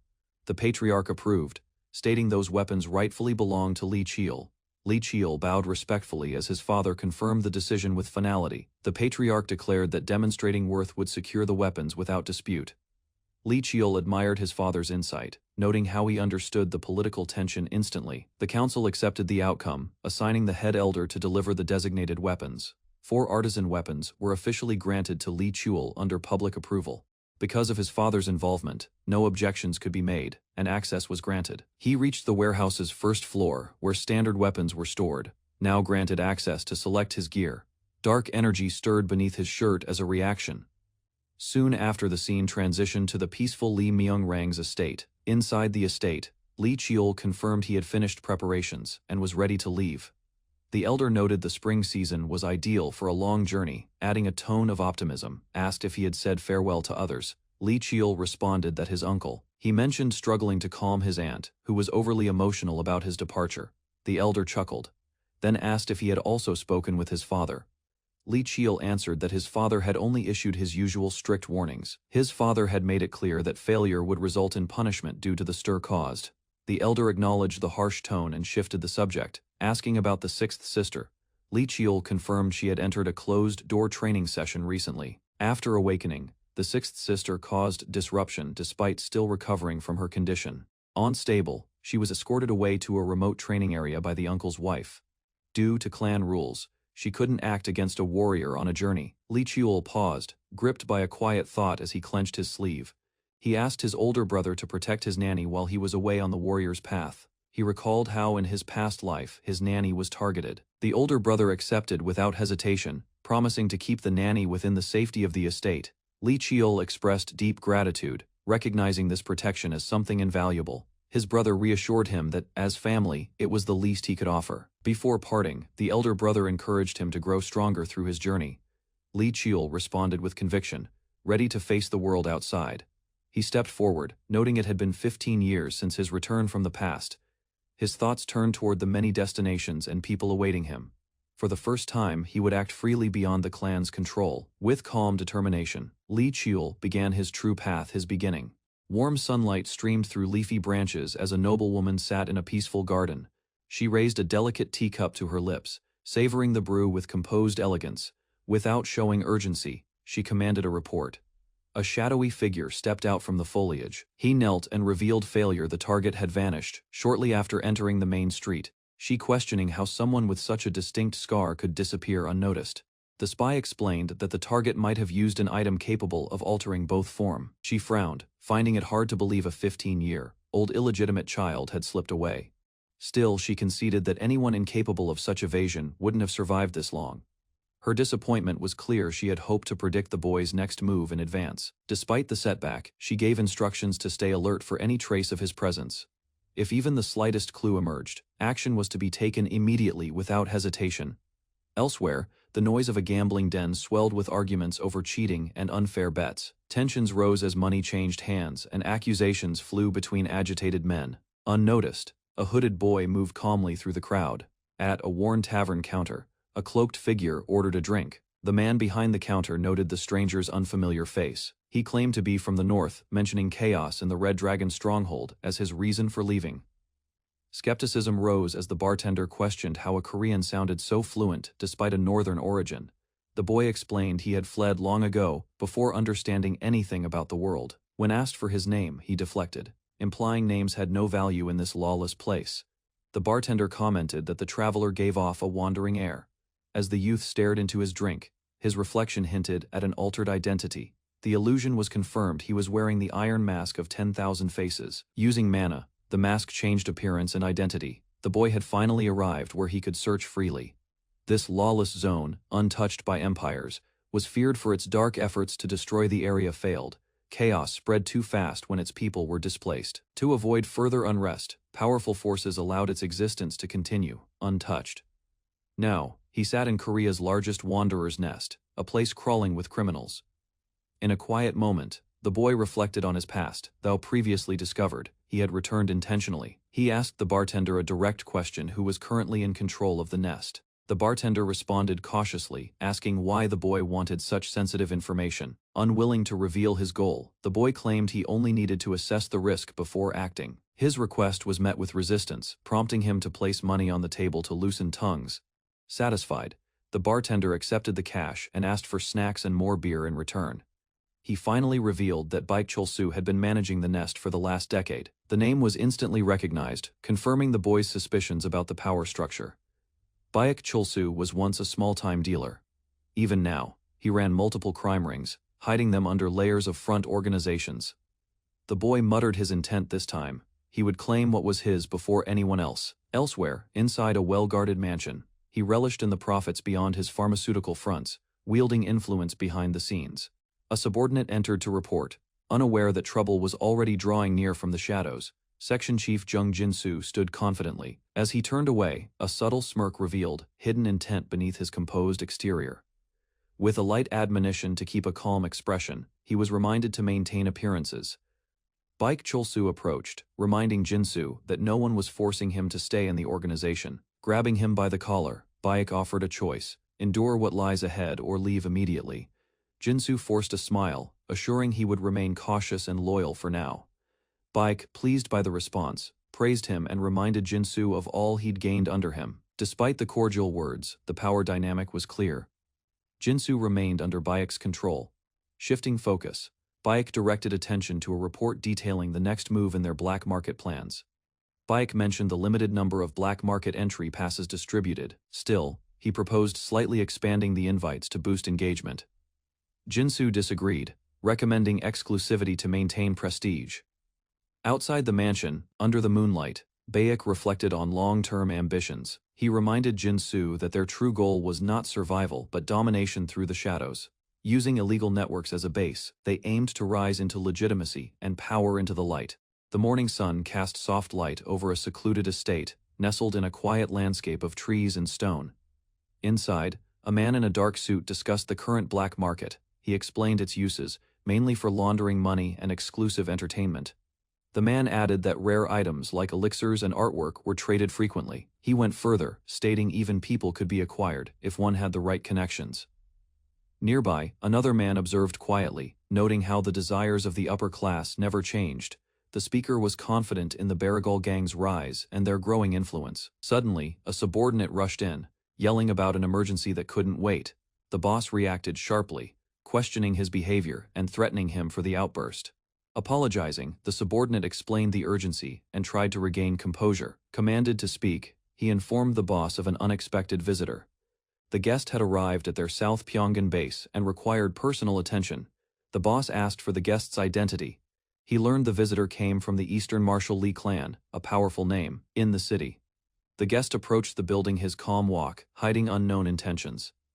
A tall man entered the sleek building, which appeared ordinary but was secretly a major base for the Bike Goal gang. At the reception desk, a woman greeted him politely, unaware of his identity. Without hesitation, he demanded to see Baek Cheol-soo, leaving her stunned and confused. She insisted there was no one by that name, but his warning silenced her quickly. Threatening destruction if ignored, he spoke with calm authority, forcing her to reconsider, noticing his dark hair and golden brown eyes. Panicked, she hesitated, but tried to lie, claiming the boss was absent. He hinted that leaving was an option for him, but not for Baek Cheol-soo. Under pressure, she gave in and agreed to make the call. She offered to escort him to the VIP room while contacting her boss. He followed, without resistance, as she accessed a secure elevator. He noted his unchanged appearance and age estimate, relieved it wouldn't raise suspicion. Reflecting on Baek Cheol-soo's abilities, he assumed voice disguise through mana was unlikely. Deciding to slightly lower his voice, he mentally prepared for the next move. Entering the room calmly, he accepted the offer for tea, awaiting what would follow. Seated calmly, the guest reflected on how little it mattered if something happened to the Baekgol gang's headquarters. Still, the Martial Lee clan rarely intervened in person, which made his presence highly unusual. He admitted internally that there was no choice. Moments later, the real Baek Cheol-soo entered the room alongside a subordinate. He offered a polite apology for being late, trying to appear composed. While walking in, he explained the urgency of his arrival and asked about the visitor's purpose. The question barely left his lips when the guest launched a sudden strike. Baek was sent flying from the force, unable to react in time. The guest stood over him, criticizing the arrogance of walking in without humility. Baek lowered his head, now fully aware he had misjudged the situation and his guest. He realized the man wasn't pretending he truly belonged to the Martial Lee clan. Clenching his fist, he accepted the painful truth. Knowing this was no ordinary visitor, Baek mentally acknowledged the overwhelming force and precise strike he had underestimated. He could feel the dominating pressure that only came from the direct bloodline of the clan. Introducing himself properly, Baek Cheol-soo showed respect. The guest subtly addressed the nature of Baek Cheol-soo's underground operations. Caught off guard, Baek attempted to deny any wrongdoing, feigning confusion and discomfort, yet the guest continued, exposing the black market involvement. With a cold stare, the guest criticized Baek's ambition to use illicit trade for personal gain. Baek listened nervously, realizing the stranger had extensive knowledge of his background. Trying to save face, Baek apologized if his actions had offended the Martial clan. The guest explained that someone had been observing Baek's activities from afar for some time. He revealed that this unknown lord sought to initiate something through Baek's resources. Curious, Baek respectfully asked who this mysterious lord could be. He was told the lord descended from the purest bloodline of the Martial Lee clan. This individual held the strongest claim to leadership within the family. The name was spoken Lee Jae-hak, the seventh of the clan. Lee Jae-hak, the seventh son of the esteemed Martial Lee clan. His reputation as a direct descendant was built on unmatched business intelligence. Though setbacks occurred, his methods ensured he always emerged with the upper hand. Suspicion rose among the men discussing his actions, unsure why someone of his level would involve himself directly. Doubt surfaced as they questioned the validity of his connection to the direct bloodline. Their hesitation was met with silent confidence, until one pointed out arrogance in his gaze. Jae-hak responded calmly, entrusted with yet another responsibility. He reassured them with sharp clarity if he intended harm. He could have acted the moment they met. Drawing forth a glowing weapon, he unveiled the demon spear, Baekjeol. The spear shimmered, its jagged form resembling ocean waves, the head longer than the shaft. It was recognized as the relic taken during a northern sea mission. Standing tall, Jae-hak presented the weapon without doubt. Despite recognizing the weapon, confusion followed. No aura could be sensed from it. Jae-hak explained the lack of energy clearly. The weapon's power was sealed, as expected. He concluded with a firm reminder their cooperation wasn't essential. With hesitation, the man asked what the young master expected from their small operation. Jae-hak revealed the intent to absorb their black market base into a larger plan for economic domination. He declared the goal was not small profits, The subordinate expressed disbelief, calling their black market a mere side business for extra money. He realized with shock that a true heir of the Marshall Lee clan was stepping into the criminal world. Despite the unusual move, he understood it fit Jae-hak's talent. The man nervously asked if he had a choice in the matter. He knew refusal would trigger swift action from the clan's enforcement unit. The moment Lee Jae-hak's name was brought up, resistance became pointless. However, a single condition was offered: loyalty would change everything. By obeying, he would gain a public identity as a corporate leader with status and legitimacy. Behind the scenes, he'd rule a hidden empire, protected and backed entirely by Jae-hak's power. Torn between fear and ambition, he hesitated, unsure of the path laid before him. Questions filled his mind, but before he could dwell, the test was announced. No promises would be granted freely. His loyalty had to be earned through action. Seated with Director Jeong, the man reviewed recent events, still unsure if they could trust the stranger. Baekjeol, said to be retrieved from the Northern Sea by Jae-hak, lay before them, its glow unsettling. Unwilling to take risks, he instructed Jeong to inspect it himself for verification. Jeong hesitated, recalling how they had long avoided involvement with the Marshall Lee clan. As he stared at the spear, doubt lingered, unsure if this was a calculated trap. His superior stated the logic: if real, they gain; if fake, they earn the clan's gratitude for exposing it. With a sigh, the man warned Jeong to act discreetly, should anything unusual happen. Jeong nodded, accepting the task without further hesitation. Rising, he left silently, knowing what this investigation could cost. In a well-furnished suite, the subordinate observed the arrangements with quiet amusement. He assumed their leaders were already growing anxious over his demands. The spear's sale, a deliberate challenge, was the first of 3 tests he planned. He wasn't genuine. It was a fake forged by Mujin. The real Baekjeol, sealed by his 7th brother, remained hidden.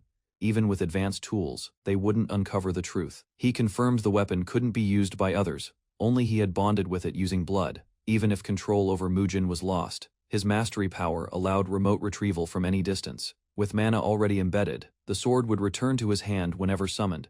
The second test required them to present the organization's ledger for inspection. Though Baekjeol hesitated, he would be forced to hand it over.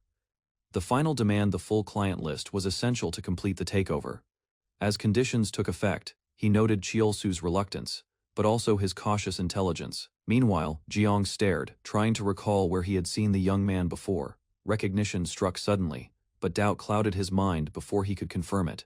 A modern high-rise stood tall against the sky, marking the location of a critical meeting.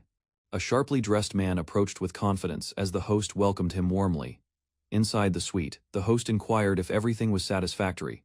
The 3 men sat in the lounge, and the guest confirmed his readiness to proceed. With a nod, the host gestured to his subordinate, signaling him to begin the explanation. The assistant was introduced as the key figure managing various operations, identifying himself as Director Jeong Jin-soo. The assistant presented the year's financial summary. As the document was shown, the guest's expression changed, recognizing a name from his past. Memories of a previous life returned. Jeong Jin-soo, nicknamed Tongue Sword. Jin-soo had built his reputation as a strategist behind Lee Gun-song. During the clan's succession war, he had emerged as a powerful figure for the 3rd brother. He operated openly in the public eye, managing influence during a turbulent leadership contest. Even the eldest brother had found it difficult to counter Jin-soo's tactics during the power struggle. Though his features appeared altered, the guest confirmed Jin-soo's identity through subtle physical cues. The resurgence of the Baekjeol gang was no mystery now. Baekjeol had long controlled underground operations. The protagonist, aware of Jin-soo's strategic role, tapped the table in thought. Facing Cheolsu directly, he asked about the direction of Baekjeol's future. Cheolsu calmly revealed plans to auction Baekjeol on the upcoming Black Market Day. He assured that only verified clients would attend, claiming tight security and no room for concern.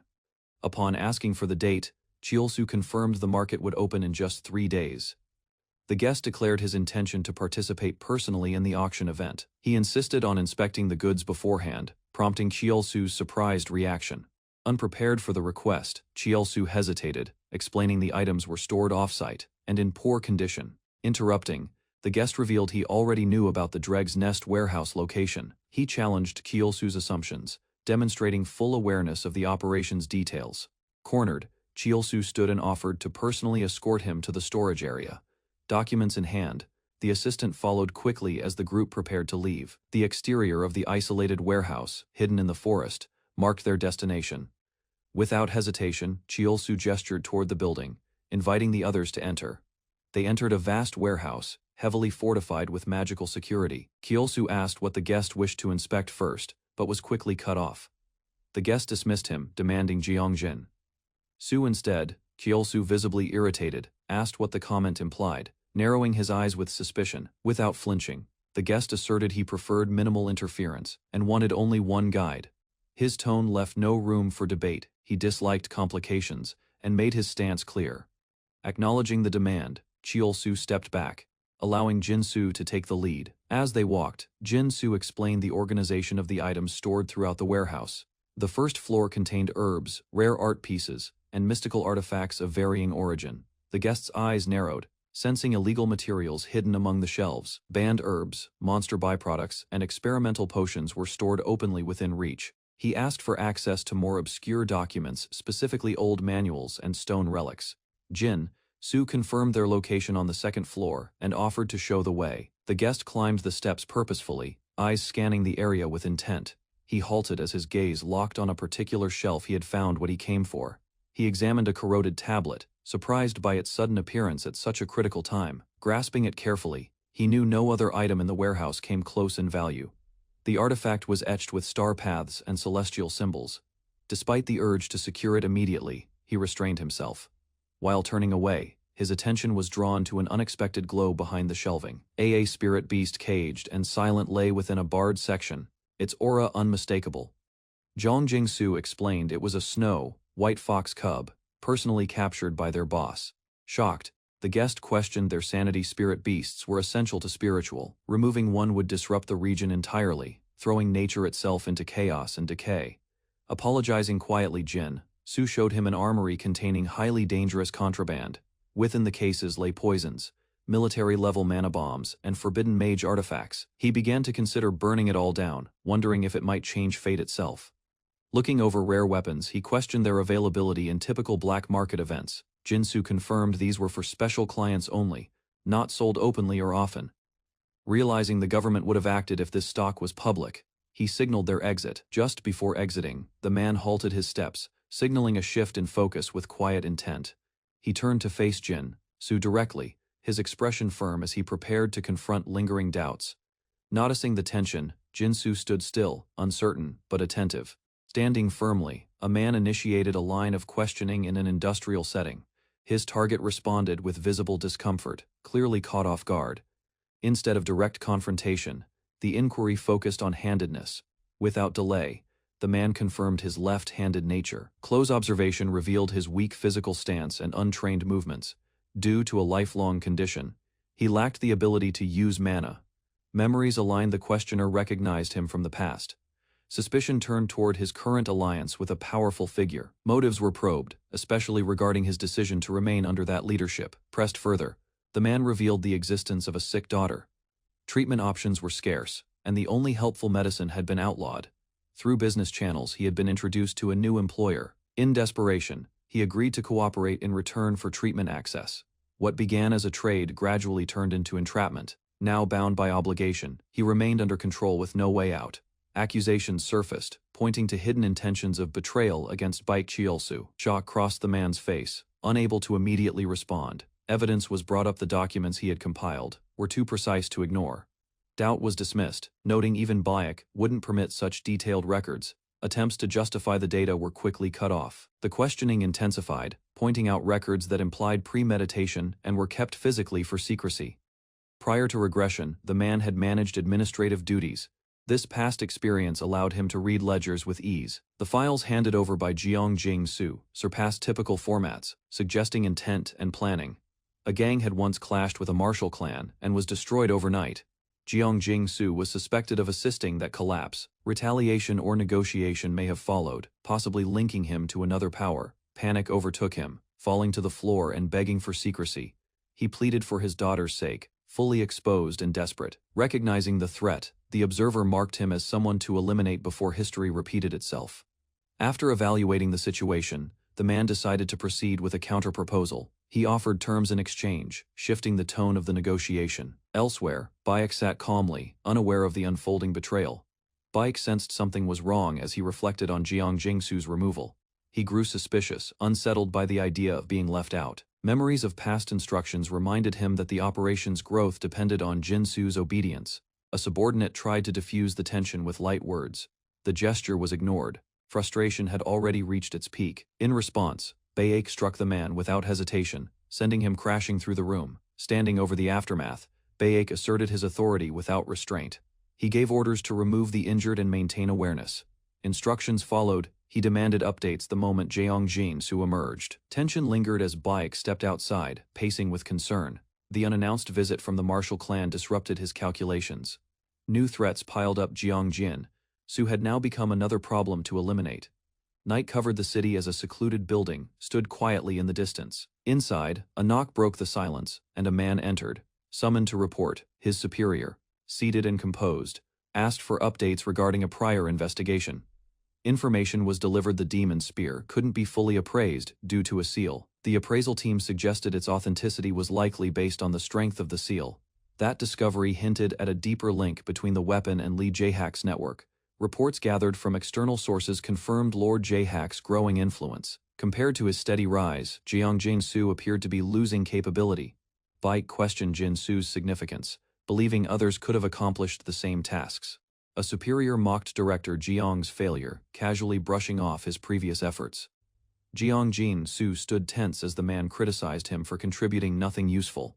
The superior walked away coldly, stating he had no use for incompetent subordinates. He tightened his grip when the man threatened his daughter's safety, mentioning her need for medication. Jeong's eyes widened, pressured by the unspoken threat disguised as concern.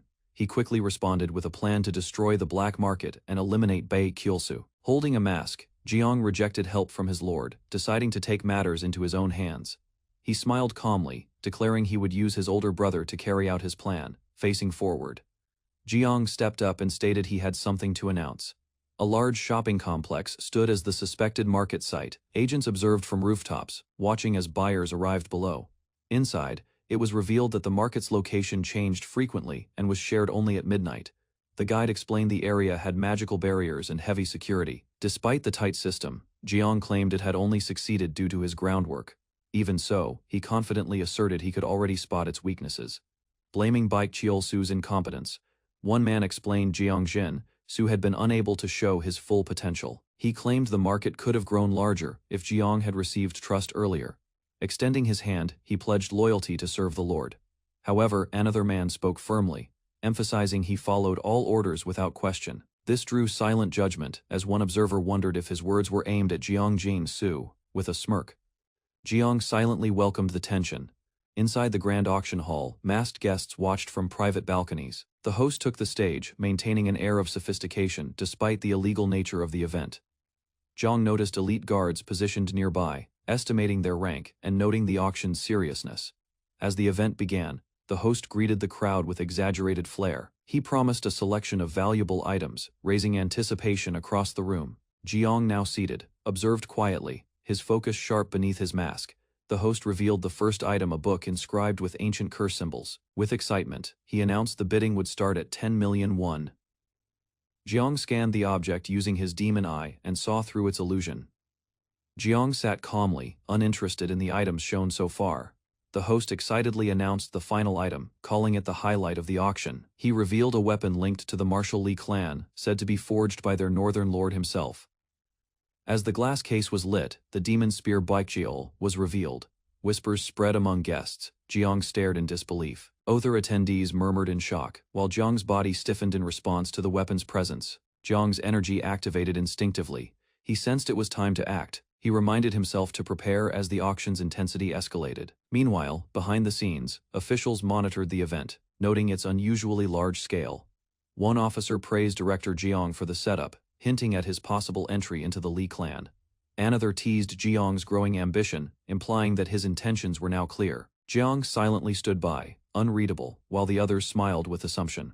With quiet disdain, the officer mocked Jeong's efforts, believing him unworthy of elevation. He viewed Jeong's hard work as desperate, a means to escape past failures. Yet he was certain of one thing: Jeong would get dragged deeper into corruption. Lee Jae-hak sought control of the underworld's economy and approached Jeong Jin-soo for cooperation. He never viewed the black market as promising, but rather as a stepping stone for personal gain. Watching the monitors, he believed that success today would secure his rise. He stood alarmed, demanding answers from staff as unknown intruders breached the perimeter. A chaotic scene unfolded on the screens. Multiple attackers appeared from the north wall without warning. Despite shouting for clarity, his subordinates failed to explain. Frustrated, he ordered immediate retaliation, regardless of the enemy's origin. As panic grew, he screamed at Director Jiang to protect the sensitive documents first. Then, turning to the screen, he realized the attack was orchestrated by Marshal Li Clan. His fury exploded as he recognized Jiang's betrayal and ordered him captured. Outside, the attackers advanced through dust and chaos, overwhelming defenders with speed. Jiang emerged from the storm, calm and composed, signaling the beginning of his counterstrike. Dust swirled beneath his steps as he entered the destroyed site, tension settling into the air. 2 agents confirmed full lockdown, external access and video feeds were completely cut. Without hesitation, he ordered a perimeter sweep and commanded all items to be left for evidence. He muttered disappointment, expecting a real threat, not minor criminals using a famous name. A subordinate pointed out how criminals exploited their clan's absence from public view. However, something felt wrong. The leader sensed deeper involvement, especially with Baekjeol's name involved. Intel came from 2 sources, one business, the other an internal military report. Both pointed to Baekjeol, linking the company directly to its sealed power. Yet one report seemed too deliberate, as if crafted to guide him here. That realization triggered a conclusion: he had been lured intentionally. He assumed 9 dragons were responsible, thinking they unsealed Baekjeol as bait. But Baekjeol remained sealed, and there was no sign of enemy activity. His eyes widened with sudden awareness. He saw someone unexpected earlier, brushing it off with silence. He kept the thought to himself. He recognized the boy. If hidden, he'd be safe. Now exposed, a price must be paid. A lone man stood beneath the spotlight, nervously pleading for time as he guarded a sealed relic. From the balcony above, a dark figure observed silently, uninterested in delays or explanations. Without hesitation, he raised his glowing hand. The relic, Baekjeol, shimmered with energy inside its transparent prison. A vibration spread as power surged from within, alarming the nearby staff. Energy exploded outward, shattering the glass in a violent pulse that silenced the hall. Debris scattered as the intruder dropped in, swiftly gripping Baekjeol's handle. Shouts rang out. Guards ordered his capture, recognizing what had just been stolen. Enraged, they charged, swords drawn, determined to stop the thief before he escaped. With swift movement, he unleashed Yama, a skill that summoned burning red restraints. The attackers were caught mid-air, bound tightly in mid-action by fiery ropes. He muttered calmly, acknowledging the need for speed before stronger reinforcements arrived. Outside, the man made his way through a corridor, where another figure awaited him. The newcomer remarked on his quick arrival, expecting delays in such a chaotic event. In response, the man holding the files asked if all preparations were complete.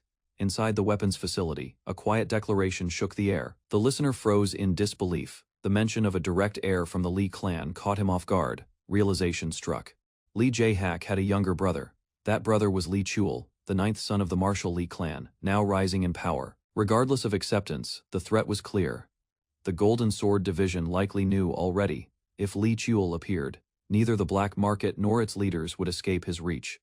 Li Chul reminded the man that he once called this a choice. Now survival hinged on his decision: abandon Baekjeolsu and follow him. Faced with no alternatives, the man asked for one thing before agreeing. Desperation cracked through his voice. He begged Li Chul to heal his sick daughter. Bowing low, he pleaded not for his own life but for hers. He offered everything, even death, if his daughter could be saved. Li Chul remained firm, questioning the man's position to make demands. A refusal would unleash consequences. Baekjeolsu would flee and obstruct everything. Though he'd be captured eventually, his resistance would slow them all down. Li Chul acknowledged that Baekjeolsu would become a major obstacle, driven by revenge. A rare smile formed as he approved the request, assuring the man that healing the daughter posed no difficulty. However, he warned that one crucial point must be clarified before proceeding further. He explained that Baekjeolsu's capture by the clan was inevitable, only a matter of timing. With indifference, Li Chul extended his hand. Staring at the offer, Jin Su hesitated, unsure of what decision would be right. Eventually, the mission was set. Jin Su was to leak information to the 7th brother. He was also instructed to mislead Baekjeolsu into believing Li Chul served his brother, carrying the documents. Jinsu confirmed his compliance, but felt uneasy about the implications. He questioned what his fate would have been had he chosen betrayal. Li Qiul responded ambiguously, refusing to offer reassurance. Without slowing down, they continued running down the hallway together. A massive explosion rocks the city center, buildings trembling as smoke billows into the sky. Two figures sprint across the pavement, one carrying a briefcase, struggling to keep up with the other. Beside him, the aide delivers the requested materials assets, gold and secured cryptocurrency. He retrieves a USB from the envelope, along with official documentation verifying the transactions. His expression sharpens as he demands the whereabouts of the stone tablet. Pointing ahead, the aide signals that the item is kept in a secured room nearby. Inside the storage facility, crates line the walls under dim industrial lights. The aide directs him to a locked case situated among the boxes. He opens it. Energy flickers out as a strange force reacts to the tablet within. The tablet rests on red cloth, its surface engraved with runes and symbols, verifying its authenticity. He questions the preparation of all necessary documents. The aide affirms readiness. Gripping the case more tightly, orders are given to guard the contents and preserve the artifact's secrecy. He emphasizes that the enclosed letter must be delivered exactly as instructed. Without hesitation, the aide assures compliance, resolve building in his eyes. Li Qiul prepares to leave, issuing a warning in case enemies approach before his return. Suddenly, a powerful force descends from above. From the dust, a large man appears furious, calling out the attackers as deceivers. Dust clouds the room as both sides reassess their positions amid the wreckage. Remaining calm, Li Qiul acknowledges the threat, but shows no sign of surrender. Despite his confident stance, the enemy charges up with overwhelming energy, charging forward. The enemy vows destruction as Li Qiul and his aide dodge quickly. In a moment of anger, Qiul confronts him, revealing a past betrayal involving a saved life. He summons a glowing weapon, powered by inner strength, prepared to retaliate. Accusations fly between them as the man realizes Qiul's identity isn't what it seemed. The two face off, surrounded by sparks, readying themselves for direct combat. With a roar, the man strikes, unleashing a fierce high-speed attack toward his opponent. Recovering mid-battle, the attacker admits Qiul has ability, still unsure who he truly is. Li Qiul declares his name and heritage with clarity, standing firm. Mocking him, the man laughs bitterly, dismissing Qiul as a privileged child born of luck. Li Qiul mocks the insult thrown at his lineage. Confidently, he provokes his opponent to stop talking and face him in real combat. Enraged, the enemy lunges forward, shattering the ground with a violent charge. Despite expecting an easy fight, Qiul quickly realizes the pressure from the enemy is immense. His mind analyzes the difference in training. Qiul is refined. Although physically superior, the man has never battled someone truly below him in raw strength. The enemy is startled when Qiul's weapon suddenly transforms into a long blade mid-fight.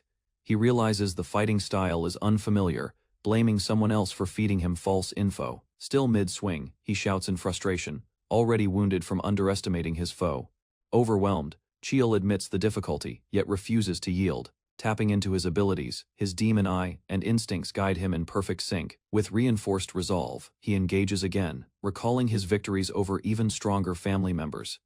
Their clash tears through the warehouse, shockwaves breaking the floor beneath their feet. His opponent falters, stunned by Qiul's abnormal strength and unexpected skill. Faced with glowing energy and focused intent, he can no longer see Qiul as a mere child. The enemy hesitates as an invisible pressure looms over him. Realizing the weight of the fight, he struggles to understand how a younger opponent could push him so far. Determined to end the clash swiftly, he channels power into his blade. A fierce duel erupted as the veteran warrior faced an opponent far stronger than expected. Despite his size and power, he found himself struggling against the solid. Charging recklessly, he was met with a defense so firm it felt like striking an iron fortress. The younger fighter's weapon shifted forms mid-combat, adapting instantly to the situation. The older man's plan to retreat after a quick grab fell apart. Determined not to die in vain, he fueled his energy with rage. He burst forward, unleashing a shattering strike aimed straight at his foe's chest. Confident there was no escape, he poured all his force into the attack. The younger warrior dodged just in time, countering with a precise energy burst. With deadly intent, he launched a technique known for killing masters. His blade surged with lightning as he struck down from above, aiming to end it. Thou blocked. The flurry continued. Sparks flew as blades clashed in rapid succession. A shallow wound appeared on the young warrior's shoulder, but he stood tall. Seeing an opening, the attacker gathered his final strength for a death blow. he roared with fury, unaware his opponent's glowing eyes were locked and ready. The young warrior revealed a new sword, its dark aura hinting at unfamiliar power. Without hesitation, the older fighter leaped forward, aiming to strike before the weapon could be used. Closing in midair, he believed he had found an opening blade poised for a killing blow. But the younger one countered with precision. His sword technique surged with energy, cutting through the air in a perfect line. The older man was struck cleanly. Blood exploded from his chest. Wounded and disoriented, the man collapsed to one knee, gripping his injury. He cursed weakly, trying to speak, but his strength was fading fast. The younger warrior silenced him coldly, ending the conflict with a final, merciless blow. Blood pooled behind the fallen body. The victor stood, breathing steadily through pain, inspecting himself. He realized internal damage had spread through his leg. As a comrade rushed to support him, he responded with a calm smile, hiding the pain well. He questioned whether this had been his first kill since returning to life. The older ally watched him, noting the boy's youth barely older than his own daughter yet. That child had just overcome a deadly foe. After the battle, the older man expressed his gratitude with sincerity. He dismissed the thanks, explaining that his actions were driven by personal interest, focused on next steps. The man asked for guidance. The older man nodded, remembering their prior arrangement involving his daughter. While watching the young warrior, he sensed something unusual. He silently vowed that if the boy reached out again. Suddenly sharp sounds echoed as a new threat approached from outside the ruined building. The Bikegull gang was making their final desperate attempt to interfere with the mission. Prepared for the worst, the men exchanged final instructions. With calm reassurance, one of them promised to observe the situation closely before fleeing. Despite the looming threat, he remained confident in their escape route via an underground passage. Though narrow and suited for small craft, it was a viable option for getting out unseen. The older man offered to lead the way, determined to uphold his end of the deal. The younger one, sensing the resolve in his ally, questioned his commitment without speaking directly. Deep down, he knew the deal could not be broken, and expected the promise to be honored without delay. The older man stood in thought, realizing his loyalty was no longer bound by obligation but by true conviction. The younger warrior recalled a past victory before regression. Without hesitation, the two moved quickly down the hallway. Smoke rose from a towering building as the operation concluded. A subordinate reported the success. All known members had been restrained. Their superior gave blunt orders: neutralize resistance, and silence complaints through force if needed. Another officer raised the issue of black market attendees who were resisting arrest with arrogance. Despite hearing the Marshall Lee clan's name, they continued to challenge the situation. The young officer stated the authority to act came from the state, but was reserved for special force units. The commander noted the offenders seemed unaware their situation could worsen in court. He emphasized the legal strength behind the clan, able to dismantle opposition even without full deployment. Bound captives awaited judgment, facing a legal wall too strong to overcome. Captured fugitives were returned, along with confiscated black market goods. But among the paperwork, no transactional records were found. The absence of ledgers suggested the true data was hidden at another location. One officer hesitated to destroy the nest, fearing the resulting chaos among scattered drifters. News arrived: the Golden Sword Division had captured a key operator in the area. This person had managed operations and handed over a crucial item for investigation. A subordinate presented a leather bag to Lee Jahak, claiming the detainee insisted it be seen. Opening it cautiously, Jahak's eyes widened as he scanned a document filled with sensitive financial data. The pages revealed fund routes, alias accounts, visitor logs, and smuggling origins far more than expected. Soon after, footsteps echoed as a suited man approached the scene without hesitation. He introduced himself as Jiang Jing-su, expressing respect toward the Marshall Lee clan. One officer scoffed at his prideful posture, but Jahak ordered silence. Jahak silently observed Jin-su, sensing composure and clarity in his demeanor. Though mana was absent, his steady posture suggested inner control and discipline. Identifying himself as the clan's seventh, Jahak prepared to question him. Jin-su agreed willingly. Jahak questioned the reason behind preserving, not destroying, such incriminating records. Jin-su referred him to a letter hidden in the pouch of the bag. He explained that showing it would clarify everything. The letter, typed without handwriting, was cryptic but intentional. It requested help for a sick daughter in exchange for valuable documents. Though bold, the materials were useful enough to expose Byaxiolsu's network and weaken rich clients. Jahak reviewed the letter's final remarks, realizing it subtly claimed credit for dismantling the black market. Though the operation's success was built on solid groundwork, he flipped the paper, discovering additional text written on the back. The postscript boldly hinted at expectations of silence, laced with indirect manipulation. Reading in silence, Jaehack noted how unusually long the postscript was compared to the letter itself. Despite its arrogance, it amused him. Rarely had anyone launched a martial journey with such flair. Jaehack mused that the man never contacted him. Still, the deal benefited both sides. The boldness, though irritating, was effective. Elsewhere, another man reflected on past battles. With the matter settled, Jaehack gave the order to conclude the mission. He reminded his team to carefully manage the evidence. Before leaving, he advised Jin-soo to remember who had granted him that opportunity. Far from the scene, a shirtless young man focused in deep meditation as Mujin energy circled his body. His eyes narrowed as he recalled his clash with Baek Chulsu, a meaningful encounter. It was the first time he had ever used Mujin against a person, marking a shift in his growth. While recalling the battle, he analyzed the moment he activated Mujin. Sweat marked his back as he processed the intense clash and sudden rise in inner energy flow. Now fully dressed, he assessed his state calmly, ready to summon the next target without hesitation. A car moves swiftly through Seoul's traffic, heading toward a quiet and concealed location. Stepping out, a young man carrying a large weapon case walks purposefully down the sidewalk. He pauses at a traditional house, noting its lack of signage before knocking on the door. Inside, he informs the receptionist of his reservation under the name Young Jin-soo. Without delay, he's escorted through elegant halls lined with wooden panels. A man in a suit greets him calmly as he enters the private room. The man comments on the existence of such a discreet place. He explains the room is soundproofed, safe for confidential conversations. Observing Lee Cheol's serious expression, he laughs, noting how young he looks. The man reflects on Cheol's reputation, expecting someone older. Despite his youth, Cheol's presence radiates experience and strength. That aura unsettles him. It feels like facing a seasoned warrior. He recalls Cheol's past feats, defeating threats and seizing legendary weapons. Grateful, he thanks Cheol for helping his daughter and himself. Cheol dismisses it, stating it was only a transaction. The man expresses sincere gratitude, acknowledging that the proposed deal freed him from Baek Chulsu's grasp. Cheol calmly asks about the man's daughter, his tone neutral as he sips tea. She is reported to be improving, and the man praises the medical staff of the Lee clan. Reflecting quietly, the man admits Cheol has fulfilled every promise made so far. He declares it's now his turn to repay the debt and pledges full cooperation. Cheol smirks slightly, teasing the idea of assigning him a shady task again. With a subtle smile, Cheol assures him it's not like that this time.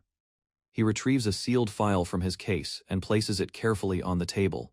The man identifies the contents as documents from their past dealings. Cheol calmly instructs him to take charge of the materials, entrusting their handling to him.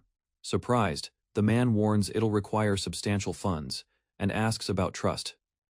Cheol answers bluntly money now has no owner, and trust must still be earned. The man hesitates, questioning if Cheol suspects him of fleeing with the money.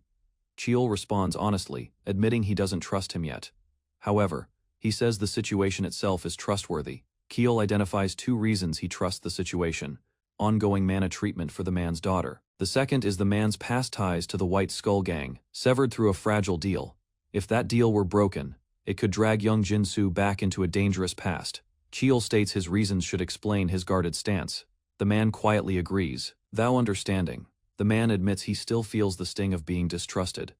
Cheol expresses hope that one day, trust won't depend on situations but mutual belief. Surprised by Cheol's sincerity, the man silently questions what caused such honesty. He expected leverage or threats, like others in power once used. Instead, he's treated as an equal in a partnership built on respect. Determined, he promises to prove his worth with consistent action. Cheol acknowledges it with a nod, ready to count on him. With new purpose, the man appears reborn like the speech swordsman he once was. As they part, he asks where Cheol is headed next. Cheol replies simply, "Sooth," and leaves with his weapon slung behind. A child points out the warrior in awe, watching as Cheol walks into the sunset. Inside a quiet office, warm sunlight spills across empty desks and polished wood surfaces. Amid swirling smoke, a woman sits relaxed, holding a long pipe while observing the room. An alert draws her attention as she casually reacts to a beeping monitor nearby. Curious, she notices unusual data flashing across multiple screens in front of her. She puts down her pipe, stands up decisively, and prepares to investigate further. Driven by determination, she smiles slightly and decides to confirm the anomaly herself. Inside a quiet, well-furnished cabin, the man relaxed with tea in hand. He examined a financial card carefully, confirming a balance of 100 million won, comforted by Young Su's preparations. He leaned back. Young Su's competence was unquestionable, so for now, no intervention was necessary. If he displayed power like Seol Jeom once did, the man knew the importance of signaling strength by surrounding himself with capable individuals. He acknowledged that previous success came from a mix of good timing and carefully crafted excuses. His knowledge from a past life had provided critical advantages in solving difficult situations. From now on, everything must appear as the result of logic and preparation, not intuition. Jung Su no longer occupied his thoughts. Personal tasks took priority. He stepped off the train platform, ready to begin the next phase of his journey. A slight grimace appeared as he braced himself for what awaited in the crowd. Since training at Chen, he had remained connected to this mission. Jeongu's rich historical depth made it a key place for both relics and revelations. Ancient objects here held hidden power mysteries untouched by the modern world. A glow from the artifact on his back pulsed faintly, signaling the presence of an ancient trace. He recalled the legendary figure, Li Hyul, Hun. Even Sungmu Mountain held only a shrine without his body. Despite the skepticism, a feature article recently highlighted new theories about Hyul, Hun's legacy. Climbing the stairs, the man pressed forward toward his purpose, unnoticed by passers-by. As he approached his destination, an unknown woman suddenly blocked his path. She immediately sensed something unusual and found his presence interesting. Noticing strange readings from her detector, she had come to investigate the source herself. She quickly identified a similarity in their eyes, hinting at shared mystic traits. Few possessed mystic eyes, but fate placed another like her in Korea. Valfairi de Bell, once a grand mage from France's Eiffel Magic Tower, held the same gift. Her interpretive eye enabled her to extract deep information from any object she examined. He hadn't expected to meet such a figure under these conditions, though he had planned to. Their meeting began awkwardly as she teased him, curious about his reaction and origin. When he confirmed he was Korean, she relaxed, admitting she only spoke Korean herself. Li Cheol silently acknowledged Valfairi's unpredictability. Her eccentric nature earned her 2 titles in the future, the eccentric of the Magic Tower and the tower's lunatic. Without permission, she had left the tower, chasing curiosity to Korea in pursuit of shamanism. Her motivations were baffling, even joking about acquiring Korean citizenship for fried chicken. She casually questioned Cheol's identity, despite initiating the conversation herself, introducing herself properly. Valfairi stated her name and origin. Cheol returned the courtesy, revealing his name and family ties to the Sungmu clan. She immediately connected his surname to the clan, recognizing its importance in Korea.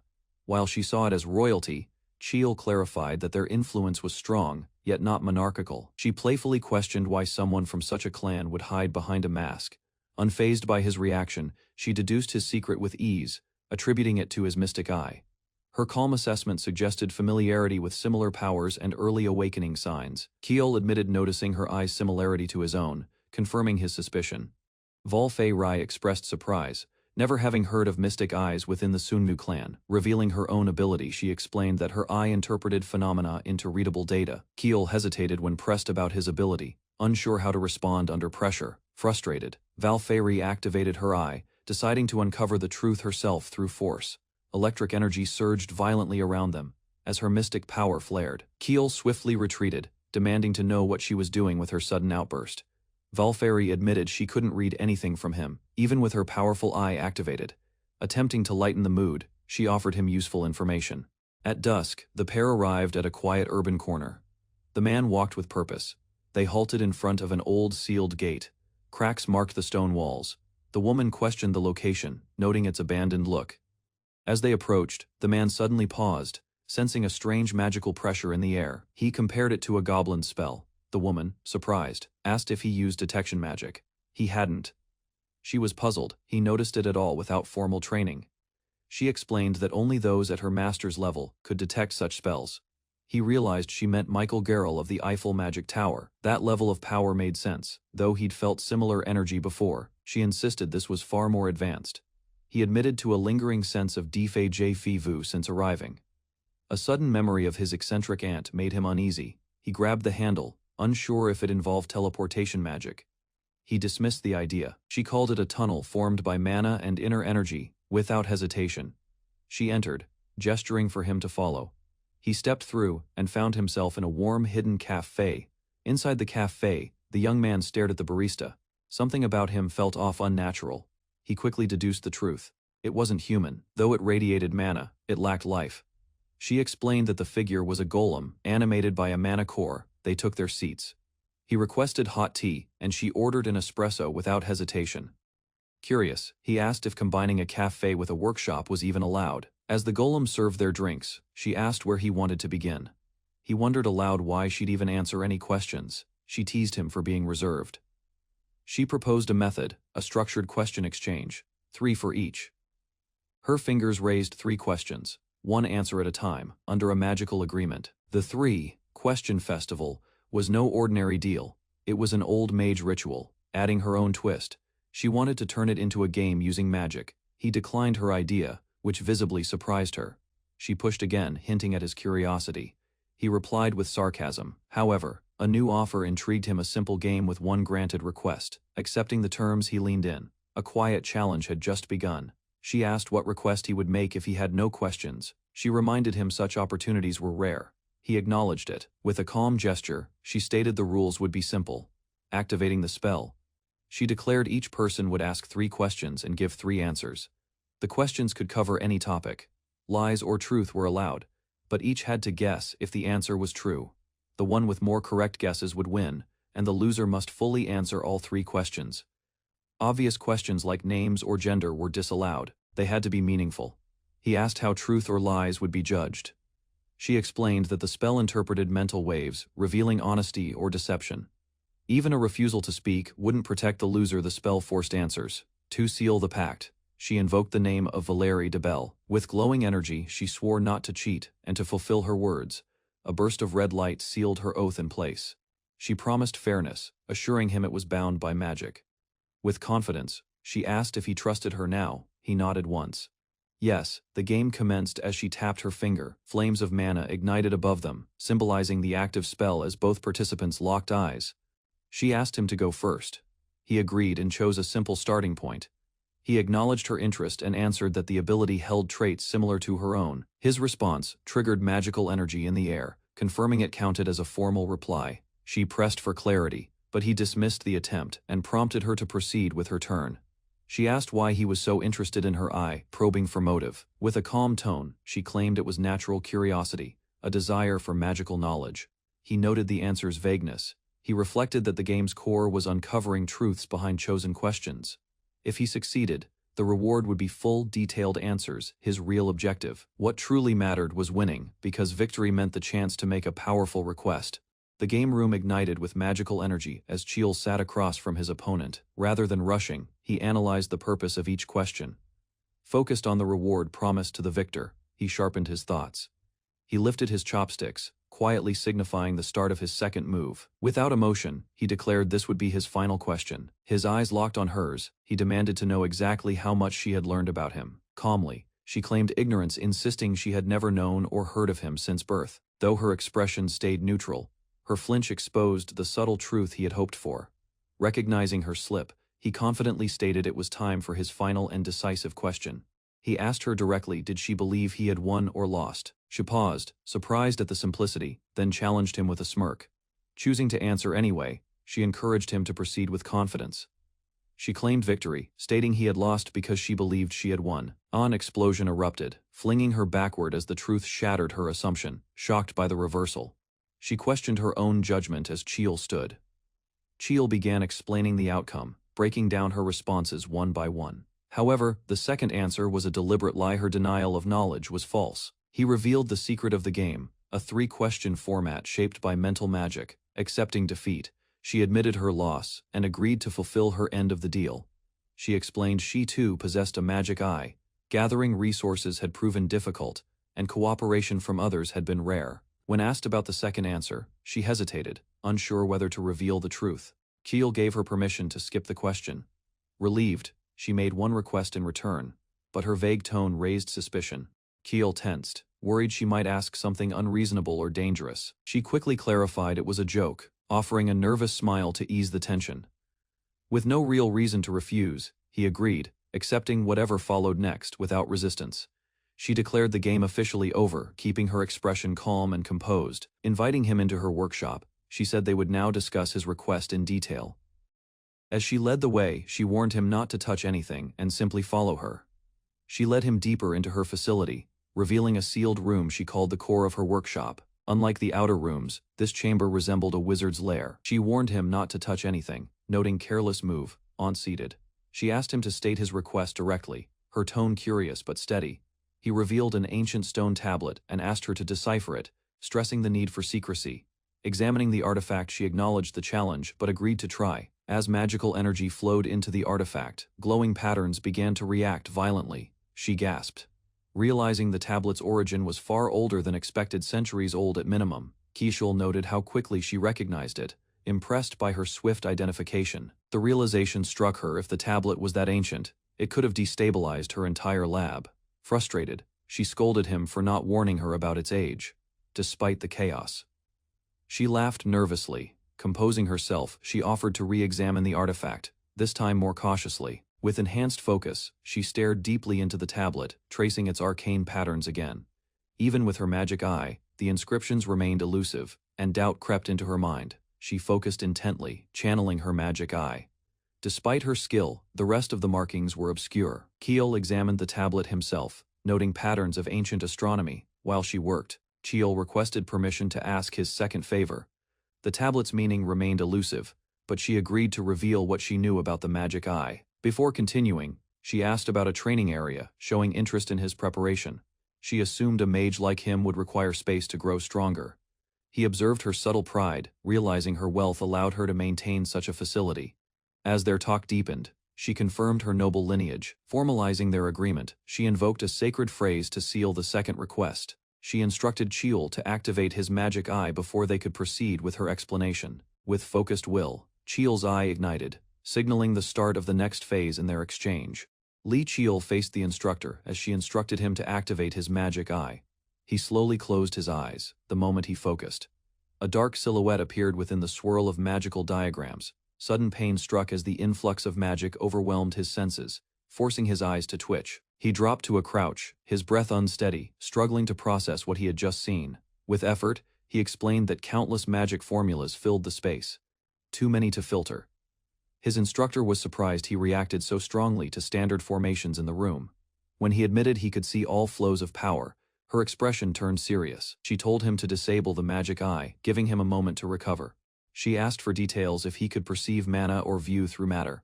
He answered that while objects remained opaque, movement and hidden energy were visible. Recognizing the abnormality, she decided to return to the lab for analysis. Back in the lab, a cup of tea sat untouched as the discussion resumed. She explained that magic eyes weren't enhanced sight. He struggled to understand her words as she began breaking it down. Inside the lab, Valerie explained how the magic eye linked directly to neural. She recalled an fMRI test that showed a dangerous spike in her brain the moment the ability activated. That overload, she explained, was the reason behind the sharp pain when control slipped from her grasp. Valerie warned that magic eyes were dangerous. Li Chiol's expression remained calm as he was asked how many abilities his possessed. She referenced the Sunmaga ritual, asking whether he had seen signs before awakening the eye. Memories surfaced at age 11, faint visions. Back in the lab, Li confirmed no one else awakened a magic eye like his. Acknowledging the danger, Valerie admitted he'd likely lose control during real combat situations. Li corrected her he'd already used the magic eye many times in battle. Shocked, she exclaimed that such usage should have caused brain damage or death. With steady confidence, he confirmed his control over all its functions despite the risk. Valerie was stunned. His resilience defied expectations. She realized his case was exceptional. Just as she considered new testing methods, his power flared again without warning. Narration followed. Li stayed at her workshop, per HR suggestion. While Valerie focused on artifact research, Li Chiul began intense training to push his magic eye's potential. Energy swirled violently around him as he pushed his body past comfort.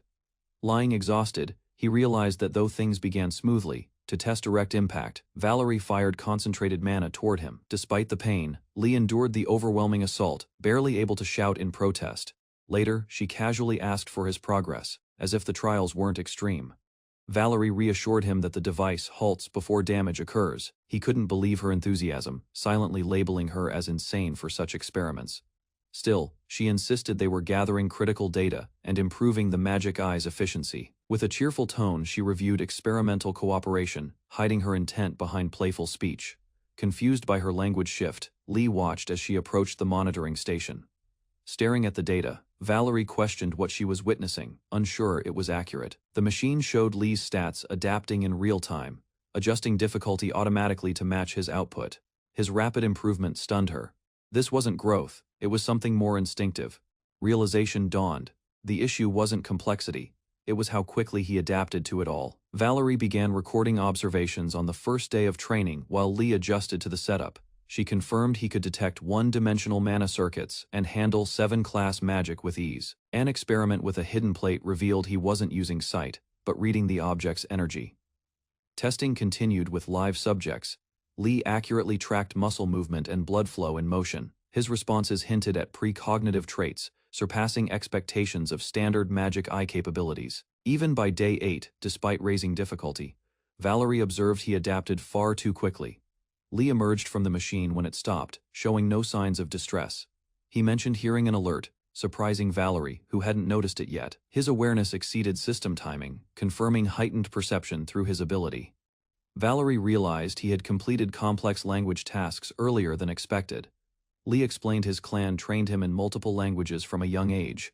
Smirking, he teased her effort, prompting a frustrated reaction from Valerie. Lee Cheol entered the training hall after being summoned. Although she preferred lab work, she acknowledged the need for more practical training for his development. Deciding to proceed with field training, she paused momentarily to prepare the next phase. The room lit up as magical formulas activated around them, engulfing the space in bright energy. She mentioned strengthening the magic system, making the environment more complex than before. Cheol was warned to stop small habits like blinking, as they might later become dangerous. He opened his magic eye, trying to read the chaotic flow of mana in the room. Despite efforts, all he felt was a sharp headache from the dense patterns. The intricate mana structure resembled a human system, layered and overwhelming. His instructor, though unfamiliar with magic, sensed his exceptional talent. She gave him a sensor tool to help detect mana flows during live testing. Keel asked about the training method, prompting a confident grin in response. She launched a massive fireball, stating the goal was clear. He dodged instinctively, caught off guard by the sudden intensity.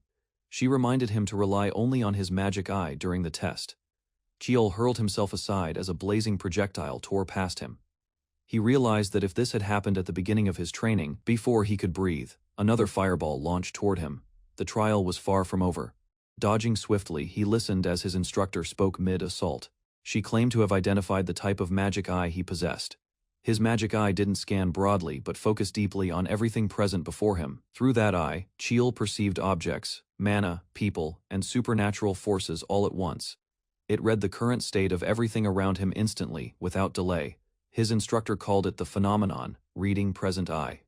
He silently criticized the naming. She continued explaining, the eye could deduce the past and forecast the future from the present.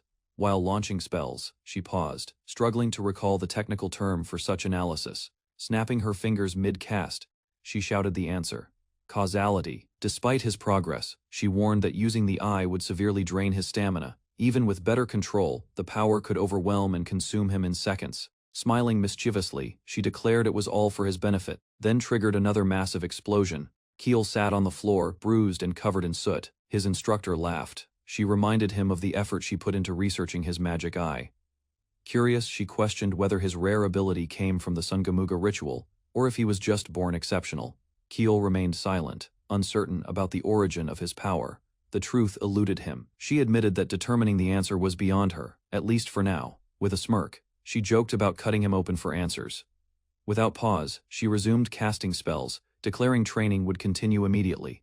Keel braced himself amid a barrage of explosions. Despite the chaos, he began adapting. He realized his projection and reflex control had become sharper than ever. She noticed it was getting late and stopped the training abruptly, amused. She noted he no longer looked like a walking ash pile, ordering him to the lab. She mentioned training was done for the day. Inside the lab, she revealed the deciphering process had finally been completed. Keel was surprised how much the room had changed in such a short time. She explained the clutter was all research, related with that task over. While walking through the lab, the instructor reflected on how she used to rely on students at the Magic Tower. Ancient records wasn't difficult due to their good preservation in the Korean peninsula. Keel inspected the tablet and noticed differences, mentioning he had reconstructed the missing characters and constellations. The instructor took over the explanation, showing Keel a star chart and asking about a specific constellation. Keel admitted he hadn't seen it before, and she confirmed it was because the original form had been altered. She pointed out that the stars were falsely connected, hinting at something hidden beneath the surface. They discovered that the deception involved the order of steps. Keel realized the pattern resembled energy lines, prompting him to investigate further. Unfolding a hidden layer, they revealed a map of the Korean peninsula, marked with ancient mana channels. Lee Cheol faced the instructor as she instructed him to activate his magic eye.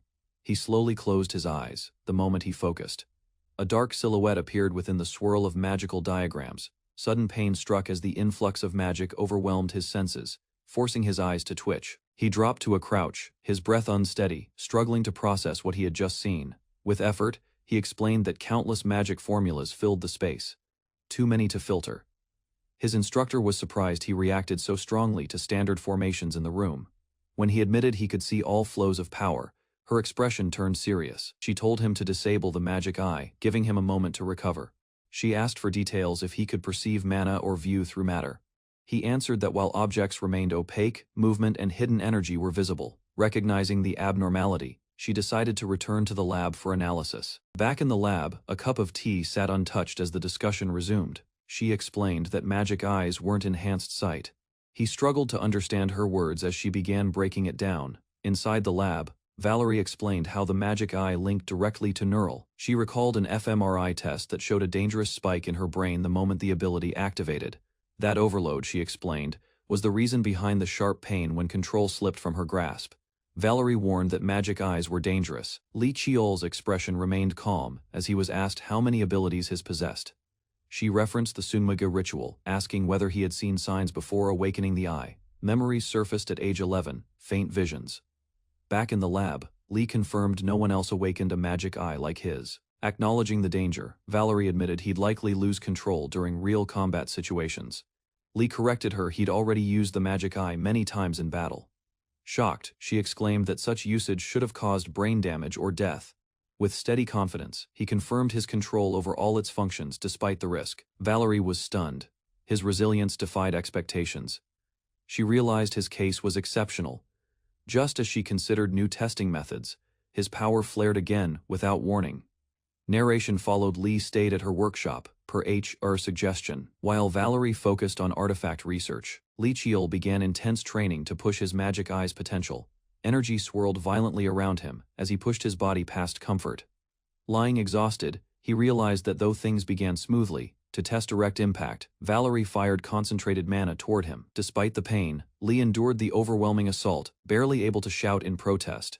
Later, she casually asked for his progress, as if the trials weren't extreme. Valerie reassured him that the device halts before damage occurs. He couldn't believe her enthusiasm, silently labeling her as insane for such experiments. Still, she insisted they were gathering critical data and improving the magic eye's efficiency. With a cheerful tone, she reviewed experimental cooperation, hiding her intent behind playful speech. Confused by her language shift, Lee watched as she approached the monitoring station. Staring at the data, Valerie questioned what she was witnessing, unsure it was accurate. The machine showed Lee's stats adapting in real time, adjusting difficulty automatically to match his output. His rapid improvement stunned her. This wasn't growth, it was something more instinctive. Realization dawned. The issue wasn't complexity, it was how quickly he adapted to it all. Valerie began recording observations on the first day of training while Lee adjusted to the setup. She confirmed he could detect one-dimensional mana circuits and handle 7-class magic with ease. An experiment with a hidden plate revealed he wasn't using sight, but reading the object's energy. Testing continued with live subjects. Lee accurately tracked muscle movement and blood flow in motion. His responses hinted at precognitive traits, surpassing expectations of standard magic eye capabilities. Even by day 8, despite raising difficulty, Valerie observed he adapted far too quickly. Lee emerged from the machine when it stopped, showing no signs of distress. He mentioned hearing an alert, surprising Valerie, who hadn't noticed it yet. His awareness exceeded system timing, confirming heightened perception through his ability. Valerie realized he had completed complex language tasks earlier than expected. Lee explained his clan trained him in multiple languages from a young age.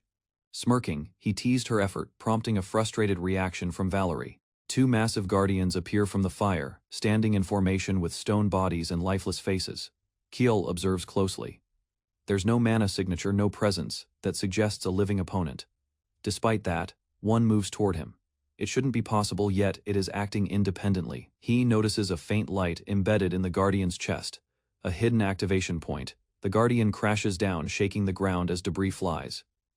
Kiel dodges quickly. Another fighter realizes he's running out of mana and can't afford a long battle. Kiel rolls away from a wide attack, landing behind a crumbling wall.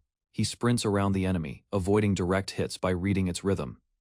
Recognizing sloppy movements, he prepares to counterattack with precision. Kiel channels energy and strikes with his sword's form, aiming high. Lightning flows through the blade, piercing the guardian's chest. He stays in close, refusing to let the enemy recover distance. Leaping forward, Kiel charges his blade with force. His attack lands hard, cracking the guardian's armor. He evades swiftly and prepares to strike again.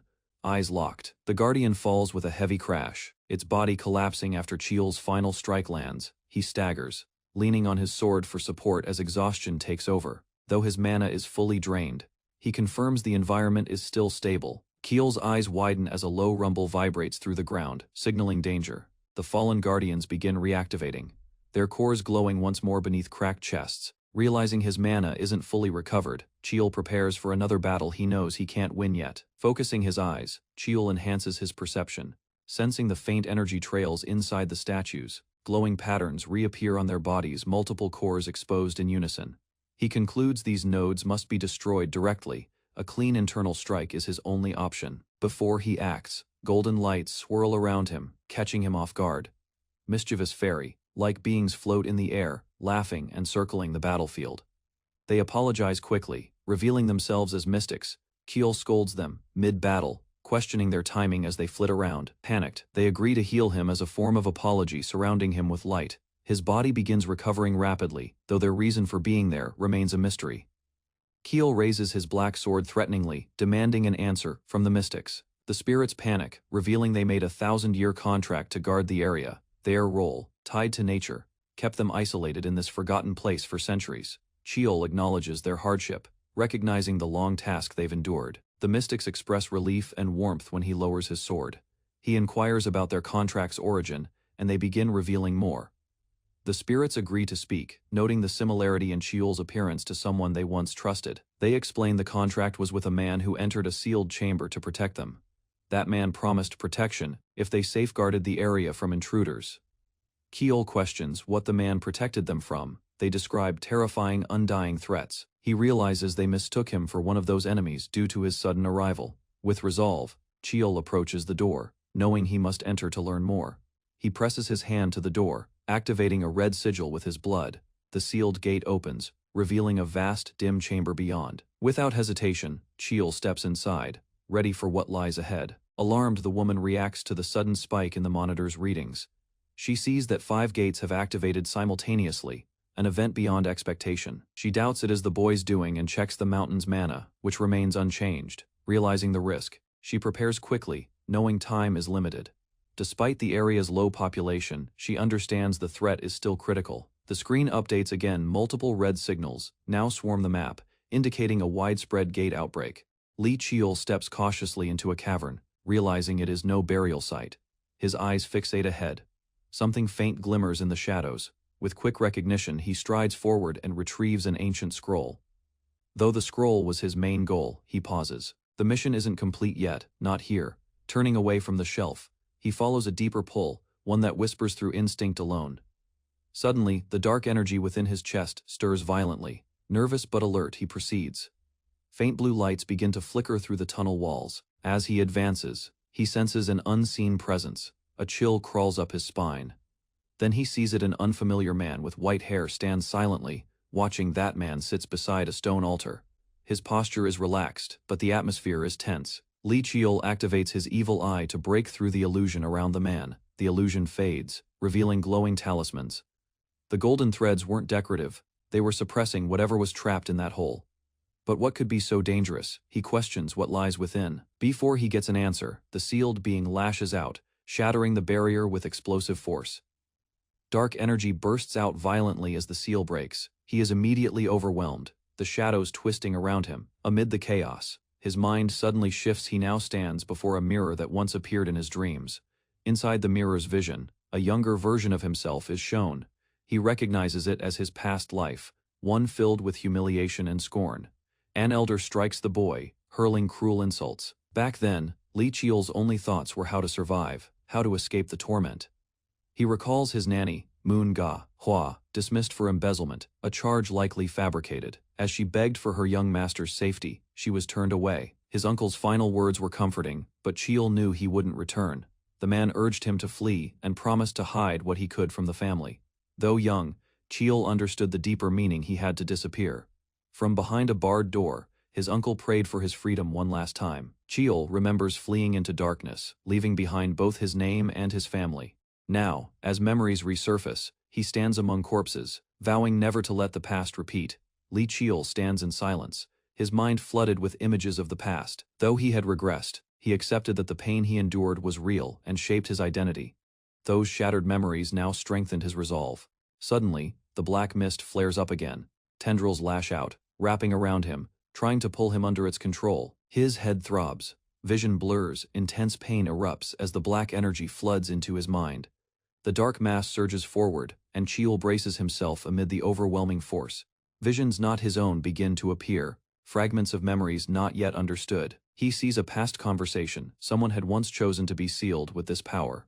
Lee Cheol realizes the sensation is similar to when he absorbed another's memories using black energy. It dawns on him he has just inherited a will, not simply power. The white-haired figure, recalling a prophecy, affirms a child chosen by the Black Knight would emerge. Holding a tablet, the figure explains it was meant to guide the destined heir through the ages. The scattered stone would one day draw the chosen child to him. Now as Cheol approaches from above, the prophecy begins to fulfill itself. He has arrived. Fragments of memory begin to shatter, and the white-haired figure silently pleads to be freed from his burden.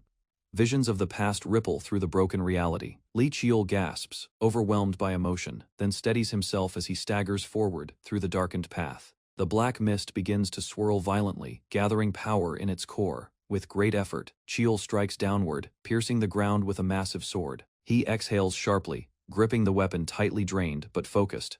Lee Cheol gasped for breath, his body trembling as he clutched a darkened sword. Examining himself closely, he realized something had shifted. The sinister energy now coursed evenly through his limbs. Darkness pulsed in his palm, deeper and heavier than ever before. Startled, he clenched his fist, unsure of what this power truly represented.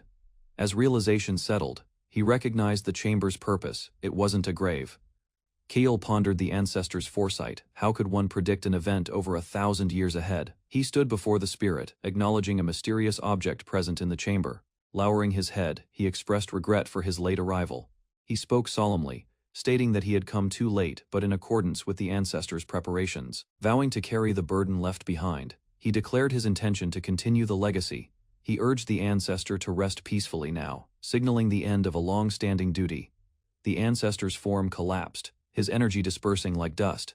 Cheol saw it as a final offering, a gift meant solely for him. Accepting it with a calm smile, he acknowledged the responsibility that had now become his. Cheol walked through the glowing path as golden lights floated around him. Echoes of voices cheered, praising his achievement. The fairies, now free, celebrated their fulfilled promise. Their mission had ended, and they began to disappear. He acknowledged their efforts with a nod. Their long-standing role was complete. Cheol glanced back at the mess they left behind. It annoyed him, knowing he'd face questions later. He muttered about the fairies' irresponsibility, stepping past vines and debris. A swirling portal shimmered nearby. He approached, unsure how it formed but ready to move on. The portal pulled him in quickly. He kept steady as light swirled around him. Momentum threw him out into open air. He braced himself mid-fall. Landing hard, he grumbled. Dimensional travel was never gentle. Cheol rose as dawn broke. A strange presence caught his attention, reacting fast. He unsheathed his sword and searched the area. Several figures emerged from the shadows, quietly surrounding him. Confused, he questioned their identity. His senses had barely detected them. A sudden impact exploded near his feet, a hidden arrow attack. The embedded arrow signaled danger. A fight was unavoidable. Cheol demanded answers from the masked intruders, but they responded only with erratic. The creatures muttered about a fragment and removing a mask, speaking as if possessed by many minds. Alarmed by the chaotic chatter, Chiel realized he wasn't facing ordinary enemies. Strange energy swirled around the foes. Though the aura felt like monster mana, their confusion echoed. How did a human enter their domain? Panic spread among them as they closed in. One lunged forward, shouting for freedom through the mask, revealing desperation in their assault. Chiel countered immediately, unleashing a powerful swing to stop the attacker's advance. A hidden observer watched, stunned that a human could wield such force. They questioned his strength, believing no ordinary human should manage such a feat. Another enemy charged. Chiel noted the appearance. A dull green skin. Looking closer, he realized it was a human in disguise, cloaked in orc remains. Suddenly, a glowing projectile launched from the bushes, rushing toward him. With sharp reflexes, Chiel deflected a poisoned needle mid-air. Spotting the shooter, he prepared to respond, unsure who or what they truly were. He gripped his blade tightly, knowing this area was a poor place to face so many enemies at once. Chiel activated his enhanced energy art, sending a surge of lightning crashing into the ground with force. Debris flew in all directions as he created an opening in the chaos. Using the moment, he dashed out of sight. Elsewhere, a masked figure arrived silently beneath the stars. She observed Chiel from a distance, noting his black hair and golden eyes with suspicion. Recognizing his clan, she questioned his presence at the sealed grave and grew tense. Her thoughts raced as she identified the grave's disturbance and confirmed the door had opened. Believing Chiel had claimed the forbidden item, she raised her voice, declaring her intentions. Dark energy surged behind her as the masked figure prepared to retrieve the last remaining mask. Chiel steps cautiously into a cavern, realizing it is no burial site. His eyes fixate ahead. Something faint glimmers in the shadows. With quick recognition, he strides forward and retrieves an ancient scroll. Though the scroll was his main goal, he pauses. The mission isn't complete yet, not here. Turning away from the shelf, he follows a deeper pull, one that whispers through instinct alone. Suddenly, the dark energy within his chest stirs violently. Nervous but alert, he proceeds. Faint blue lights begin to flicker through the tunnel walls. As he advances, he senses an unseen presence. A chill crawls up his spine. Then he sees it. An unfamiliar man with white hair stands silently, watching. That man sits beside a stone altar. His posture is relaxed, but the atmosphere is tense. Chiel activates his evil eye to break through the illusion around the man. The illusion fades, revealing glowing talismans. The golden threads weren't decorative, they were suppressing whatever was trapped in that hole. But what could be so dangerous? He questions what lies within. Before he gets an answer, the sealed being lashes out, shattering the barrier with explosive force. Dark energy bursts out violently as the seal breaks. He is immediately overwhelmed, the shadows twisting around him. Amid the chaos, his mind suddenly shifts. He now stands before a mirror that once appeared in his dreams. Inside the mirror's vision, a younger version of himself is shown.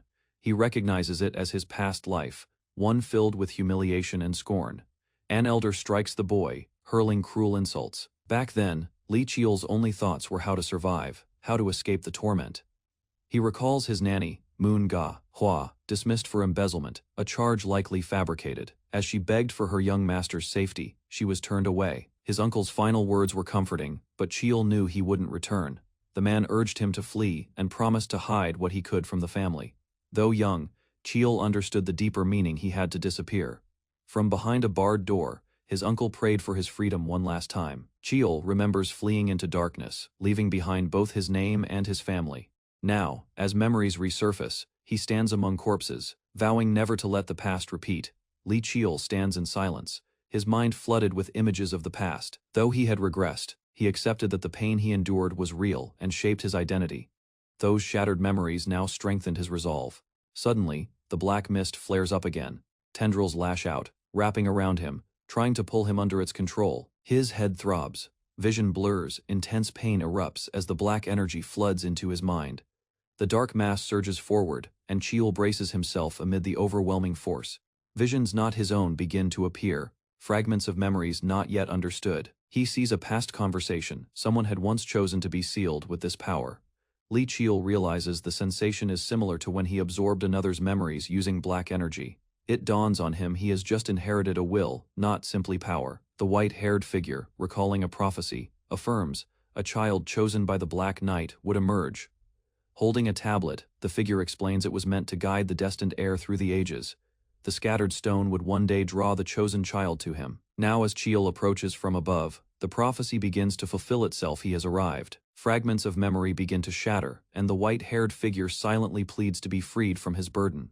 Visions of the past ripple through the broken reality. Li Chiol gasps, overwhelmed by emotion, then steadies himself as he staggers forward through the darkened path. The black mist begins to swirl violently, gathering power in its core. With great effort, Chiol strikes downward, piercing the ground with a massive sword. He exhales sharply, gripping the weapon tightly, drained but focused.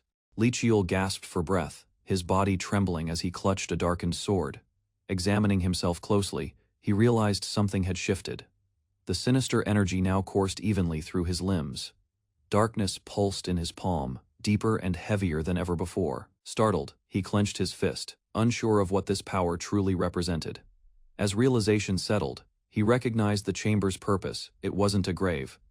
Chiol pondered the ancestors' foresight. How could one predict an event over 1,000 years ahead? He stood before the spirit, acknowledging a mysterious object present in the chamber. Lowering his head, he expressed regret for his late arrival.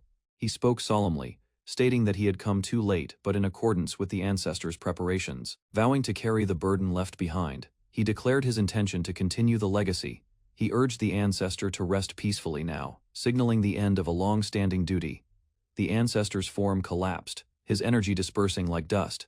Chiol saw it as a final offering, a gift meant solely for him. Accepting it with a calm smile, he acknowledged the responsibility that had now become his. Chiol walked through the glowing path as golden lights floated around him. Echoes of voices cheered, praising his achievement. The fairies, now free, celebrated their fulfilled promise. Their mission had ended, and they began to disappear. He acknowledged their efforts with a nod.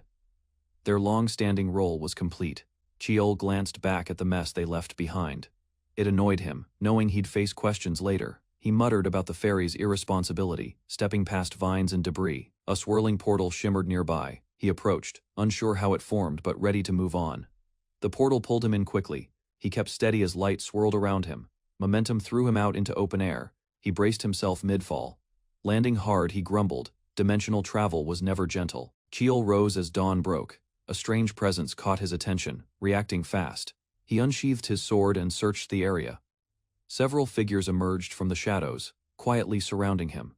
Confused, he questioned their identity. His senses had barely detected them. A sudden impact exploded near his feet, a hidden arrow attack. The embedded arrow signaled danger. A fight was unavoidable. Chiol demanded answers from the masked intruders, but they responded only with erratic. The creatures muttered about a fragment and removing a mask, speaking as if possessed by many minds. Alarmed by the chaotic chatter, Chiol realized he wasn't facing ordinary enemies. Strange energy swirled around the foes. Though the aura felt like monster mana, their confusion echoed. How did a human enter their domain? Panic spread among them as they closed in. One lunged forward, shouting for freedom through the mask, revealing desperation in their assault. Chiol countered immediately, unleashing a powerful swing to stop the attacker's advance. A hidden observer watched, stunned that a human could wield such force. They questioned his strength, believing no ordinary human should manage such a feat. Another enemy charged. Chiol noted the appearance. A dull green skin. Looking closer, he realized it was a human in disguise, cloaked in orc remains. Suddenly, a glowing projectile launched from the bushes, rushing toward him. With sharp reflexes, Chiol deflected a poisoned needle mid-air. Spotting the shooter, he prepared to respond, unsure who or what they truly were. He gripped his blade tightly, knowing this area was a poor place to face so many enemies at once. Chiol activated his enhanced energy art, sending a surge of lightning crashing into the ground with force. Debris flew in all directions as he created an opening in the chaos. Using the moment, he dashed out of sight. Elsewhere, a masked figure arrived silently beneath the stars. She observed Chiol from a distance, noting his black hair and golden eyes with suspicion. Recognizing his clan, she questioned his presence at the sealed grave and grew tense. Her thoughts raced as she identified the grave's disturbance and confirmed the door had opened. Believing Chiol had claimed the forbidden item, she raised her voice, declaring her intentions. Dark energy surged behind her as the masked figure prepared to retrieve the last remaining mask. Two investigators assess a recently sealed gate. The mechanism behind it is known. Nearby lies a deformed corpse. Its nature confirms it exceeds the limits of current human technology. Despite analysis, the woman concludes that some phenomena in this world cannot be explained through logic alone. After detecting unusual signals back at her facility, the woman returns to investigate further. The man attributes the signals to mutated beings, formerly human. Determined to validate the claim, he asks her to inspect the defeated entity herself. She proposes analyzing the lizard-shaped corpse for verification. He prepares the scene as she activates a detection spell to confirm its properties. The scan indicates it is indeed a monster, possessing unusual traits, but retaining a basic monster form. She clarifies that some monsters mimic humans, but this specimen remains fully non-human. He recalls exceptions cases where monster characteristics remained within seemingly human bodies. They proceed deeper into the forest to inspect another site linked to the same phenomenon. Another corpse is found ahead. The man shows signs of recognition. She identifies it as a goblin. He recalls it previously taking human shape. Detection magic reveals something abnormal. While inspecting a corpse, the woman notices a human shoe still intact on the creature's foot. Human-shaped footprints and intact clothing provide further clues.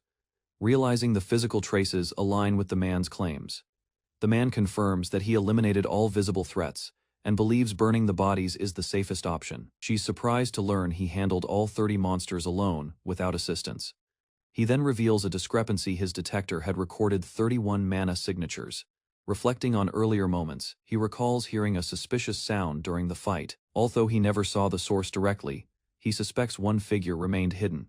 He concludes that someone else had been controlling the monsters from the shadows. Later at the lab, he arrives to check the results of the monster analysis. She reports no significant findings. The magical readings matched what she'd already seen on site. While the atmosphere grows tense, he reminds her of their earlier test to shift the focus. He pushes her to trust his instincts, referencing her past confidence in detecting lies. As they bicker, she brags about her academic achievements in magical research. Hearing she was a top student at Eiffel Magic University. At the lab, the woman demands he stop deflecting and explain the results clearly. He notices her mood but holds back. Internally, he acknowledges her capabilities. Caught off guard by his praise, she gives a modest reply. He continues complimenting her achievements, mentioning her magic eyes. Realizing his tone sounds overly academic, he hesitates, wondering if he went too far. Instead of taking offense, she beams with pride, easily swayed by the praise. Before revealing more, he asks her a question: were the attackers targeting him from the beginning? Though unsure, she admits it's possible. Communication with the creatures had failed. She then shifts the discussion to the stone tablet's location. He confirms partial findings, but withholds details, citing clan restrictions tied to the artifact. She listens quietly but questions his secrecy, growing suspicious of his hesitation. Unwilling to press too hard, she begins to explain her own reasoning behind the events. She suggests a theory based not on fact, but intuition shaped by past events. Recalling the Great War, she explains how it began with monsters. As alliances blurred, humans and monsters alike pursued their own goals. As war escalated, buried forces began to emerge, answering the chaos with silent presence.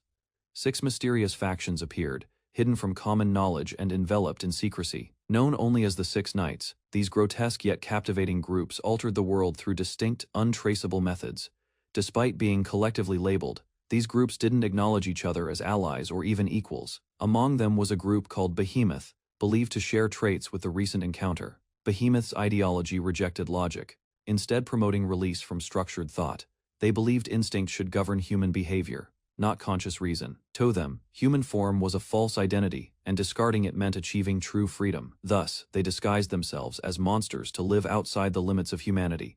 They argued monsters acted on pure instinct, which they viewed as life's true form. However, her master had stated they wore disguises, not that actual transformation took place. This contradiction raised uncertainty if transformation now occurred. She explained that Behemoth's ideology was absolute in their eyes. The group had once grown so powerful that it dared to challenge nations. Although it wasn't confirmed they were involved, someone had clearly targeted him, he replied. Without hesitation, he would continue his warrior's journey, unaffected by the vague threat. If fear was enough to stop him, he never would have left the clan to begin with. She exhaled, softly, accepting his resolve even though her unease hadn't faded. He stood before a robe, noting its unusual design and aura. It wasn't ordinary attire. Touching the fabric, he confirmed it felt foreign, reinforced by the sensation he felt wearing it. In the mirror, the robe adapted to fit him perfectly, affirming its unique qualities. He tested it through movement, light, flexible, and ideal for battle. Her voice interrupted, calling out to him with cheerful energy. She barged in proposing fried chicken for dinner, catching him off guard. She laughed, joking that he was acting like a fashion-obsessed teen. He stood awkwardly while she recalled how uninterested he'd been before. Rushing toward him, she demanded to know why he was acting so strangely. She quickly moved in, examining the robe with growing urgency. Startled, she questioned him about its origin, realizing too late that she had overlooked its quality earlier. Her eyes widened upon touching it. The fabric was no ordinary material. She explained the rarity of heavenly silk, a fabric so valuable it was often used only in sacred ceremonies. Calling it heavenly grade equipment, she emphasized how few ever encountered even a scrap of it. According to her, the material bonded with owners and was known for spiritual adaptability. Tempted, she reached toward the robe, overwhelmed by its presence and aura. Despite his protest, she continued, drawn to touch it even if only briefly. But the robe rejected her, responding, as if it already had a chosen owner. Annoyed, he asked how long she planned to admire it before handing over the book. The entry revealed its source, the heavenly silkworm. Its cocoon, matured over decades, produced silk infused with mystical properties. The silk's threads, once treated, became living fibers resistant. He questioned if gear could truly be alive, and she affirmed spiritual, not conscious. Despite lacking magical resistance, the robe's unmatched harmony with mana made it limitless equipment. She explained how even an average spellcaster could reach elite levels using that robe. If it weren't already bound to him, she would have taken even a single strand. He hadn't realized its full potential until now, surprised by its overwhelming value. Inside the robe, white letters spelled its name, Silver River. Though unrelated, it perfectly complemented his black sword, both exuding unique power. Clothing and weapon didn't originate as a set, yet felt like they belonged together. Days later, he sat surrounded by scrolls, struggling to decode ancient writings. Though Valerie could read them easily, he hesitated, bound by clan secrecy. Thanks to her, he at least had rare reference books to study. He resumed his work and uncovered a passage left by a past clan leader. The message defied the ancestors' will, written for future generations in secret. It was authored by Li Hyangson, the clan's second head. Despite great risk, he noticed only certain parts were missing while the rest was preserved. At first he suspected tampering, but the tomb had shown no intrusion. It seemed his ancestor anticipated this, knowing the record might vanish one day. He discovered there was less information about the sword's seal than expected. The document confirmed that the second clan leader, like others, this explained why records ended at the third seal, and showed his brother hadn't withheld anything. While reading, his hand stopped suddenly on a phrase that revealed the sword was forged by a god. He confirmed the translation, stunned by the divine origin behind the weapon in his possession. Before he could reflect further, a strange vibration caught his attention from his pocket. He prepared to contact someone about the discovery, considering his next move carefully. Unexpectedly, a call arrived from Yongjin Su, raising suspicion with its sudden timing. The message on the screen warned of a problem and proposed a secret meeting. Li Chiol stood outside the building, expressing gratitude to Valerie for her support throughout his journey. Valerie proudly reminded him of her crucial help with deciphering the stone tablet. Curious, she asked who he planned to introduce. Just as he turned to leave, Valerie rushed forward, stopping him abruptly with urgency. She handed him a charm, a small stone infused with her own energy. She explained the charm had a protective spell. Unsure of its effectiveness, Kiel accepted the charm gratefully, acknowledging that he often received more than he gave. Valerie tried to brush it off, but her nervousness made him suspicious of her behavior. He questioned her directly, prompting a flustered denial as she panicked under his gaze. Internally, Valerie struggled, realizing she couldn't reveal what she had done in her research paper. She had secretly used Chiol's magic eyes as the subject, convinced no one would ever read it. She nervously justified her actions to herself. Trying to shift the topic, she asked about his next move. With a bright smile, Valerie agreed to meet again and wished him well. Kiel gave a final thanks, their farewell sincere, as he set off toward his next destination. In the outskirts of Seoul, Li Chiel arrived at a modest building. Kiel appeared worn from his journey. They entered a simple office space, where the man admitted it was still under development. Kiel observed the compact layout, noting it was smaller than expected for such a venture, despite the size. He found the staff motivated and the environment healthy. The man noticed his reaction and cautiously asked if Chiel felt disappointed with what he saw. At first, Chiel had doubts, but soon recognized the reasoning behind the conservative setup. He questioned if starting small had been intentional from the beginning. The man confirmed it, explaining his careful planning when Chiel initially provided the funding. Rather than chase quick profits, the man chose to build a strong, lasting business structure. He recruited promising individuals and trained them gradually, with long-term growth in mind. Kiel silently respected the decision, acknowledging the wisdom behind the slow but steady progress. That cautious strategy matched exactly what Cheel had hoped for when he gave support. The man hesitated, wondering if his choices had crossed any boundaries. Keel reassured him to continue confidently, encouraging him to trust his own judgment moving forward. Jung Jin-soo hesitated to praise the strategy outright, fearing it might restrict future decisions. Instead, he shifted the topic, handing Lee Cheol documents tied to laundering funds through legal fronts. Keel carefully reviewed the paperwork, understanding the scale of money involved. The funds had already passed one laundering process. Keel realized if his identity remained hidden, scrutiny would be avoided by authorities. Jin-soo confirmed he was only acting as a proxy and intended to use all available resources. Keel understood that Jin-soo's formality was a way to define loyalty and chain of command. Accepting the arrangement, he signed the papers without hesitation. He then asked directly if the real reason for his summons was the Nine-Dragon stronghold. Jin-soo confirmed the group had taken unexpected action, raising suspicion through black market activity. They discovered the stronghold's backing of Baek Chulsu. Explaining the sudden movement, Keel recognized the Nine-Dragon stronghold's power and noted their darker operational methods. After identifying the stronghold's presence, Jin-soo began monitoring them closely. Due to territorial limitations and public awareness, they were forced to act discreetly in Korea.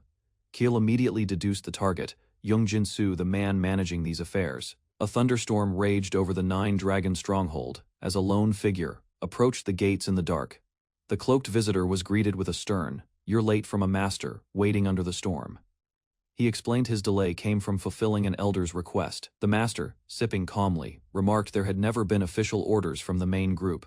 Still, he acknowledged the elder's involvement. Despite his harsh upbringing, the young man showed curiosity about the power held above him. The master criticized him for becoming a pawn in political schemes instead of sharpening his swordsmanship.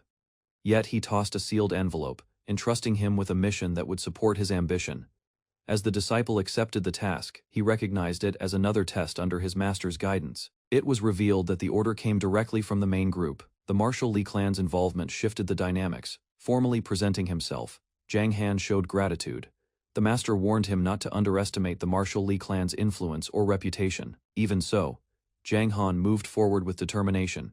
Seeing through the clan's moral facade, he remained resolute, prepared to confront the hypocritical forces hiding behind righteousness. She explained that Behemoth's ideology was absolute in their eyes. The group had once grown so powerful that it dared to challenge nations. Although it wasn't confirmed they were involved, someone had clearly targeted him, he replied. Without hesitation, he would continue his warrior's journey, unaffected by the vague threat. If fear was enough to stop him, he never would have left the clan to begin with. She exhaled, softly, accepting his resolve even though her unease hadn't faded. He stood before a robe, noting its unusual design and aura. It wasn't ordinary attire. Touching the fabric, he confirmed it felt foreign, reinforced by the sensation he felt wearing it. In the mirror, the robe adapted to fit him perfectly, affirming its unique qualities. He tested it through movement, light, flexible, and ideal for battle. Her voice interrupted, calling out to him with cheerful energy. She barged in proposing fried chicken for dinner, catching him off guard. She laughed, joking that he was acting like a fashion-obsessed teen. He stood awkwardly while she recalled how uninterested he'd been before. Rushing toward him, she demanded to know why he was acting so strangely. She quickly moved in, examining the robe with growing urgency. Startled, she questioned him about its origin, realizing too late that she had overlooked its quality earlier. Her eyes widened upon touching it. The fabric was no ordinary material. She explained the rarity of heavenly silk, a fabric so valuable it was often used only in sacred ceremonies. Calling it heavenly grade equipment, she emphasized how few ever encountered even a scrap of it. According to her, the material bonded with owners and was known for spiritual adaptability. Tempted, she reached toward the robe, overwhelmed by its presence and aura. Despite his protest, she continued, drawn to touch it even if only briefly. But the robe rejected her, responding, as if it already had a chosen owner. Annoyed, he asked how long she planned to admire it before handing over the book. The entry revealed its source, the heavenly silkworm.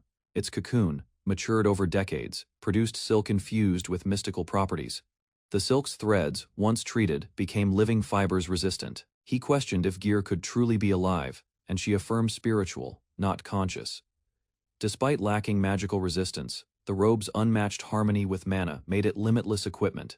She explained how even an average spellcaster could reach elite levels using that robe. If it weren't already bound to him, she would have taken even a single strand. He hadn't realized its full potential until now. surprised by its overwhelming value. Inside the robe, white letters spelled its name, Silver River. Though unrelated, it perfectly complemented his black sword, both exuding unique power. Clothing and weapon didn't originate as a set, yet felt like they belonged together. Days later, he sat surrounded by scrolls, struggling to decode ancient writings. Though Valerie could read them easily, he hesitated, bound by clan secrecy. Thanks to her, he at least had rare reference books to study. He resumed his work and uncovered a passage left by a past clan leader.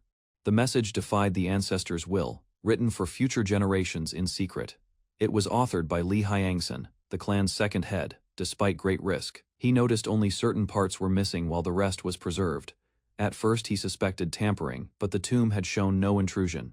It seemed his ancestor anticipated this, knowing the record might vanish one day. He discovered there was less information about the sword's seal than expected. The document confirmed that the second clan leader, like others, this explained why records ended at the third seal, and showed his brother hadn't withheld anything. While reading, his hand stopped suddenly on a phrase that revealed the sword was forged by a god. He confirmed the translation, stunned by the divine origin behind the weapon in his possession. Before he could reflect further, a strange vibration caught his attention from his pocket. He prepared to contact someone about the discovery, considering his next move carefully. Unexpectedly, a call arrived from Yongjin Su, raising suspicion with its sudden timing. The message on the screen warned of a problem and proposed a secret meeting. The Jongno Chansang Hotel towered over the city, its high floors shielding hidden operations. Inside a private room, a man listened to troubling news. Lee Jae-hak had released a key target. He dismissed unreliable allies and decided to secure just one man. With that, their exit from the country would be assured. Elsewhere, a group spoke about a man who claimed success while avoiding real effort. Rumors spread, but no one dared speak openly. Though not directly linked, the Lee clan's power silenced dissent. Suddenly, a tablet rang. Attention shifted. The unexpected call could change their direction. A guard informed his superior that guests had arrived, claiming relevance by name. Hearing Yongjin Su, he grew alert. That name wasn't random. Surprise registered. This visit carried weight and purpose. Two men waited. One couldn't believe their target approached them first. Inside, the visitor calmly explained an information broker led him here. He introduced himself, Yang Seuden of the Nine Dragon Stronghold. Li Chiul revealed he already knew Yang's identity and future role. He praised the information network used to find him, but questioned why Yang still brought a guard. Trust remained fragile. Yang Seuden claimed caution was necessary when meeting a warrior from the Nine Dragon Stronghold. Li Chiul, seated calmly, dismissed the concern. He stated plainly that he had no mana and was just an ordinary man. Despite being looked down upon, he stood, uninterested in further talk. Yang Seuden immediately rejected the demand. His refusal was firm and final. Li Chiul paused. Shocked, Yang apologized, but made it clear he wouldn't be escorted anywhere. Anger erupted. Li shouted that this wasn't a suggestion but a direct order. Rising from his seat, Li shouted about his authority as future elder. Yang remained calm, claiming he knew why they were really in Korea. Before Li could speak again, Yang threatened to drag him back by force. Li turned to his swordsman, issuing a quiet command. He ordered the masked man to eliminate Yang first. In a blur of speed, the swordsman intercepted. The masked man noted his opponent's swiftness. Other guards intervened. Li shouted angrily at the sudden clash, blaming poor judgment. He realized the meeting had spiraled out of control. The situation was now a mess. The masked warrior internally criticized Yang, labeling him weak and unworthy. He studied the young swordsman, surprised by his presence and strength. Despite appearing only 17 or so, the swordsman radiated killing intent. Recognizing an unfamiliar aura, the masked man gripped his ornate weapon tighter. The swordsman admitted he'd aimed for the neck, but his enemy reacted instantly. He noted that the masked man might be his age, yet clearly more skilled. The tight space gave no advantage, though he preferred 10 steps distance. With no time to hesitate, the swordsman charged. The mission took priority. Hesitation could mean failure. As he closed in, the masked man panicked internally, overwhelmed by fear rushing to his head and chest. He couldn't reveal his identity or use magic. Relying solely on instinct, he defended with desperation. Clashing steel filled the room as blows landed. The swordsman struck without hesitation. Their violent exchange shattered the surroundings. Realizing each strike aimed precisely for vital points, he grew alarmed. Green energy surged from the masked man's blade. He activated enhanced energy art, shouting his technique, Razor Wind.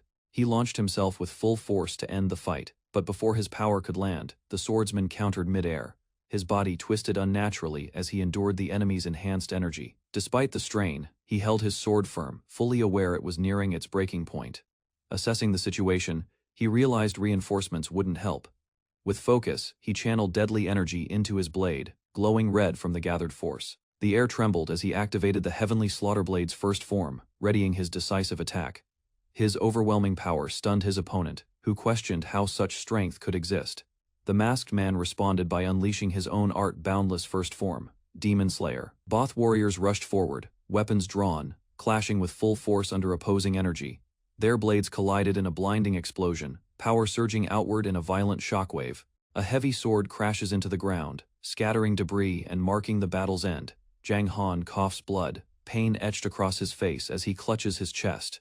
Collapsed beside his blade, he reflects on his failure. Despite relentless training, he couldn't defeat the masked man. The masked figure approaches, asking for Jang Han's name without hostility. Lowering his head, Jang Han mutters his name, tense and uncertain.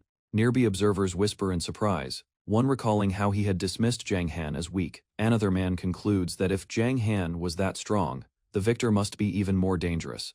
He claps once, then announces they should end matters for today.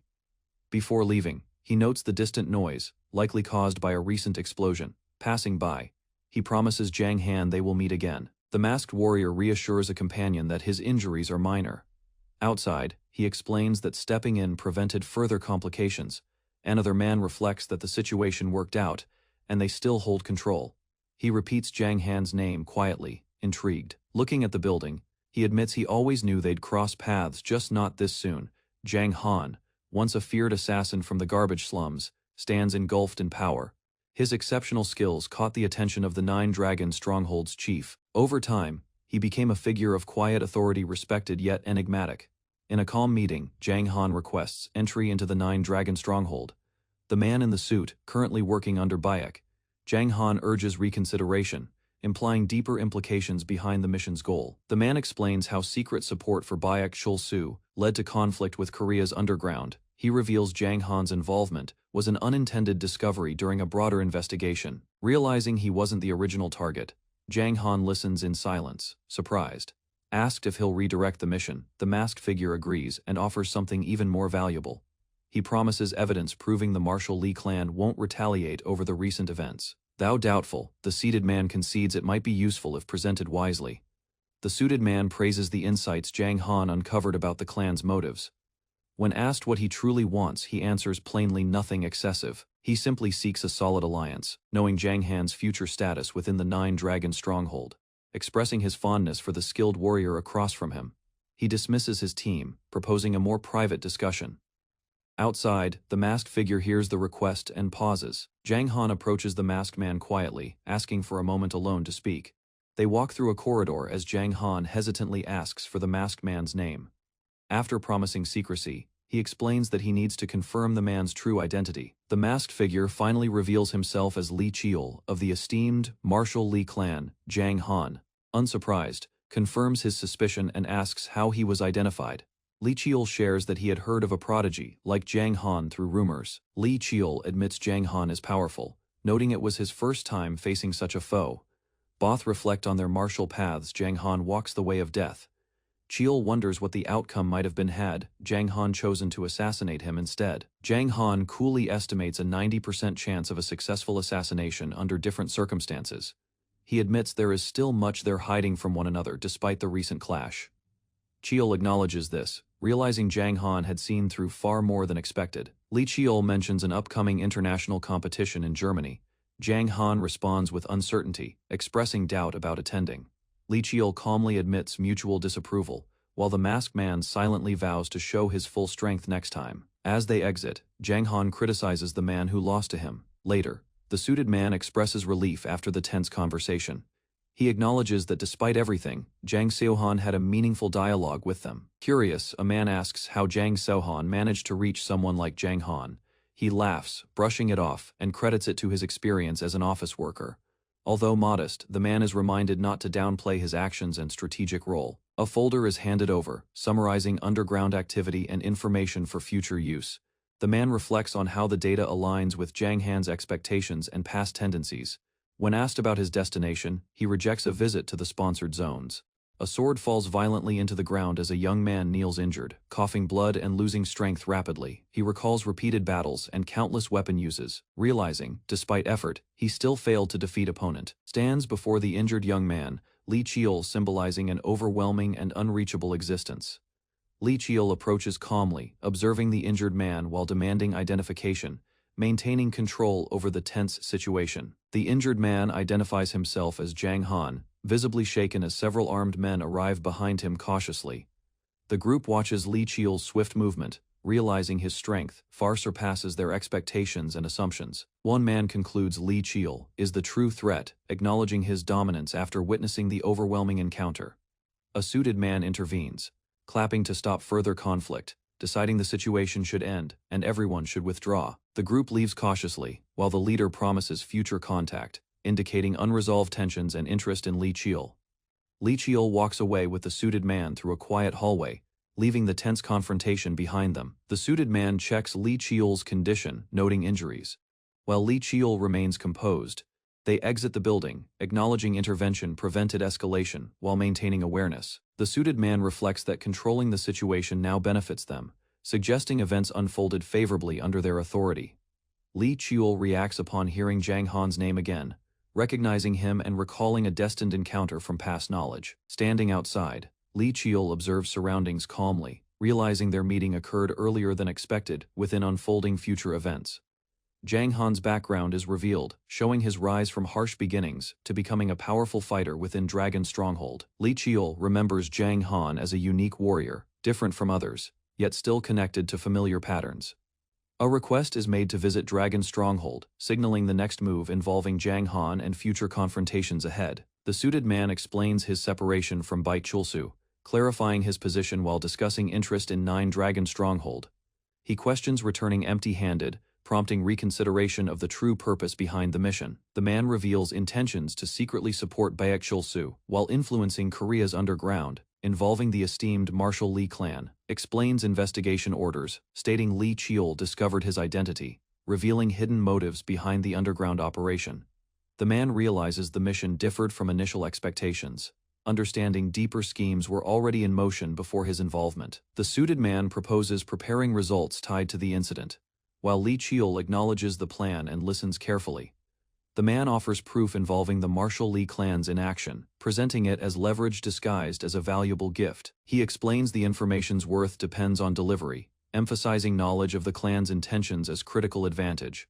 The man requests a relationship with Li Chiol, anticipating his rise within 9 Dragon Stronghold and future influence there. The suited man expresses interest in Li Chiol, recognizing his value and deciding to continue. The room is cleared as others leave, creating isolation while Li Chiol remains. Observing the sudden change carefully, Zhang Han approaches Li Chiol directly, requesting a brief moment alone, questions Li Chiol's identity, Zhang Han seeking confirmation while maintaining a composed stance during their private encounter inside. Li Chiol considers briefly, then removes his mask, revealing his face and declaring his true identity without hesitation. Zhang Han reacts to the revelation, recognizing Li Chiol as a member of the esteemed Marshal Lee clan, confirms his assumption. Zhang Han explaining recognition came from rumors, describing a young yet exceptional swordsman within the clan. He reflects on their clash, noting Li Chiol's strength exceeded expectations, proving his identity through undeniable combat ability. Zhang Han acknowledges the encounter as unique, admitting it was his first time facing someone of such caliber. Zhang Han demonstrates his killing intent, showing mastery in lethal combat, while Li Chiol recalls choosing a different path. Li Chiol reflects that their encounter was inevitable, comparing it to fate rather than coincidence within their shared battlefield. Evaluates their fight, Zhang Han concluding he could succeed most times, yet acknowledges unseen variables influencing their outcome. Zhang Han explains his conclusion was calculated from Li Chiol's displayed abilities, showing awareness of his opponent's hidden potential. Li Chiol accepts that his identity was recognized, understanding concealment was ineffective against someone with sharp perception. He mentions a future event in Germany, implying another meeting where their confrontation will continue under different circumstances. Li Chiol responds indifferently, showing little attachment while maintaining focus on strength and future encounters rather than alliances. Both acknowledge mutual dislike, yet express desire for another fight, intending to reveal their full abilities next time. They part ways, Li Qiu leaving confidently while Jiang Han remains, preparing mentally for their inevitable next confrontation. The suited man relaxes after tension, discussing the encounter, evaluates everything carefully. They share a meal, reviewing the masked figure's strength, realizing the opponent's abilities far exceeded their expectations. The suited man praises Li Qiu's handling, while Li Qiu downplays it. A document is handed over, explaining it contains compensation and resources, ensuring cooperation and covering operational expenses. The suited man warns about Bai Chulsu, advising caution, while acknowledging Li Qiu's independence and likely future absence. Li Qiu declines returning to unresolved matters, deciding instead to travel toward Jeju Island. At the Marshall Li clan headquarters, officials gather as reports confirm unusual movements linked to demonic cult activity. A masked subordinate explains dimensional gates appeared in Thompson, with relic traces confirming involvement of demonic faction forces. Clan leaders dismiss relics as insignificant, noting gate intruders included ordinary ranks. The subordinate reports tracking results, confirming elimination of lower-ranked enemies. A leader reacts seriously after learning Li Qiu was present in Jianggu during the demonic cult incident. They deduce the cult targeted the youngest, despite exposure risks, indicating intentional focus on Li Qiu specifically. The clan head questions Li Qiu's presence, while subordinates explain he was following orders and avoiding unnecessary attention. Concern rises as leaders suspect patterns repeating, suggesting larger schemes involving Li Qiu and demonic cult actions. Orders are given to shadow Li Qiu, monitor movements, and investigate why the demonic cult specifically targeted him. The clan head declares zero tolerance toward interference, expressing anger at threats targeting the Marshall Li clan's bloodline. He orders subordinates to eliminate intruders immediately if they appear. After hearing Li Qiu defeated enemies alone, the clan head shows interest, recognizing his growing strength and potential. Li Qiu arrives at Jeju International Airport, observing the environment while noting unusual demonic energy spreading across the area. He realizes the demonic presence already reached the airport, indicating a serious situation developing faster than expected. A taxi driver approaches Li Qiu, attempting conversation and offering transport. Li Qiu reacts coldly, sensing something unusual about the driver, showing immediate suspicion toward his behavior. The driver reveals knowledge about hidden forces, suggesting connections to the Black Crow Order while testing Li Qiu's awareness. Li Qiu dismisses the driver, concluding the enemy underestimated him while remaining cautious. A man introduces himself as Im Yongmuk, the Black Crow Order leader, apologizing while evaluating Li Qiu's condition. He observes Li Qiu's unchanged appearance, acknowledging his outstanding abilities. Im Yongmuk suggests relocating for privacy, offering transport while Li Qiu remains cautious and silently agrees to proceed. Li Qiu accepts transport, directing destination toward Halasan foothills, showing intent to control the meeting's location and conditions. Inside the vehicle, Im Yongmuk attempts to ease tension, but Li Qiu remains focused, prioritizing purpose over casual interaction. Im Yongmuk proposes a formal agreement, recognizing Li Qiu's direct approach and expressing interest in forming a structured partnership. The Black Crow Order is described as a powerful intelligence group with hidden influence across regions. They propose exchanging information, offering valuable intelligence while requesting cooperation in return. Im Yongmuk explains their interest comes from Li Qiu's actions, identifying him as a valuable figure worth engaging strategically. He lists Li Qiu's achievements, highlighting his rapid rise, influence, and connections that drew the organization's attention. Multiple reasons forced their approach, emphasizing Li Qiu's intelligence and actions made ignoring him impossible. Li Qiu observes calmly, recognizing the manipulation attempt, while Im Yongmuk subtly reveals intent to exploit information control. The vehicle stops as Li Qiu rejecting the offer and preparing to leave without further negotiation. Im Yongmuk insists cooperation is necessary for Li Qiu's goals, but Li Qiu remains unmoved. Li Qiu walks away from the car, reaffirming his refusal while maintaining independence. Im Yongmuk warns of regret, attempting intimidation, but Li Qiu dismisses the threat without hesitation or concern. Li Qiu reveals he considered helping before, but changed his decision after assessing the organization's true intentions. He leaves confidently, instructing Im Yongmuk to report back, while exposing awareness of their identity. Li Qiu, revealing he only tested Im Yongmuk for information while maintaining control of situation. Im Yongmuk reacts with frustration, realizing Li Qiu judged his abilities as insufficient and became disappointed by performance. Angered by humiliation, Im Yongmuk attempts retaliation as he punching a post to calm down. He struggles to recover, acknowledging Li Qiul's arrogance while recognizing the gap in their strength difference. Reflects on failure, he realizing personal involvement backfired, damaging his reputation as Black Crow Order's Southern Branch leader. Still confused, he questions Li Qiul's motives, considering why direct contact and negotiation were personally initiated earlier.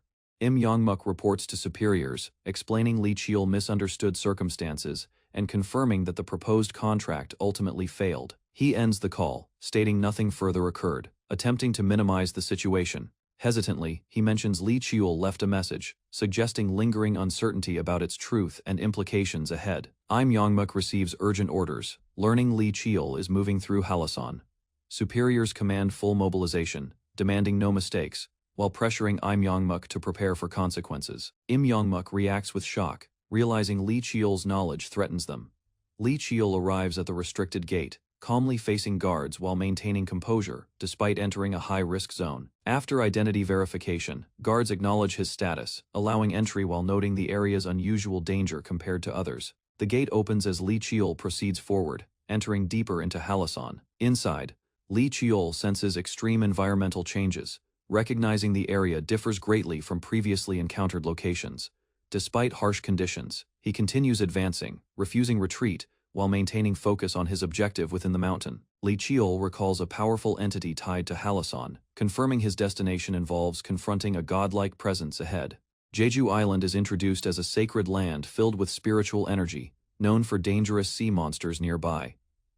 Li Qiul, recognizing the difficulty of control due to constant threats and unstable conditions, he identifies the jungle as a dangerous spreading zone, sensing abnormal energy concentrated. Li Qiul moves through the forest cautiously, realizing the environment changes suddenly. He recognizes the phenomenon as spirit play, where terrain shifts instantly without magic circles or visible activation.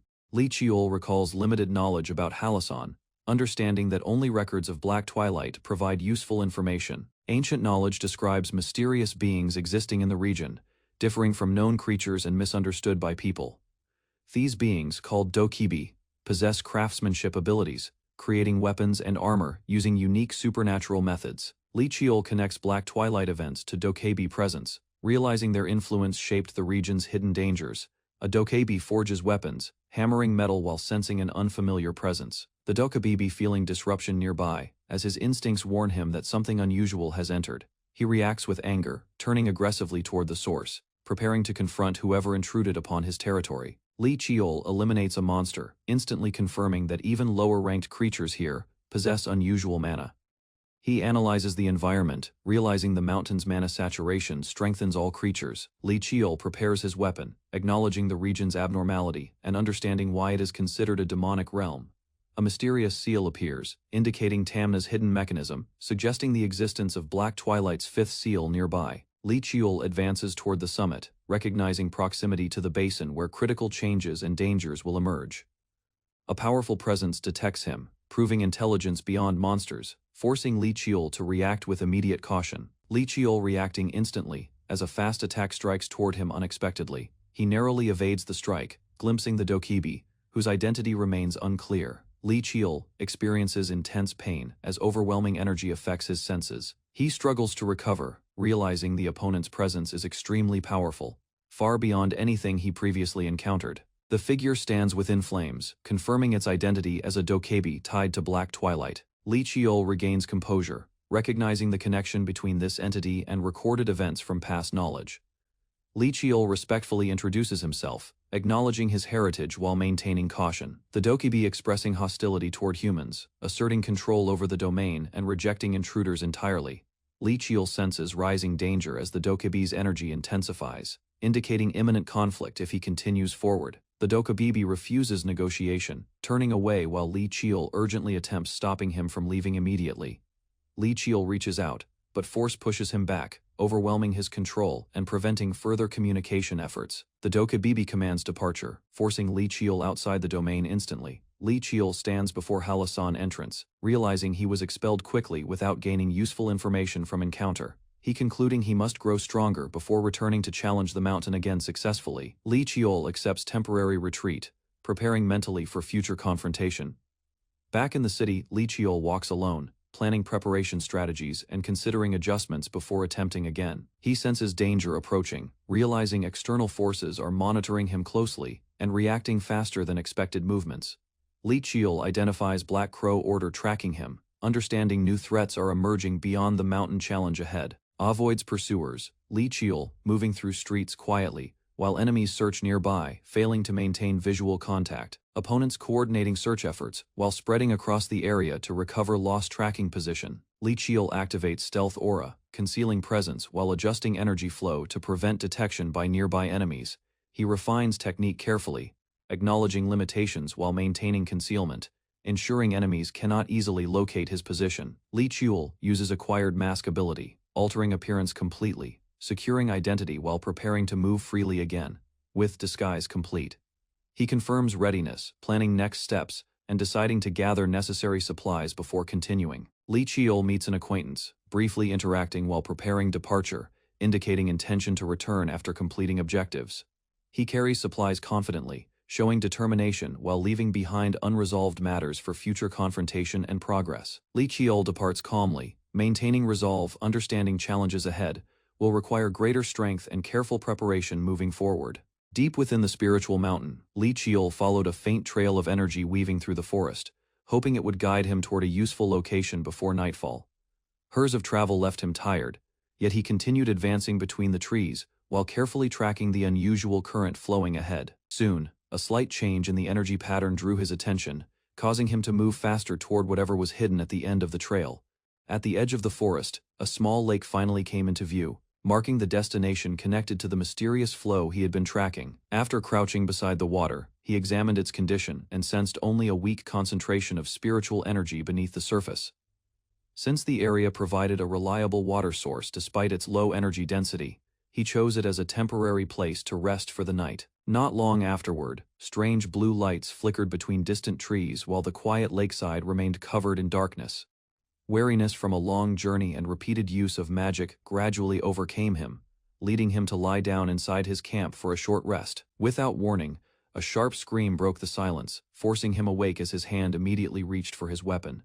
Guided by the unsettling noise, Li Qiul slipped through the forest and eventually discovered several demonic creatures moving between the shadows. From their horns, wings, and physical appearance, he quickly assessed their threat level, while noting that their behavior seemed unusually violent. Another desperate cry echoed through the woods moments later, revealing that the demons were actively hunting nearby children. Ahead of the monsters, a frightened group of children sprinted through the forest while desperately trying to escape their pursuers. Just before the demons could catch them, several blue spirit flames suddenly appeared and surged across the path with great speed. Meanwhile, the leading demon lunged forward to continue the chase, only to have its advance interrupted by the unexpected attack, creating a chance for Li Qiul to step in and help the children. Before the demons could reach the fleeing children, several blue spirit flames burst forward and struck the ground around them. Shock spread among the children as a massive surge of energy erupted nearby, forcing the demons to halt while the unexpected attack shook the surrounding forest. Behind the confusion, a powerful force descended from above and crashed into the area, drawing every creature's attention toward the source of the disturbance. Turning toward the battlefield, Li Qiul immediately assessed the situation and decided to eliminate the threat before the children were caught again. Rather than charging recklessly, he unleashed dark energy to pressure the demons and disrupt their movements while maintaining control of the battlefield. At the same time, he activated a masterwork-grade protective charm, knowing its sacred energy would greatly weaken the influence of unclean demonic power. Confusion appeared on a demon's face as the sacred energy spread across the area and interfered with the monster's natural strength. Using the opening he created, Li Qiul rushed forward and delivered a swift attack that forced the nearest demon backward. Confidence filled his expression as the protective charm continued to function, proving that his final piece of equipment had been the correct choice. Without wasting time, he handed the protective item to the frightened children and instructed them to keep it close while staying together. After learning the name of the boy leading the group, Li Qiul entrusted him with protecting the charm and ensuring the others remained safe. Suddenly, a demon slipped behind him and prepared to strike, but his sharp senses detected the danger before the attack could land. Reacting instantly, Li Qiul formed a sacred barrier around himself and launched a counterattack that sent a demon flying away from the children. As the battle intensified, strange voices echoed from the monsters, while additional demons gathered around him from every direction. Purple energy began swirling around the creatures as they spoke of delivering sacrifices to their king, revealing that a far greater threat was waiting beyond the forest. Facing a new group of stronger demons, Li Qiul quickly noticed that these creatures were different from the ones he had encountered earlier, as their presence carried far greater power. Blue energy gathered around his body, while he calmly evaluated the battlefield, determining that the enemies were dangerous but still within his ability to handle. Without showing hesitation, he released his strength and launched himself forward, preparing to strike before the demons could organize an attack. A bolt of lightning suddenly descended from the sky and crashed into the forest, unleashing a violent wave of energy that shook the surrounding area. Amid the fading light, Li Qiul spotted an elderly warrior whose arrival explained the overwhelming power that had interrupted the battle.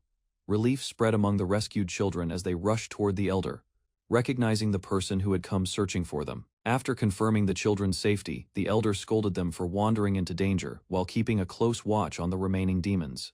Meanwhile, the monsters lingered nearby despite suffering losses, revealing an unusual persistence that caught both warriors' attention. Stepping forward with confidence, the elder declared that he would handle the situation personally and prevent the creatures from escaping. Crackling lightning surged around the elder's body as he prepared a technique powerful enough to overwhelm every demon in the area. Rather than aiming to kill them immediately, he focused on suppressing and controlling the battlefield while protecting the children from further harm. Moments later, countless streams of lightning erupted across the forest, engulfing the demons in a massive attack and bringing the chaotic pursuit to a sudden halt.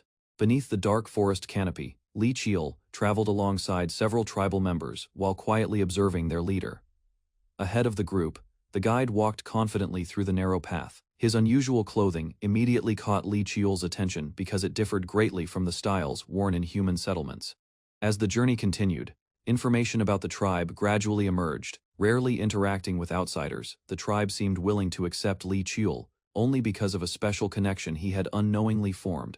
Reaching a secluded area, the guide halted and signaled everyone to gather nearby. A strange energy soon gathered around the weapon in his hand. Without hesitation, he unleashed a powerful strike against an invisible barrier. Bright light erupted across the forest as the hidden obstruction shattered apart. Beyond the opening appeared a breathtaking settlement concealed deep within nature. Wonder filled Li Qiul's eyes when he stepped inside the village. Countless lights drifted through the air while magical creatures moved freely between the towering trees. Nearby, an elf rested peacefully beneath the shade of a large tree. Tiny winged beings fluttered around the village. Across the settlement, homes and walkways were built around enormous trees. Every structure blended naturally with its surroundings, creating a peaceful and harmonious atmosphere. Later, Li Qiul was invited into a building and offered a drink prepared by the villagers. The sweet fruit syrup introduced him to a flavor unique to the region. During the gathering, details about the village's residents were shared. Long-lived races, including elves, had lived together there for generations without conflict. Once the discussion settled, the guide formally introduced himself. Reborn revealed that he was the village chief, explaining the respect others had shown him throughout the journey.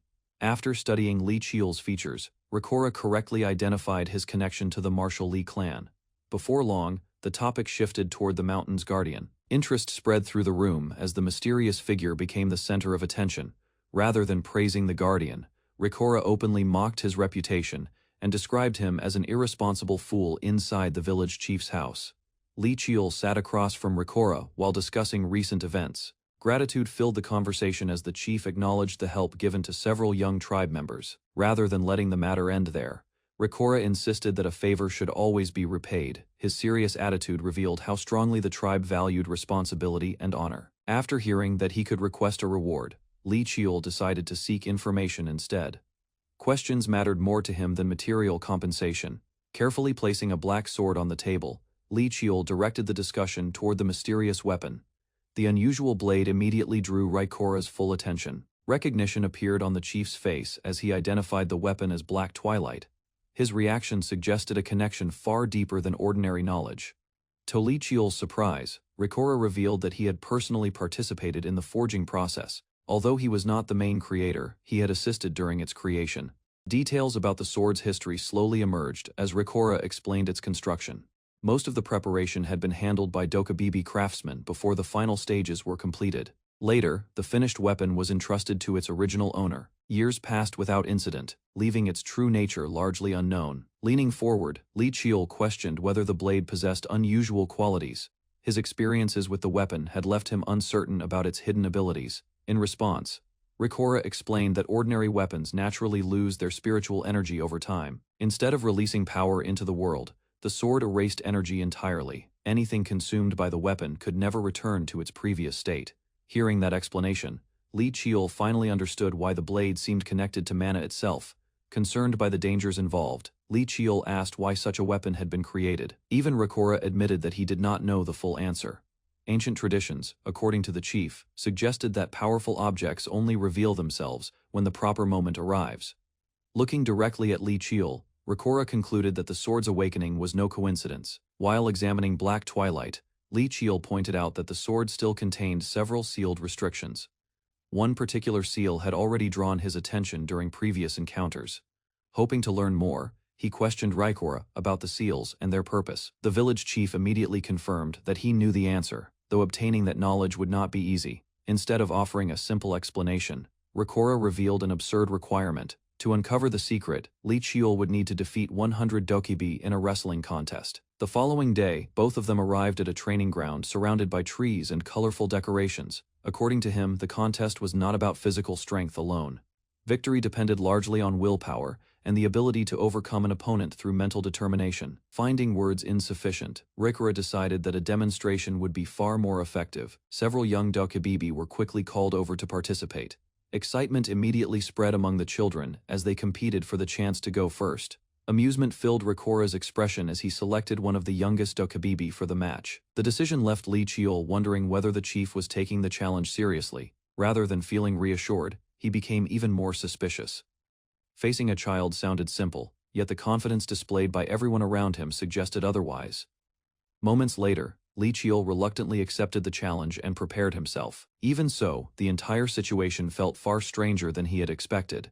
Instructions were given for both participants to sit opposite one another. The unusual setup made the contest resemble a ritual more than a normal wrestling match. As silence settled over the area, Li Qiul concentrated on the task ahead. A strange sensation soon began pulling his awareness away from reality. Suddenly, he found himself standing alone inside a vast white space.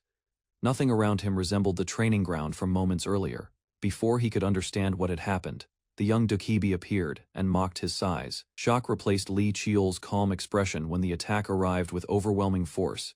A sudden shock ran through Li Qiul as he opened his eyes wide, overwhelmed by unfamiliar memories and sensations flooding his mind. Moments later, he discovered himself sitting within a peaceful forest-like realm.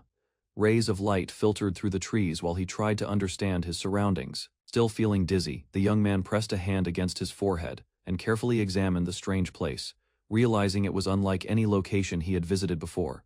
Nearby, a blonde warrior looked down at him with calm interest, seemingly checking whether Li Qiul had endured the transition successfully. Gradually, the pieces came together in his mind. The unusual space appeared to reflect thoughts and images formed during the activation process. Driven by curiosity, he immediately tested his conclusion by charging forward and triggering the phenomenon once more, surprising the warrior with his decisiveness. Seeing the result, the warrior quickly realized that Li Qiul had already grasped the fundamental nature of the realm far sooner than expected. Off to the side, a cheerful child celebrated another victory while proudly standing among the adults, creating a lively contrast to the serious discussion. Attention soon shifted to the flow of time. After careful observation, Li Qiul concluded that time moved significantly faster inside the realm than in the outside world. Rather than hesitating, he proposed repeating the process again. Confidence filled his expression as he prepared to continue exploring the realm's potential. Concern appeared on the warrior's face as he considered the consequences. Extensive use of the space placed tremendous strain on the mind despite its benefits. Even after learning the risks, Li Qiul eagerly accepted the challenge. His enthusiasm stunned the warrior, while the child reacted with obvious excitement. Training sessions began immediately, and repeated defeats sent Li Qiul tumbling out of the realm again and again. Despite those losses, each attempt lasted slightly longer than the previous one. Steady improvement became visible through his persistence. Quietly gathering himself, Li Qiul focused on entering the realm once more and pushing his limits further. Something about the young man's progress reminded him of a legendary figure from the martial Li clan's distant past. Meanwhile, Li Qiul focused on his training while an image of a former clan founder lingered in the warrior's thoughts. Hidden among the trees, a rugged old man silently watched the training grounds from afar. His sharp gaze remained fixed on the group as he quietly assessed the situation. 2 weeks passed, and the results of Li Qiul's efforts became obvious throughout the village. Several villagers expressed their amazement as they compared his achievements to tasks that normally required days of labor rather than becoming complacent. Li Qiul continued experimenting with his techniques. Green energy flowed from his movements as he practiced controlling his growing power with greater precision. Confidence gradually replaced uncertainty as he noticed improvements beyond physical strength. Repeated wrestling matches inside the realm had sharpened his thoughts and reactions as well. After finishing another training session, he accepted a drink offered by a village elder. The refreshing liquid immediately eased the mental fatigue that had accumulated during practice. From a distance, the blonde warrior observed the scene with interest. The unusual kindness shown by the normally distant tribe suggested that Li Qiul was slowly earning their trust. Heavy stones that once seemed impossible to move were now lifted with surprising ease. Dust and debris scattered as Li Qiul demonstrated the results of his relentless training.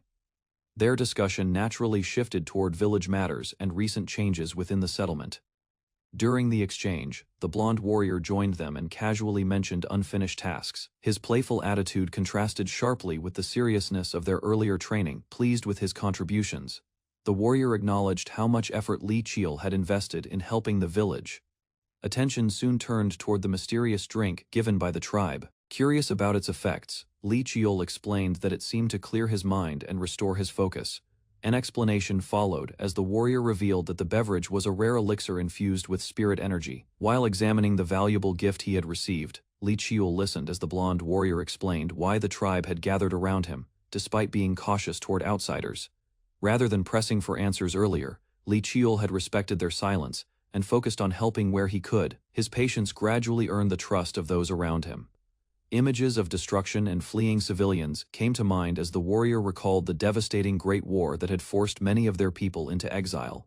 As the discussion continued, the warrior explained that those tragic events had happened long before either of them was born. Beyond the village, the thriving settlement showed how the tribe had rebuilt its life over time.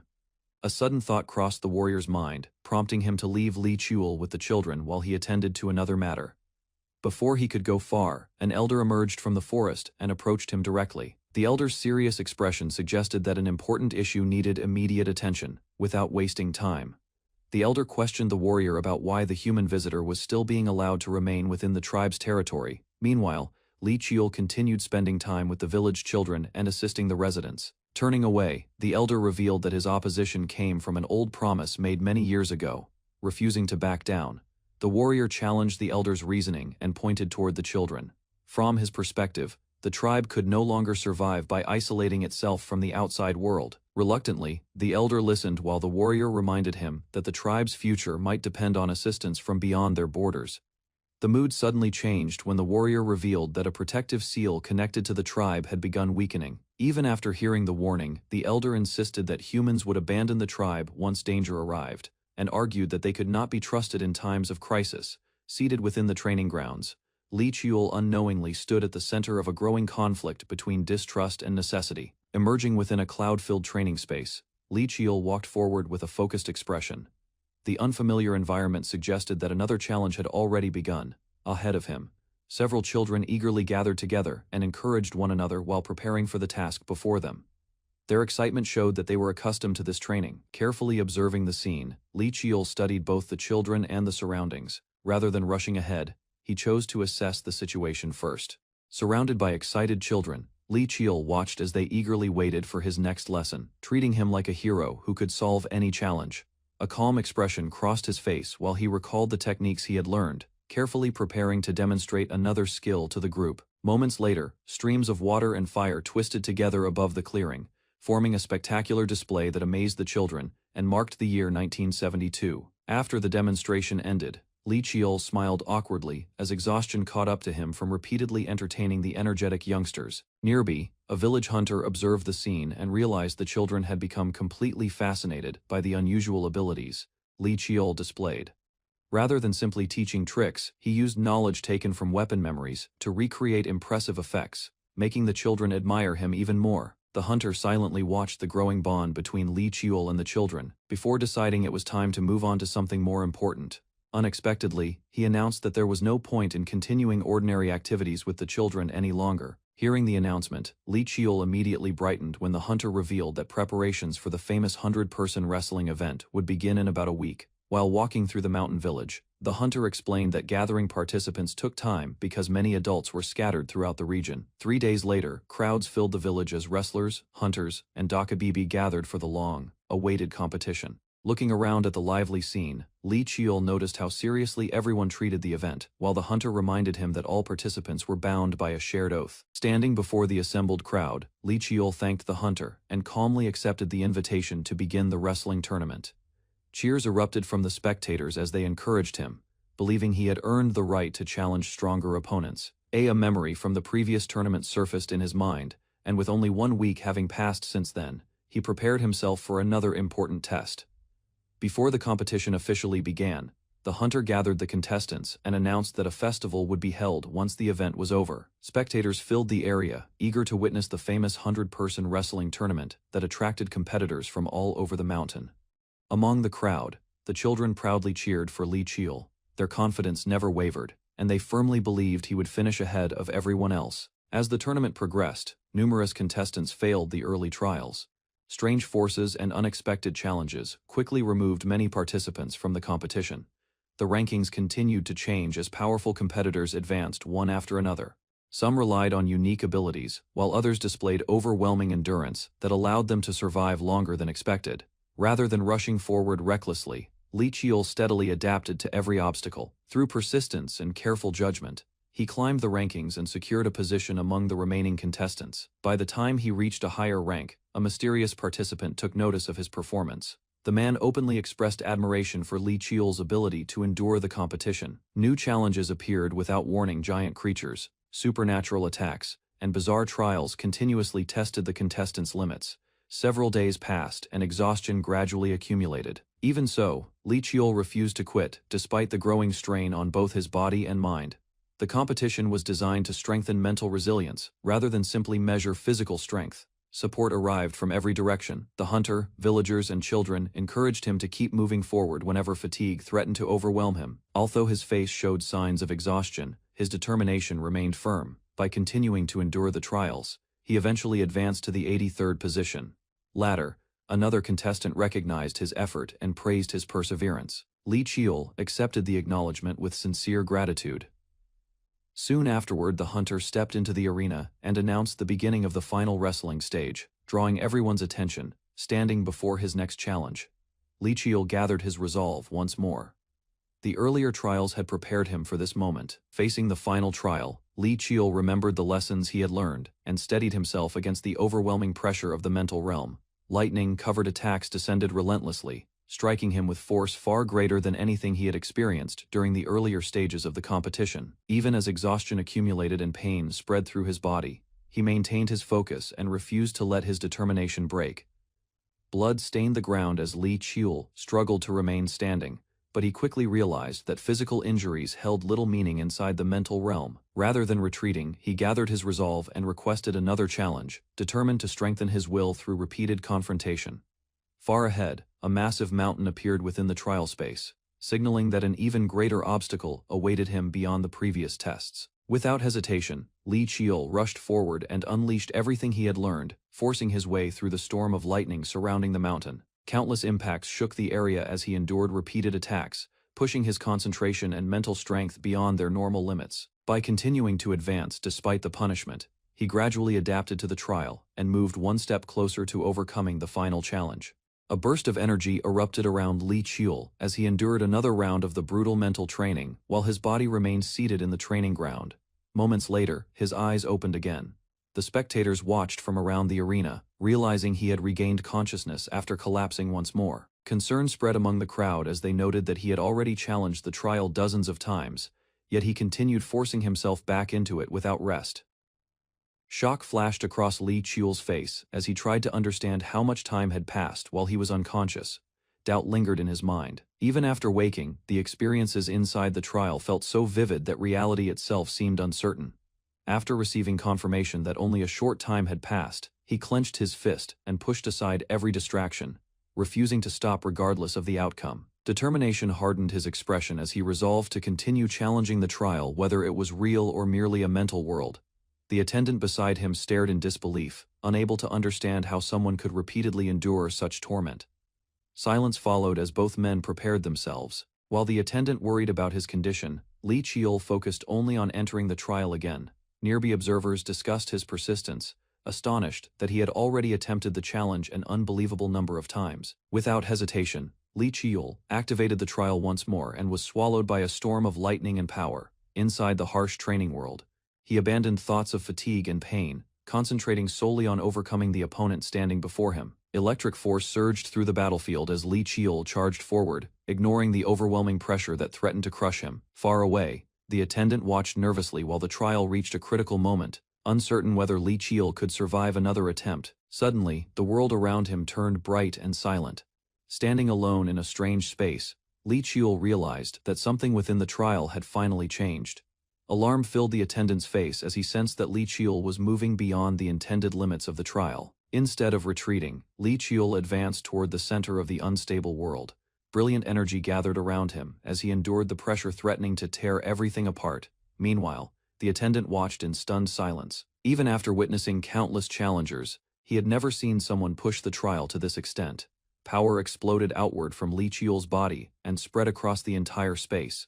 Rather than adapting to the trial, he began forcing the trial itself to submit to his will. Chunks of the surrounding world cracked and crumbled. The attendant could only stare as the artificial realm started breaking apart before his eyes. Steady steps carried Lee Cheol forward through the collapsing space. A cold determination settled in his gaze, causing the attendant to realize that something extraordinary was happening. Without displaying any excitement, Lee Cheol emerged from the shattered trial and returned to the training ground. His calm expression contrasted sharply with the chaos he had just overcome. Nearby spectators struggled to comprehend what they had witnessed. The attendant, however, understood that Lee Cheol had achieved something no ordinary participant could accomplish. A faint smile appeared on Lee Cheol's face as he finally recognized that the seemingly endless struggle had reached its conclusion. The attendant approached with a relieved expression and announced that the challenge was over. Excitement spread among the onlookers. As the tension faded, exhaustion weighed heavily on Lee Cheol, leaving him uncertain of the result, despite everything he had endured. After a brief pause, the attendant revealed the outcome. To Lee Cheol's surprise, he had not failed the trial he had won. A flood of understanding entered Lee Cheol's mind the moment victory was confirmed. Every battle, every mistake, and every painful attempt became part of a greater lesson. The accumulated experiences transformed into a new level of insight. Standing quietly amid the lingering energy, Lee Cheol entered a moment of enlightenment. After finally waking up, Lee Cheol sat on a bed while the villagers gathered around him with relief. Their concern quickly turned into celebration after witnessing his success in the trial. Excitement spread throughout the room as people praised his achievement and admired the determination that allowed him to endure the impossible challenge. Amid the celebration, the attendant approached with a cheerful attitude and checked on Lee Cheol's condition. Although physically exhausted, Lee Cheol remained confused about why everyone was acting so enthusiastically. The attendant explained that Lee Cheol had passed the test and achieved a result that exceeded all expectations. Hearing the confirmation left him momentarily speechless as he processed what had happened. Later that evening, the villagers gathered around a fire to continue the celebration. During the gathering, the attendant revealed that he had a personal favor to ask in return for the guidance and opportunities he had provided. Standing quietly before him, Lee Cheol listened carefully and realized that the man's efforts throughout the trial had been driven by a specific purpose he had kept hidden until now.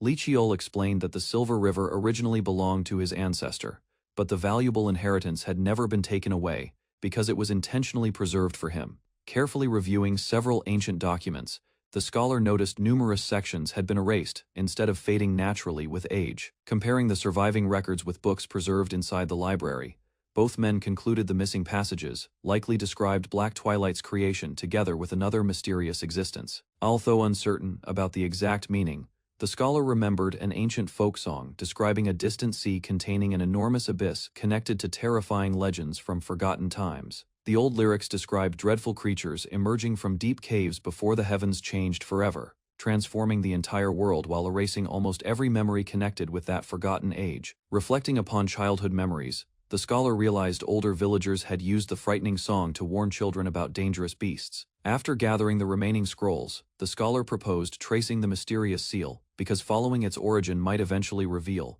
the forgotten individual's true identity. The tense atmosphere briefly softened when Li Qiul joked about returning the stolen name. Li Qiul returned to the serious discussion and sincerely requested every remaining detail concerning the mysterious figure whose existence had vanished from history. Without hesitation, the scholar recalled a powerful bearded warrior whose lonely expression suggested countless painful memories hidden beneath remarkable strength and unwavering determination throughout his difficult life. Warm memories resurfaced as the warrior watched villagers enjoying peaceful moments together. Tears slowly gathered within the warrior's eyes, because memories of unbearable loss continued haunting him long after those tragedies ended. Suddenly, violent flames consumed the peaceful settlement, forcing terrified villagers to flee desperately, while panic spread across the burning landscape, and countless lives vanished within moments. Warrior remembered becoming the only survivor after everyone precious to him perished during the merciless catastrophe that destroyed his entire community. Returning to the ruined village surrounded by countless lifeless bodies, the exhausted survivor collapsed in despair. Li Qiul admired the dokebi's remarkable resilience after witnessing the ruined village recover despite countless hardships. As he reflected on their determination, the towering elder appeared before him. Facing the intimidating guardian, Li Qiul calmly acknowledged his position as Black Twilight's rightful successor and accepted the covenant inherited from previous generations. Now that the village had fulfilled its ancient covenant, the elder declared there was no remaining reason for Li Qiul to stay. Before disappearing completely, Li Qiul sensed another presence interrupting the elder's action. A calm voice explained that the transportation resulted from personal will, instead of interference from another dokebi, landing safely outside the hidden settlement. Li Qiul quickly regained his balance while searching for the mysterious figure responsible for redirecting his journey. Looking back toward the secluded village, the elder recognized the arrival of another respected dokebi and questioned why such a distinguished figure had chosen to appear after remaining silent throughout the confrontation. The newly arrived dokebi presented food brought by Li Qiul and admitted disliking humans, yet expressed sincere gratitude because the young man had shown unusual kindness without expecting anything in return. Watching the peaceful village below, the visitor regretted that the elder had remained isolated for countless years. Instead of criticizing the elder directly, the newcomer explained that Li Qiul differed from ordinary humans. Continuing the discussion, the visitor observed that the elder had never completely rejected humanity. Hearing those words, the elder firmly stopped the conversation before it crossed personal boundaries. Although the visitor attempted another explanation, the elder quietly interrupted him again, showing that painful memories still influenced every judgment he made about the outside world.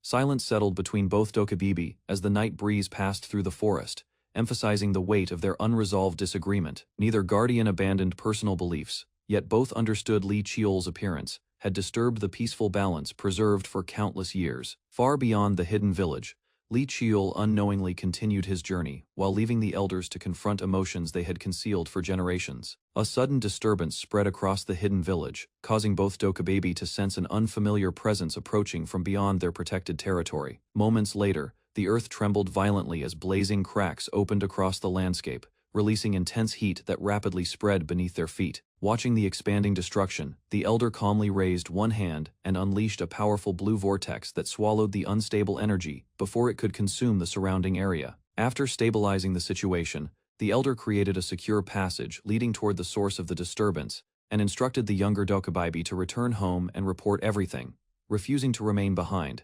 Hearing the determined request, the elder silently studied him for a brief moment before accepting his resolve. Crossing the ancient stone path, they immediately sensed an overwhelming pressure surrounding the area.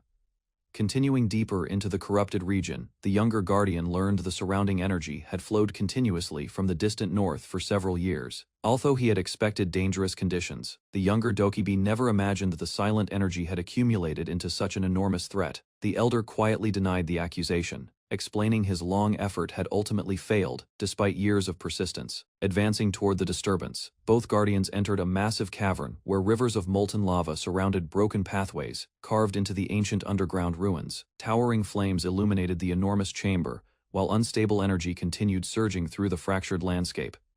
Standing before the ruined passage, the elder prepared himself to confront whatever remained hidden beneath the burning depths as the younger dokebi watched with growing determination, carefully observing every change within the unstable environment, while searching for the true source behind the spreading corruption.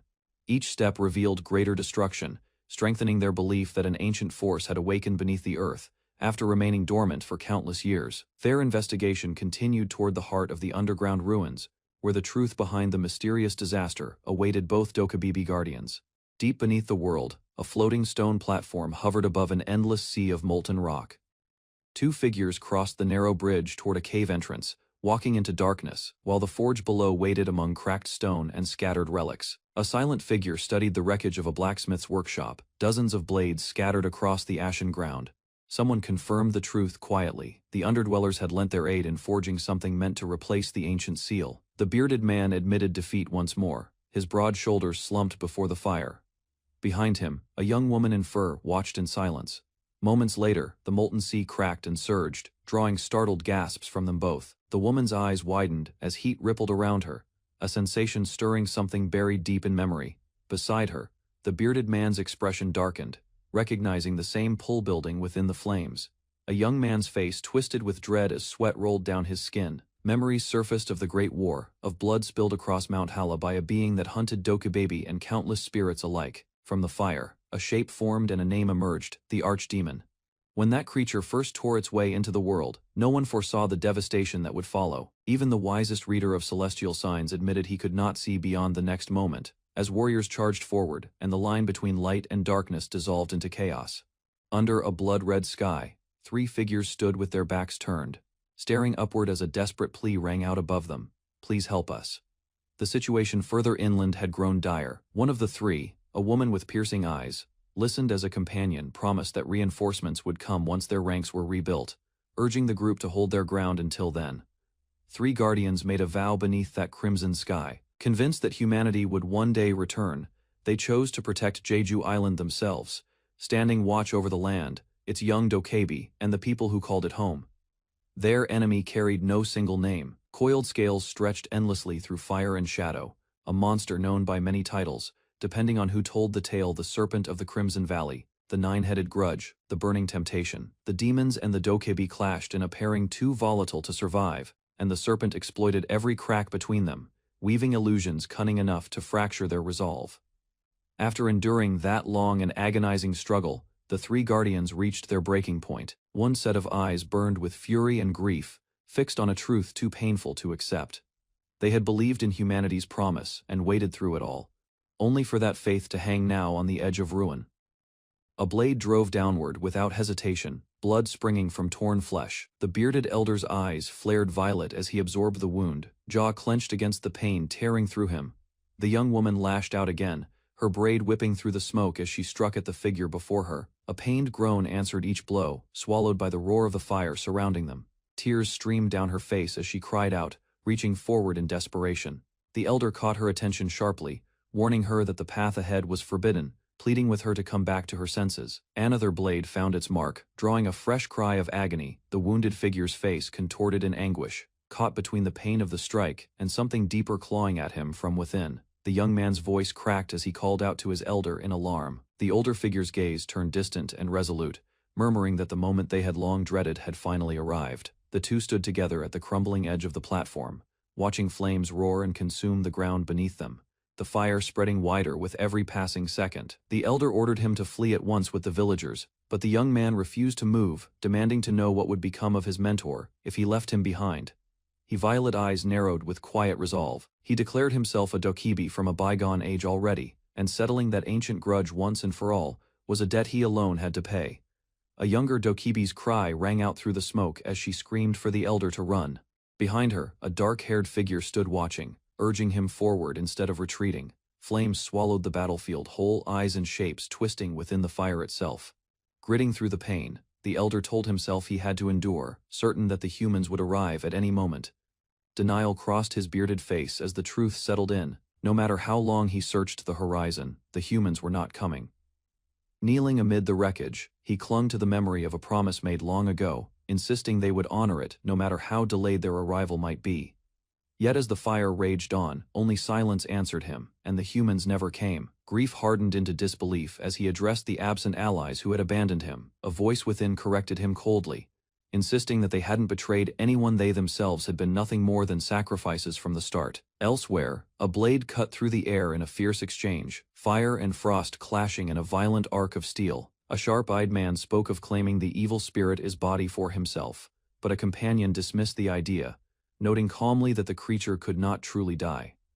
A woman with dark hair vowed to become the mist that would linger over the mountain forever. Regret colored her words as she admitted they should have fled this cursed land long before it came to this. Two purple-eyed figures exchanged a tense, wordless glance, their faces framed in close panels heavy with unspoken meaning. Amid swirling flame and shadow, one figure entrusted her remaining power to a man named Seop, instructing him to seal it within his flames and uphold the covenant between them.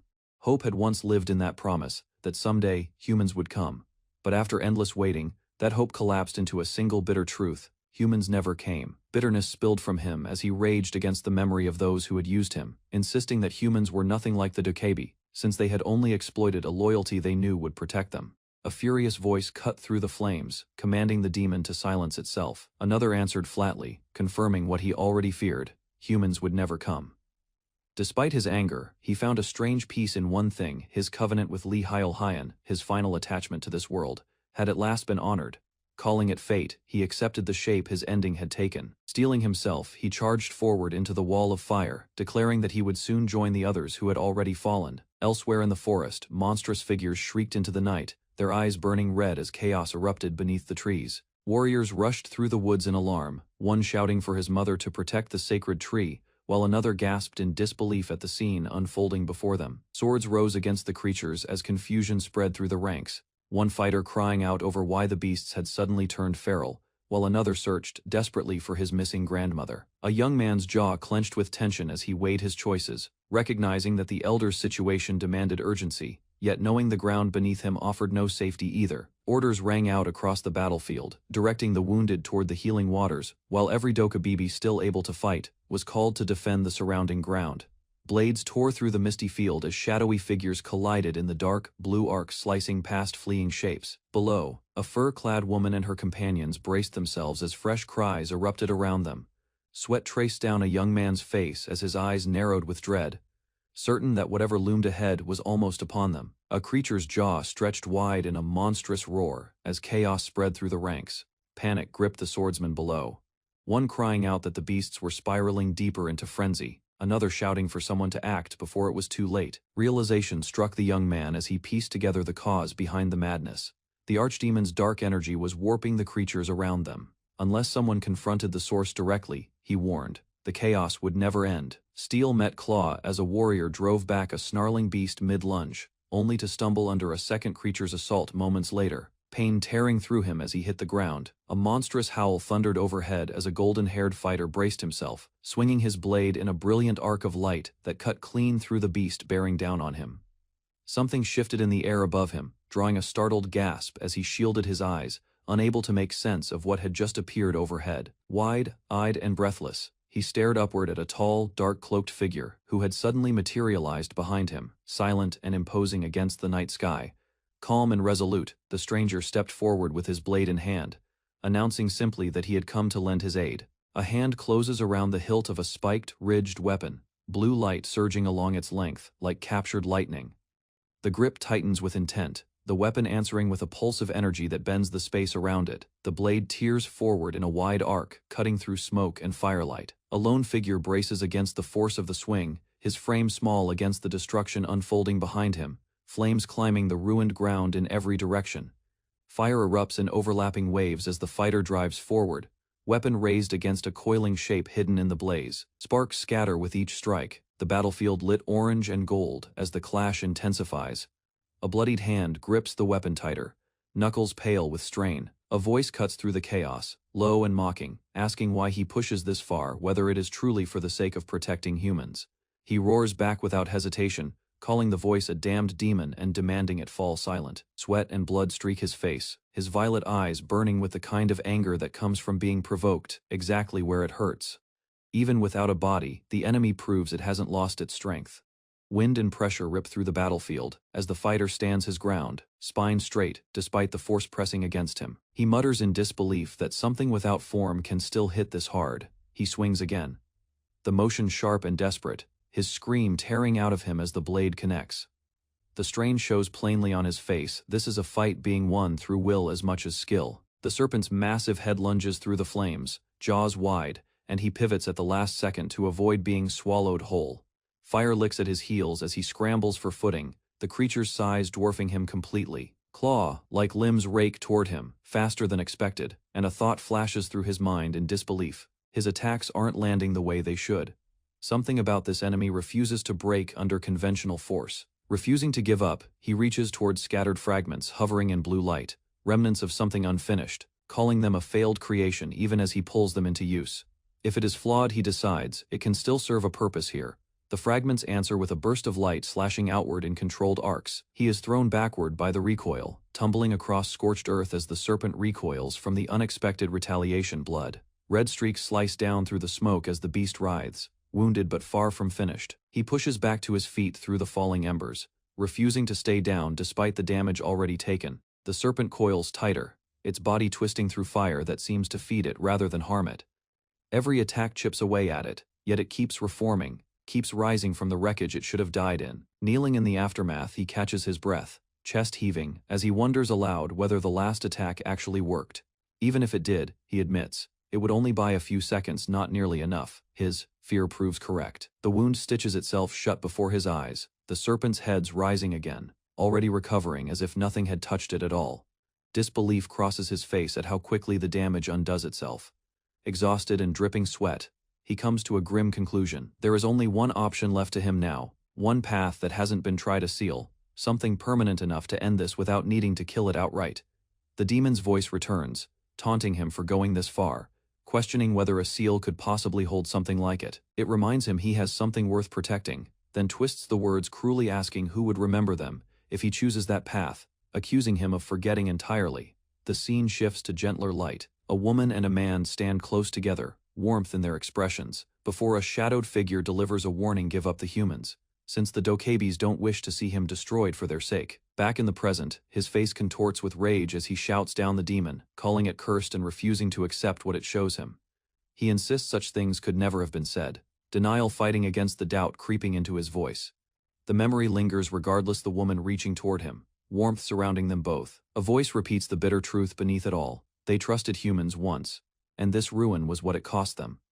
The demon presses harder, reminding him that even the three of them combined had failed against this threat before. It taunts him further, questioning what he alone could possibly hope to accomplish where a group had already fallen short. He refuses to let the words shake him, snapping back that nothing said will change his resolve. The demon only laughs, mocking the idea that mere words could affect it, before lashing out with wing.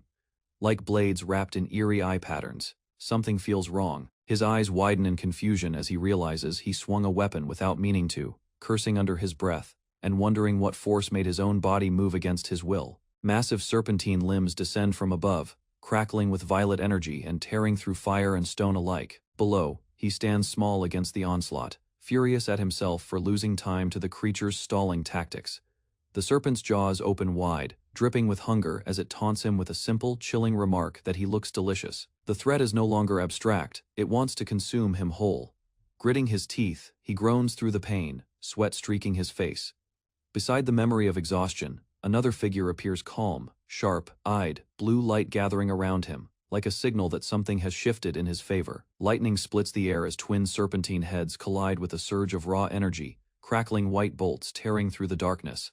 The clash lights up the battlefield like a storm given form. A young fighter comes sprinting through the flames, calling out "Elder." In alarm, the bearded man turns sharply at the sound, caught off guard by her sudden return to the burning field. He demands to know why she came back, his voice edged with both worry and frustration. She meets his gaze steadily, unwilling to explain herself, but clearly resolved not to leave him to fight alone. Blue lightning rips across the sky behind them, illuminating two silhouettes standing together against the storm. Whatever's coming, they're no longer facing it separately. The serpent writhes within a cage of electricity, its massive form outlined against blinding light as thunder tears the darkness apart. The two watch from below, small against the spectacle unfolding above them.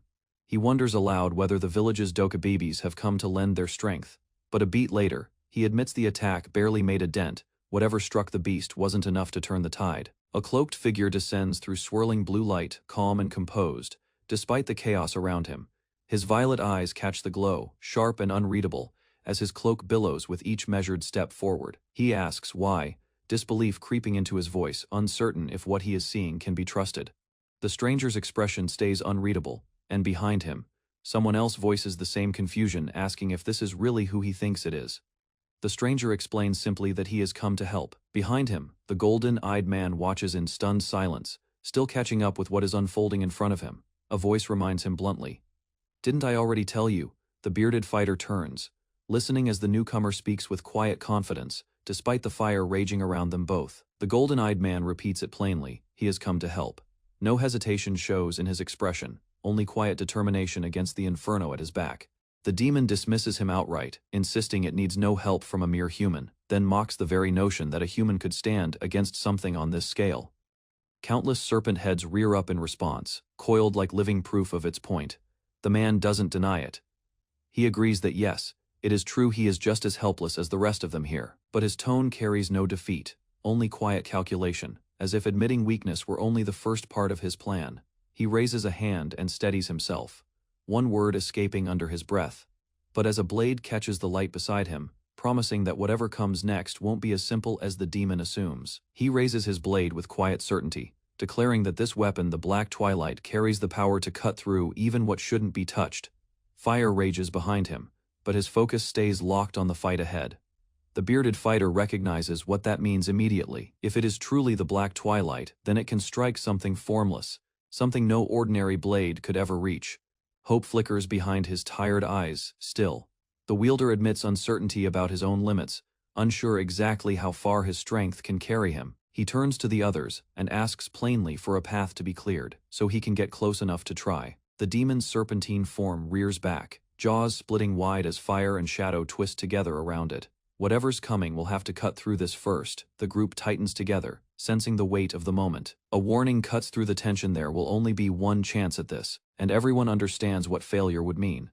He acknowledges the truth of his own limits. The sword can cut what needs cutting, but his training still falls short of what the moment demands.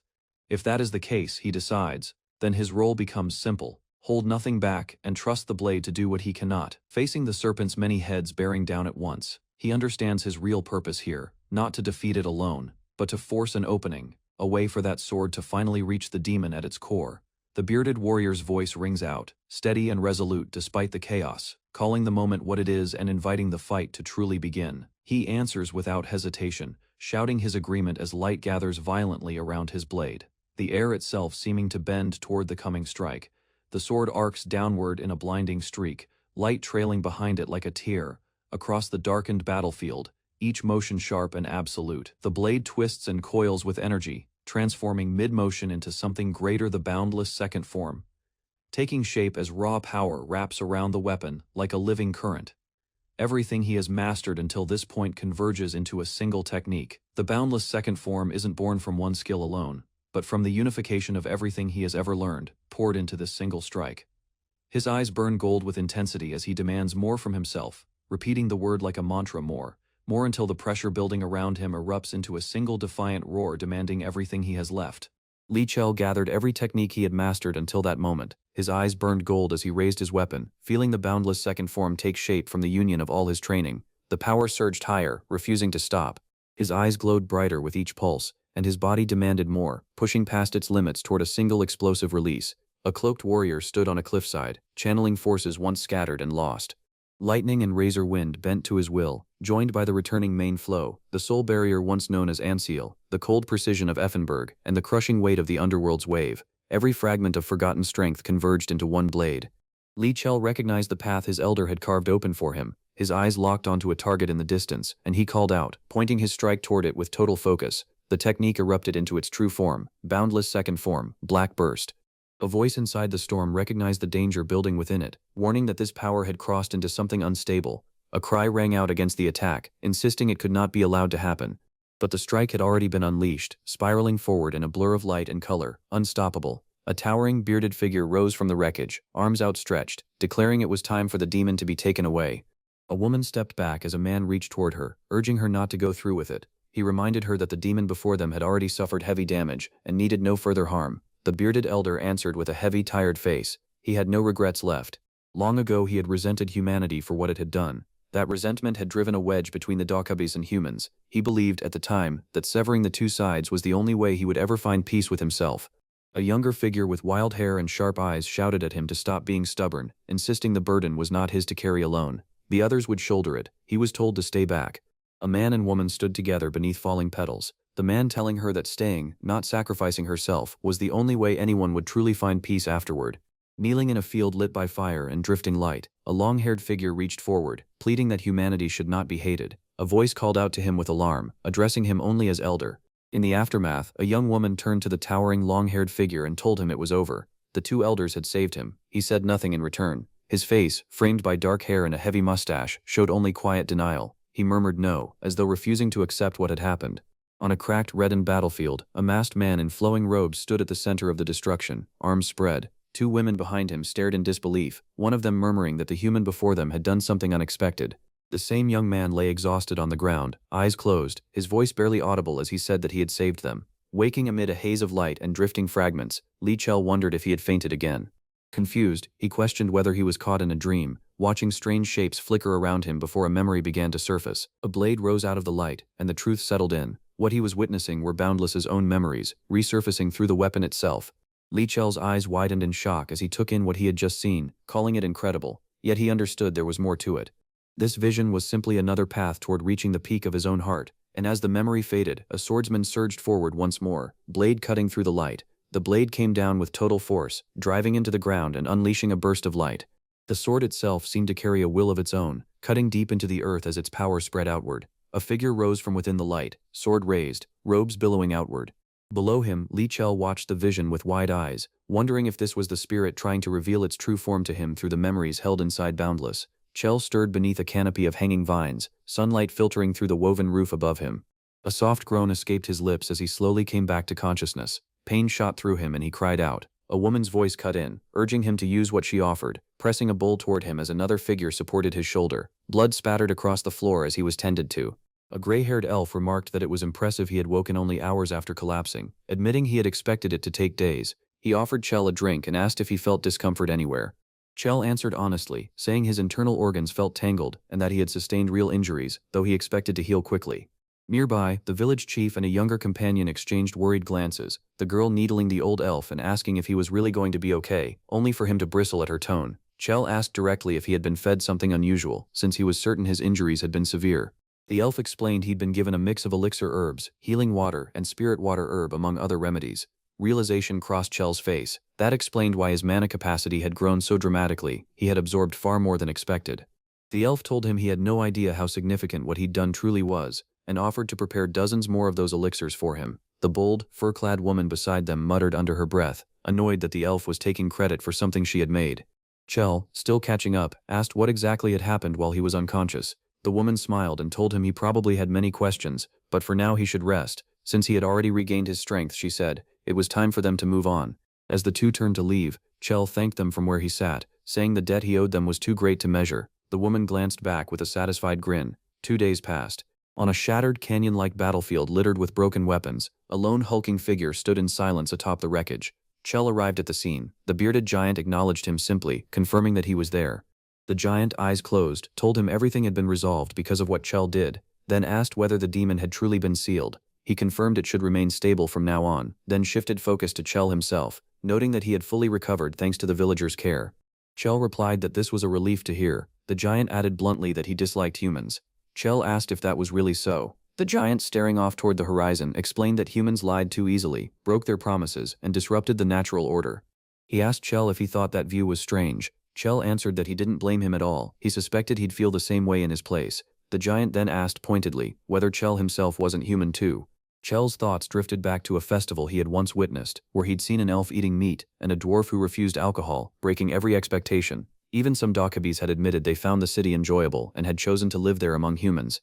Chel said not all humans were the same, then asked the elder if he already knew that better than anyone. The elder acknowledged it, then paused, asking why Chel had come back after being cast out. Chel explained plainly that his friends had been in danger, and he couldn't turn away from that.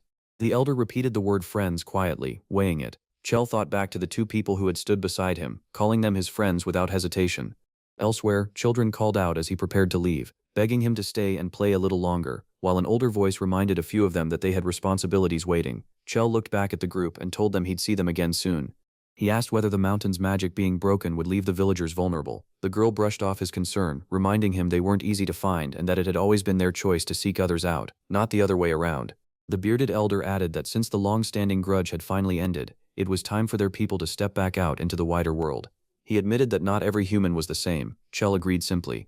The elder added, almost reluctantly, that he didn't dislike Chell, prompting laughter and teasing from the girl beside him as he cleared his throat awkwardly. He handed over a scabbard, explaining it was crafted from black wood, sandalwood, meteorite iron, and sacred iron. Chell lifted it in amazement as the elder explained he had forged it himself, infusing it with sorcery at a precisely aligned moment. Chell immediately understood its true purpose. It could perfectly seal away the dangerous power of the Black Twilight. The elder told him to remember one thing: a sword brings death, but a scabbard brings life. He urged Chell never to forget that putting the sword away mattered more than drawing it. A young girl begged her grandmother to let her walk him to the mountain's entrance, only to be met with a sharp refusal, as several other children immediately asked to come along too. The grandmother sighed, giving in, warning them to see him off without causing trouble.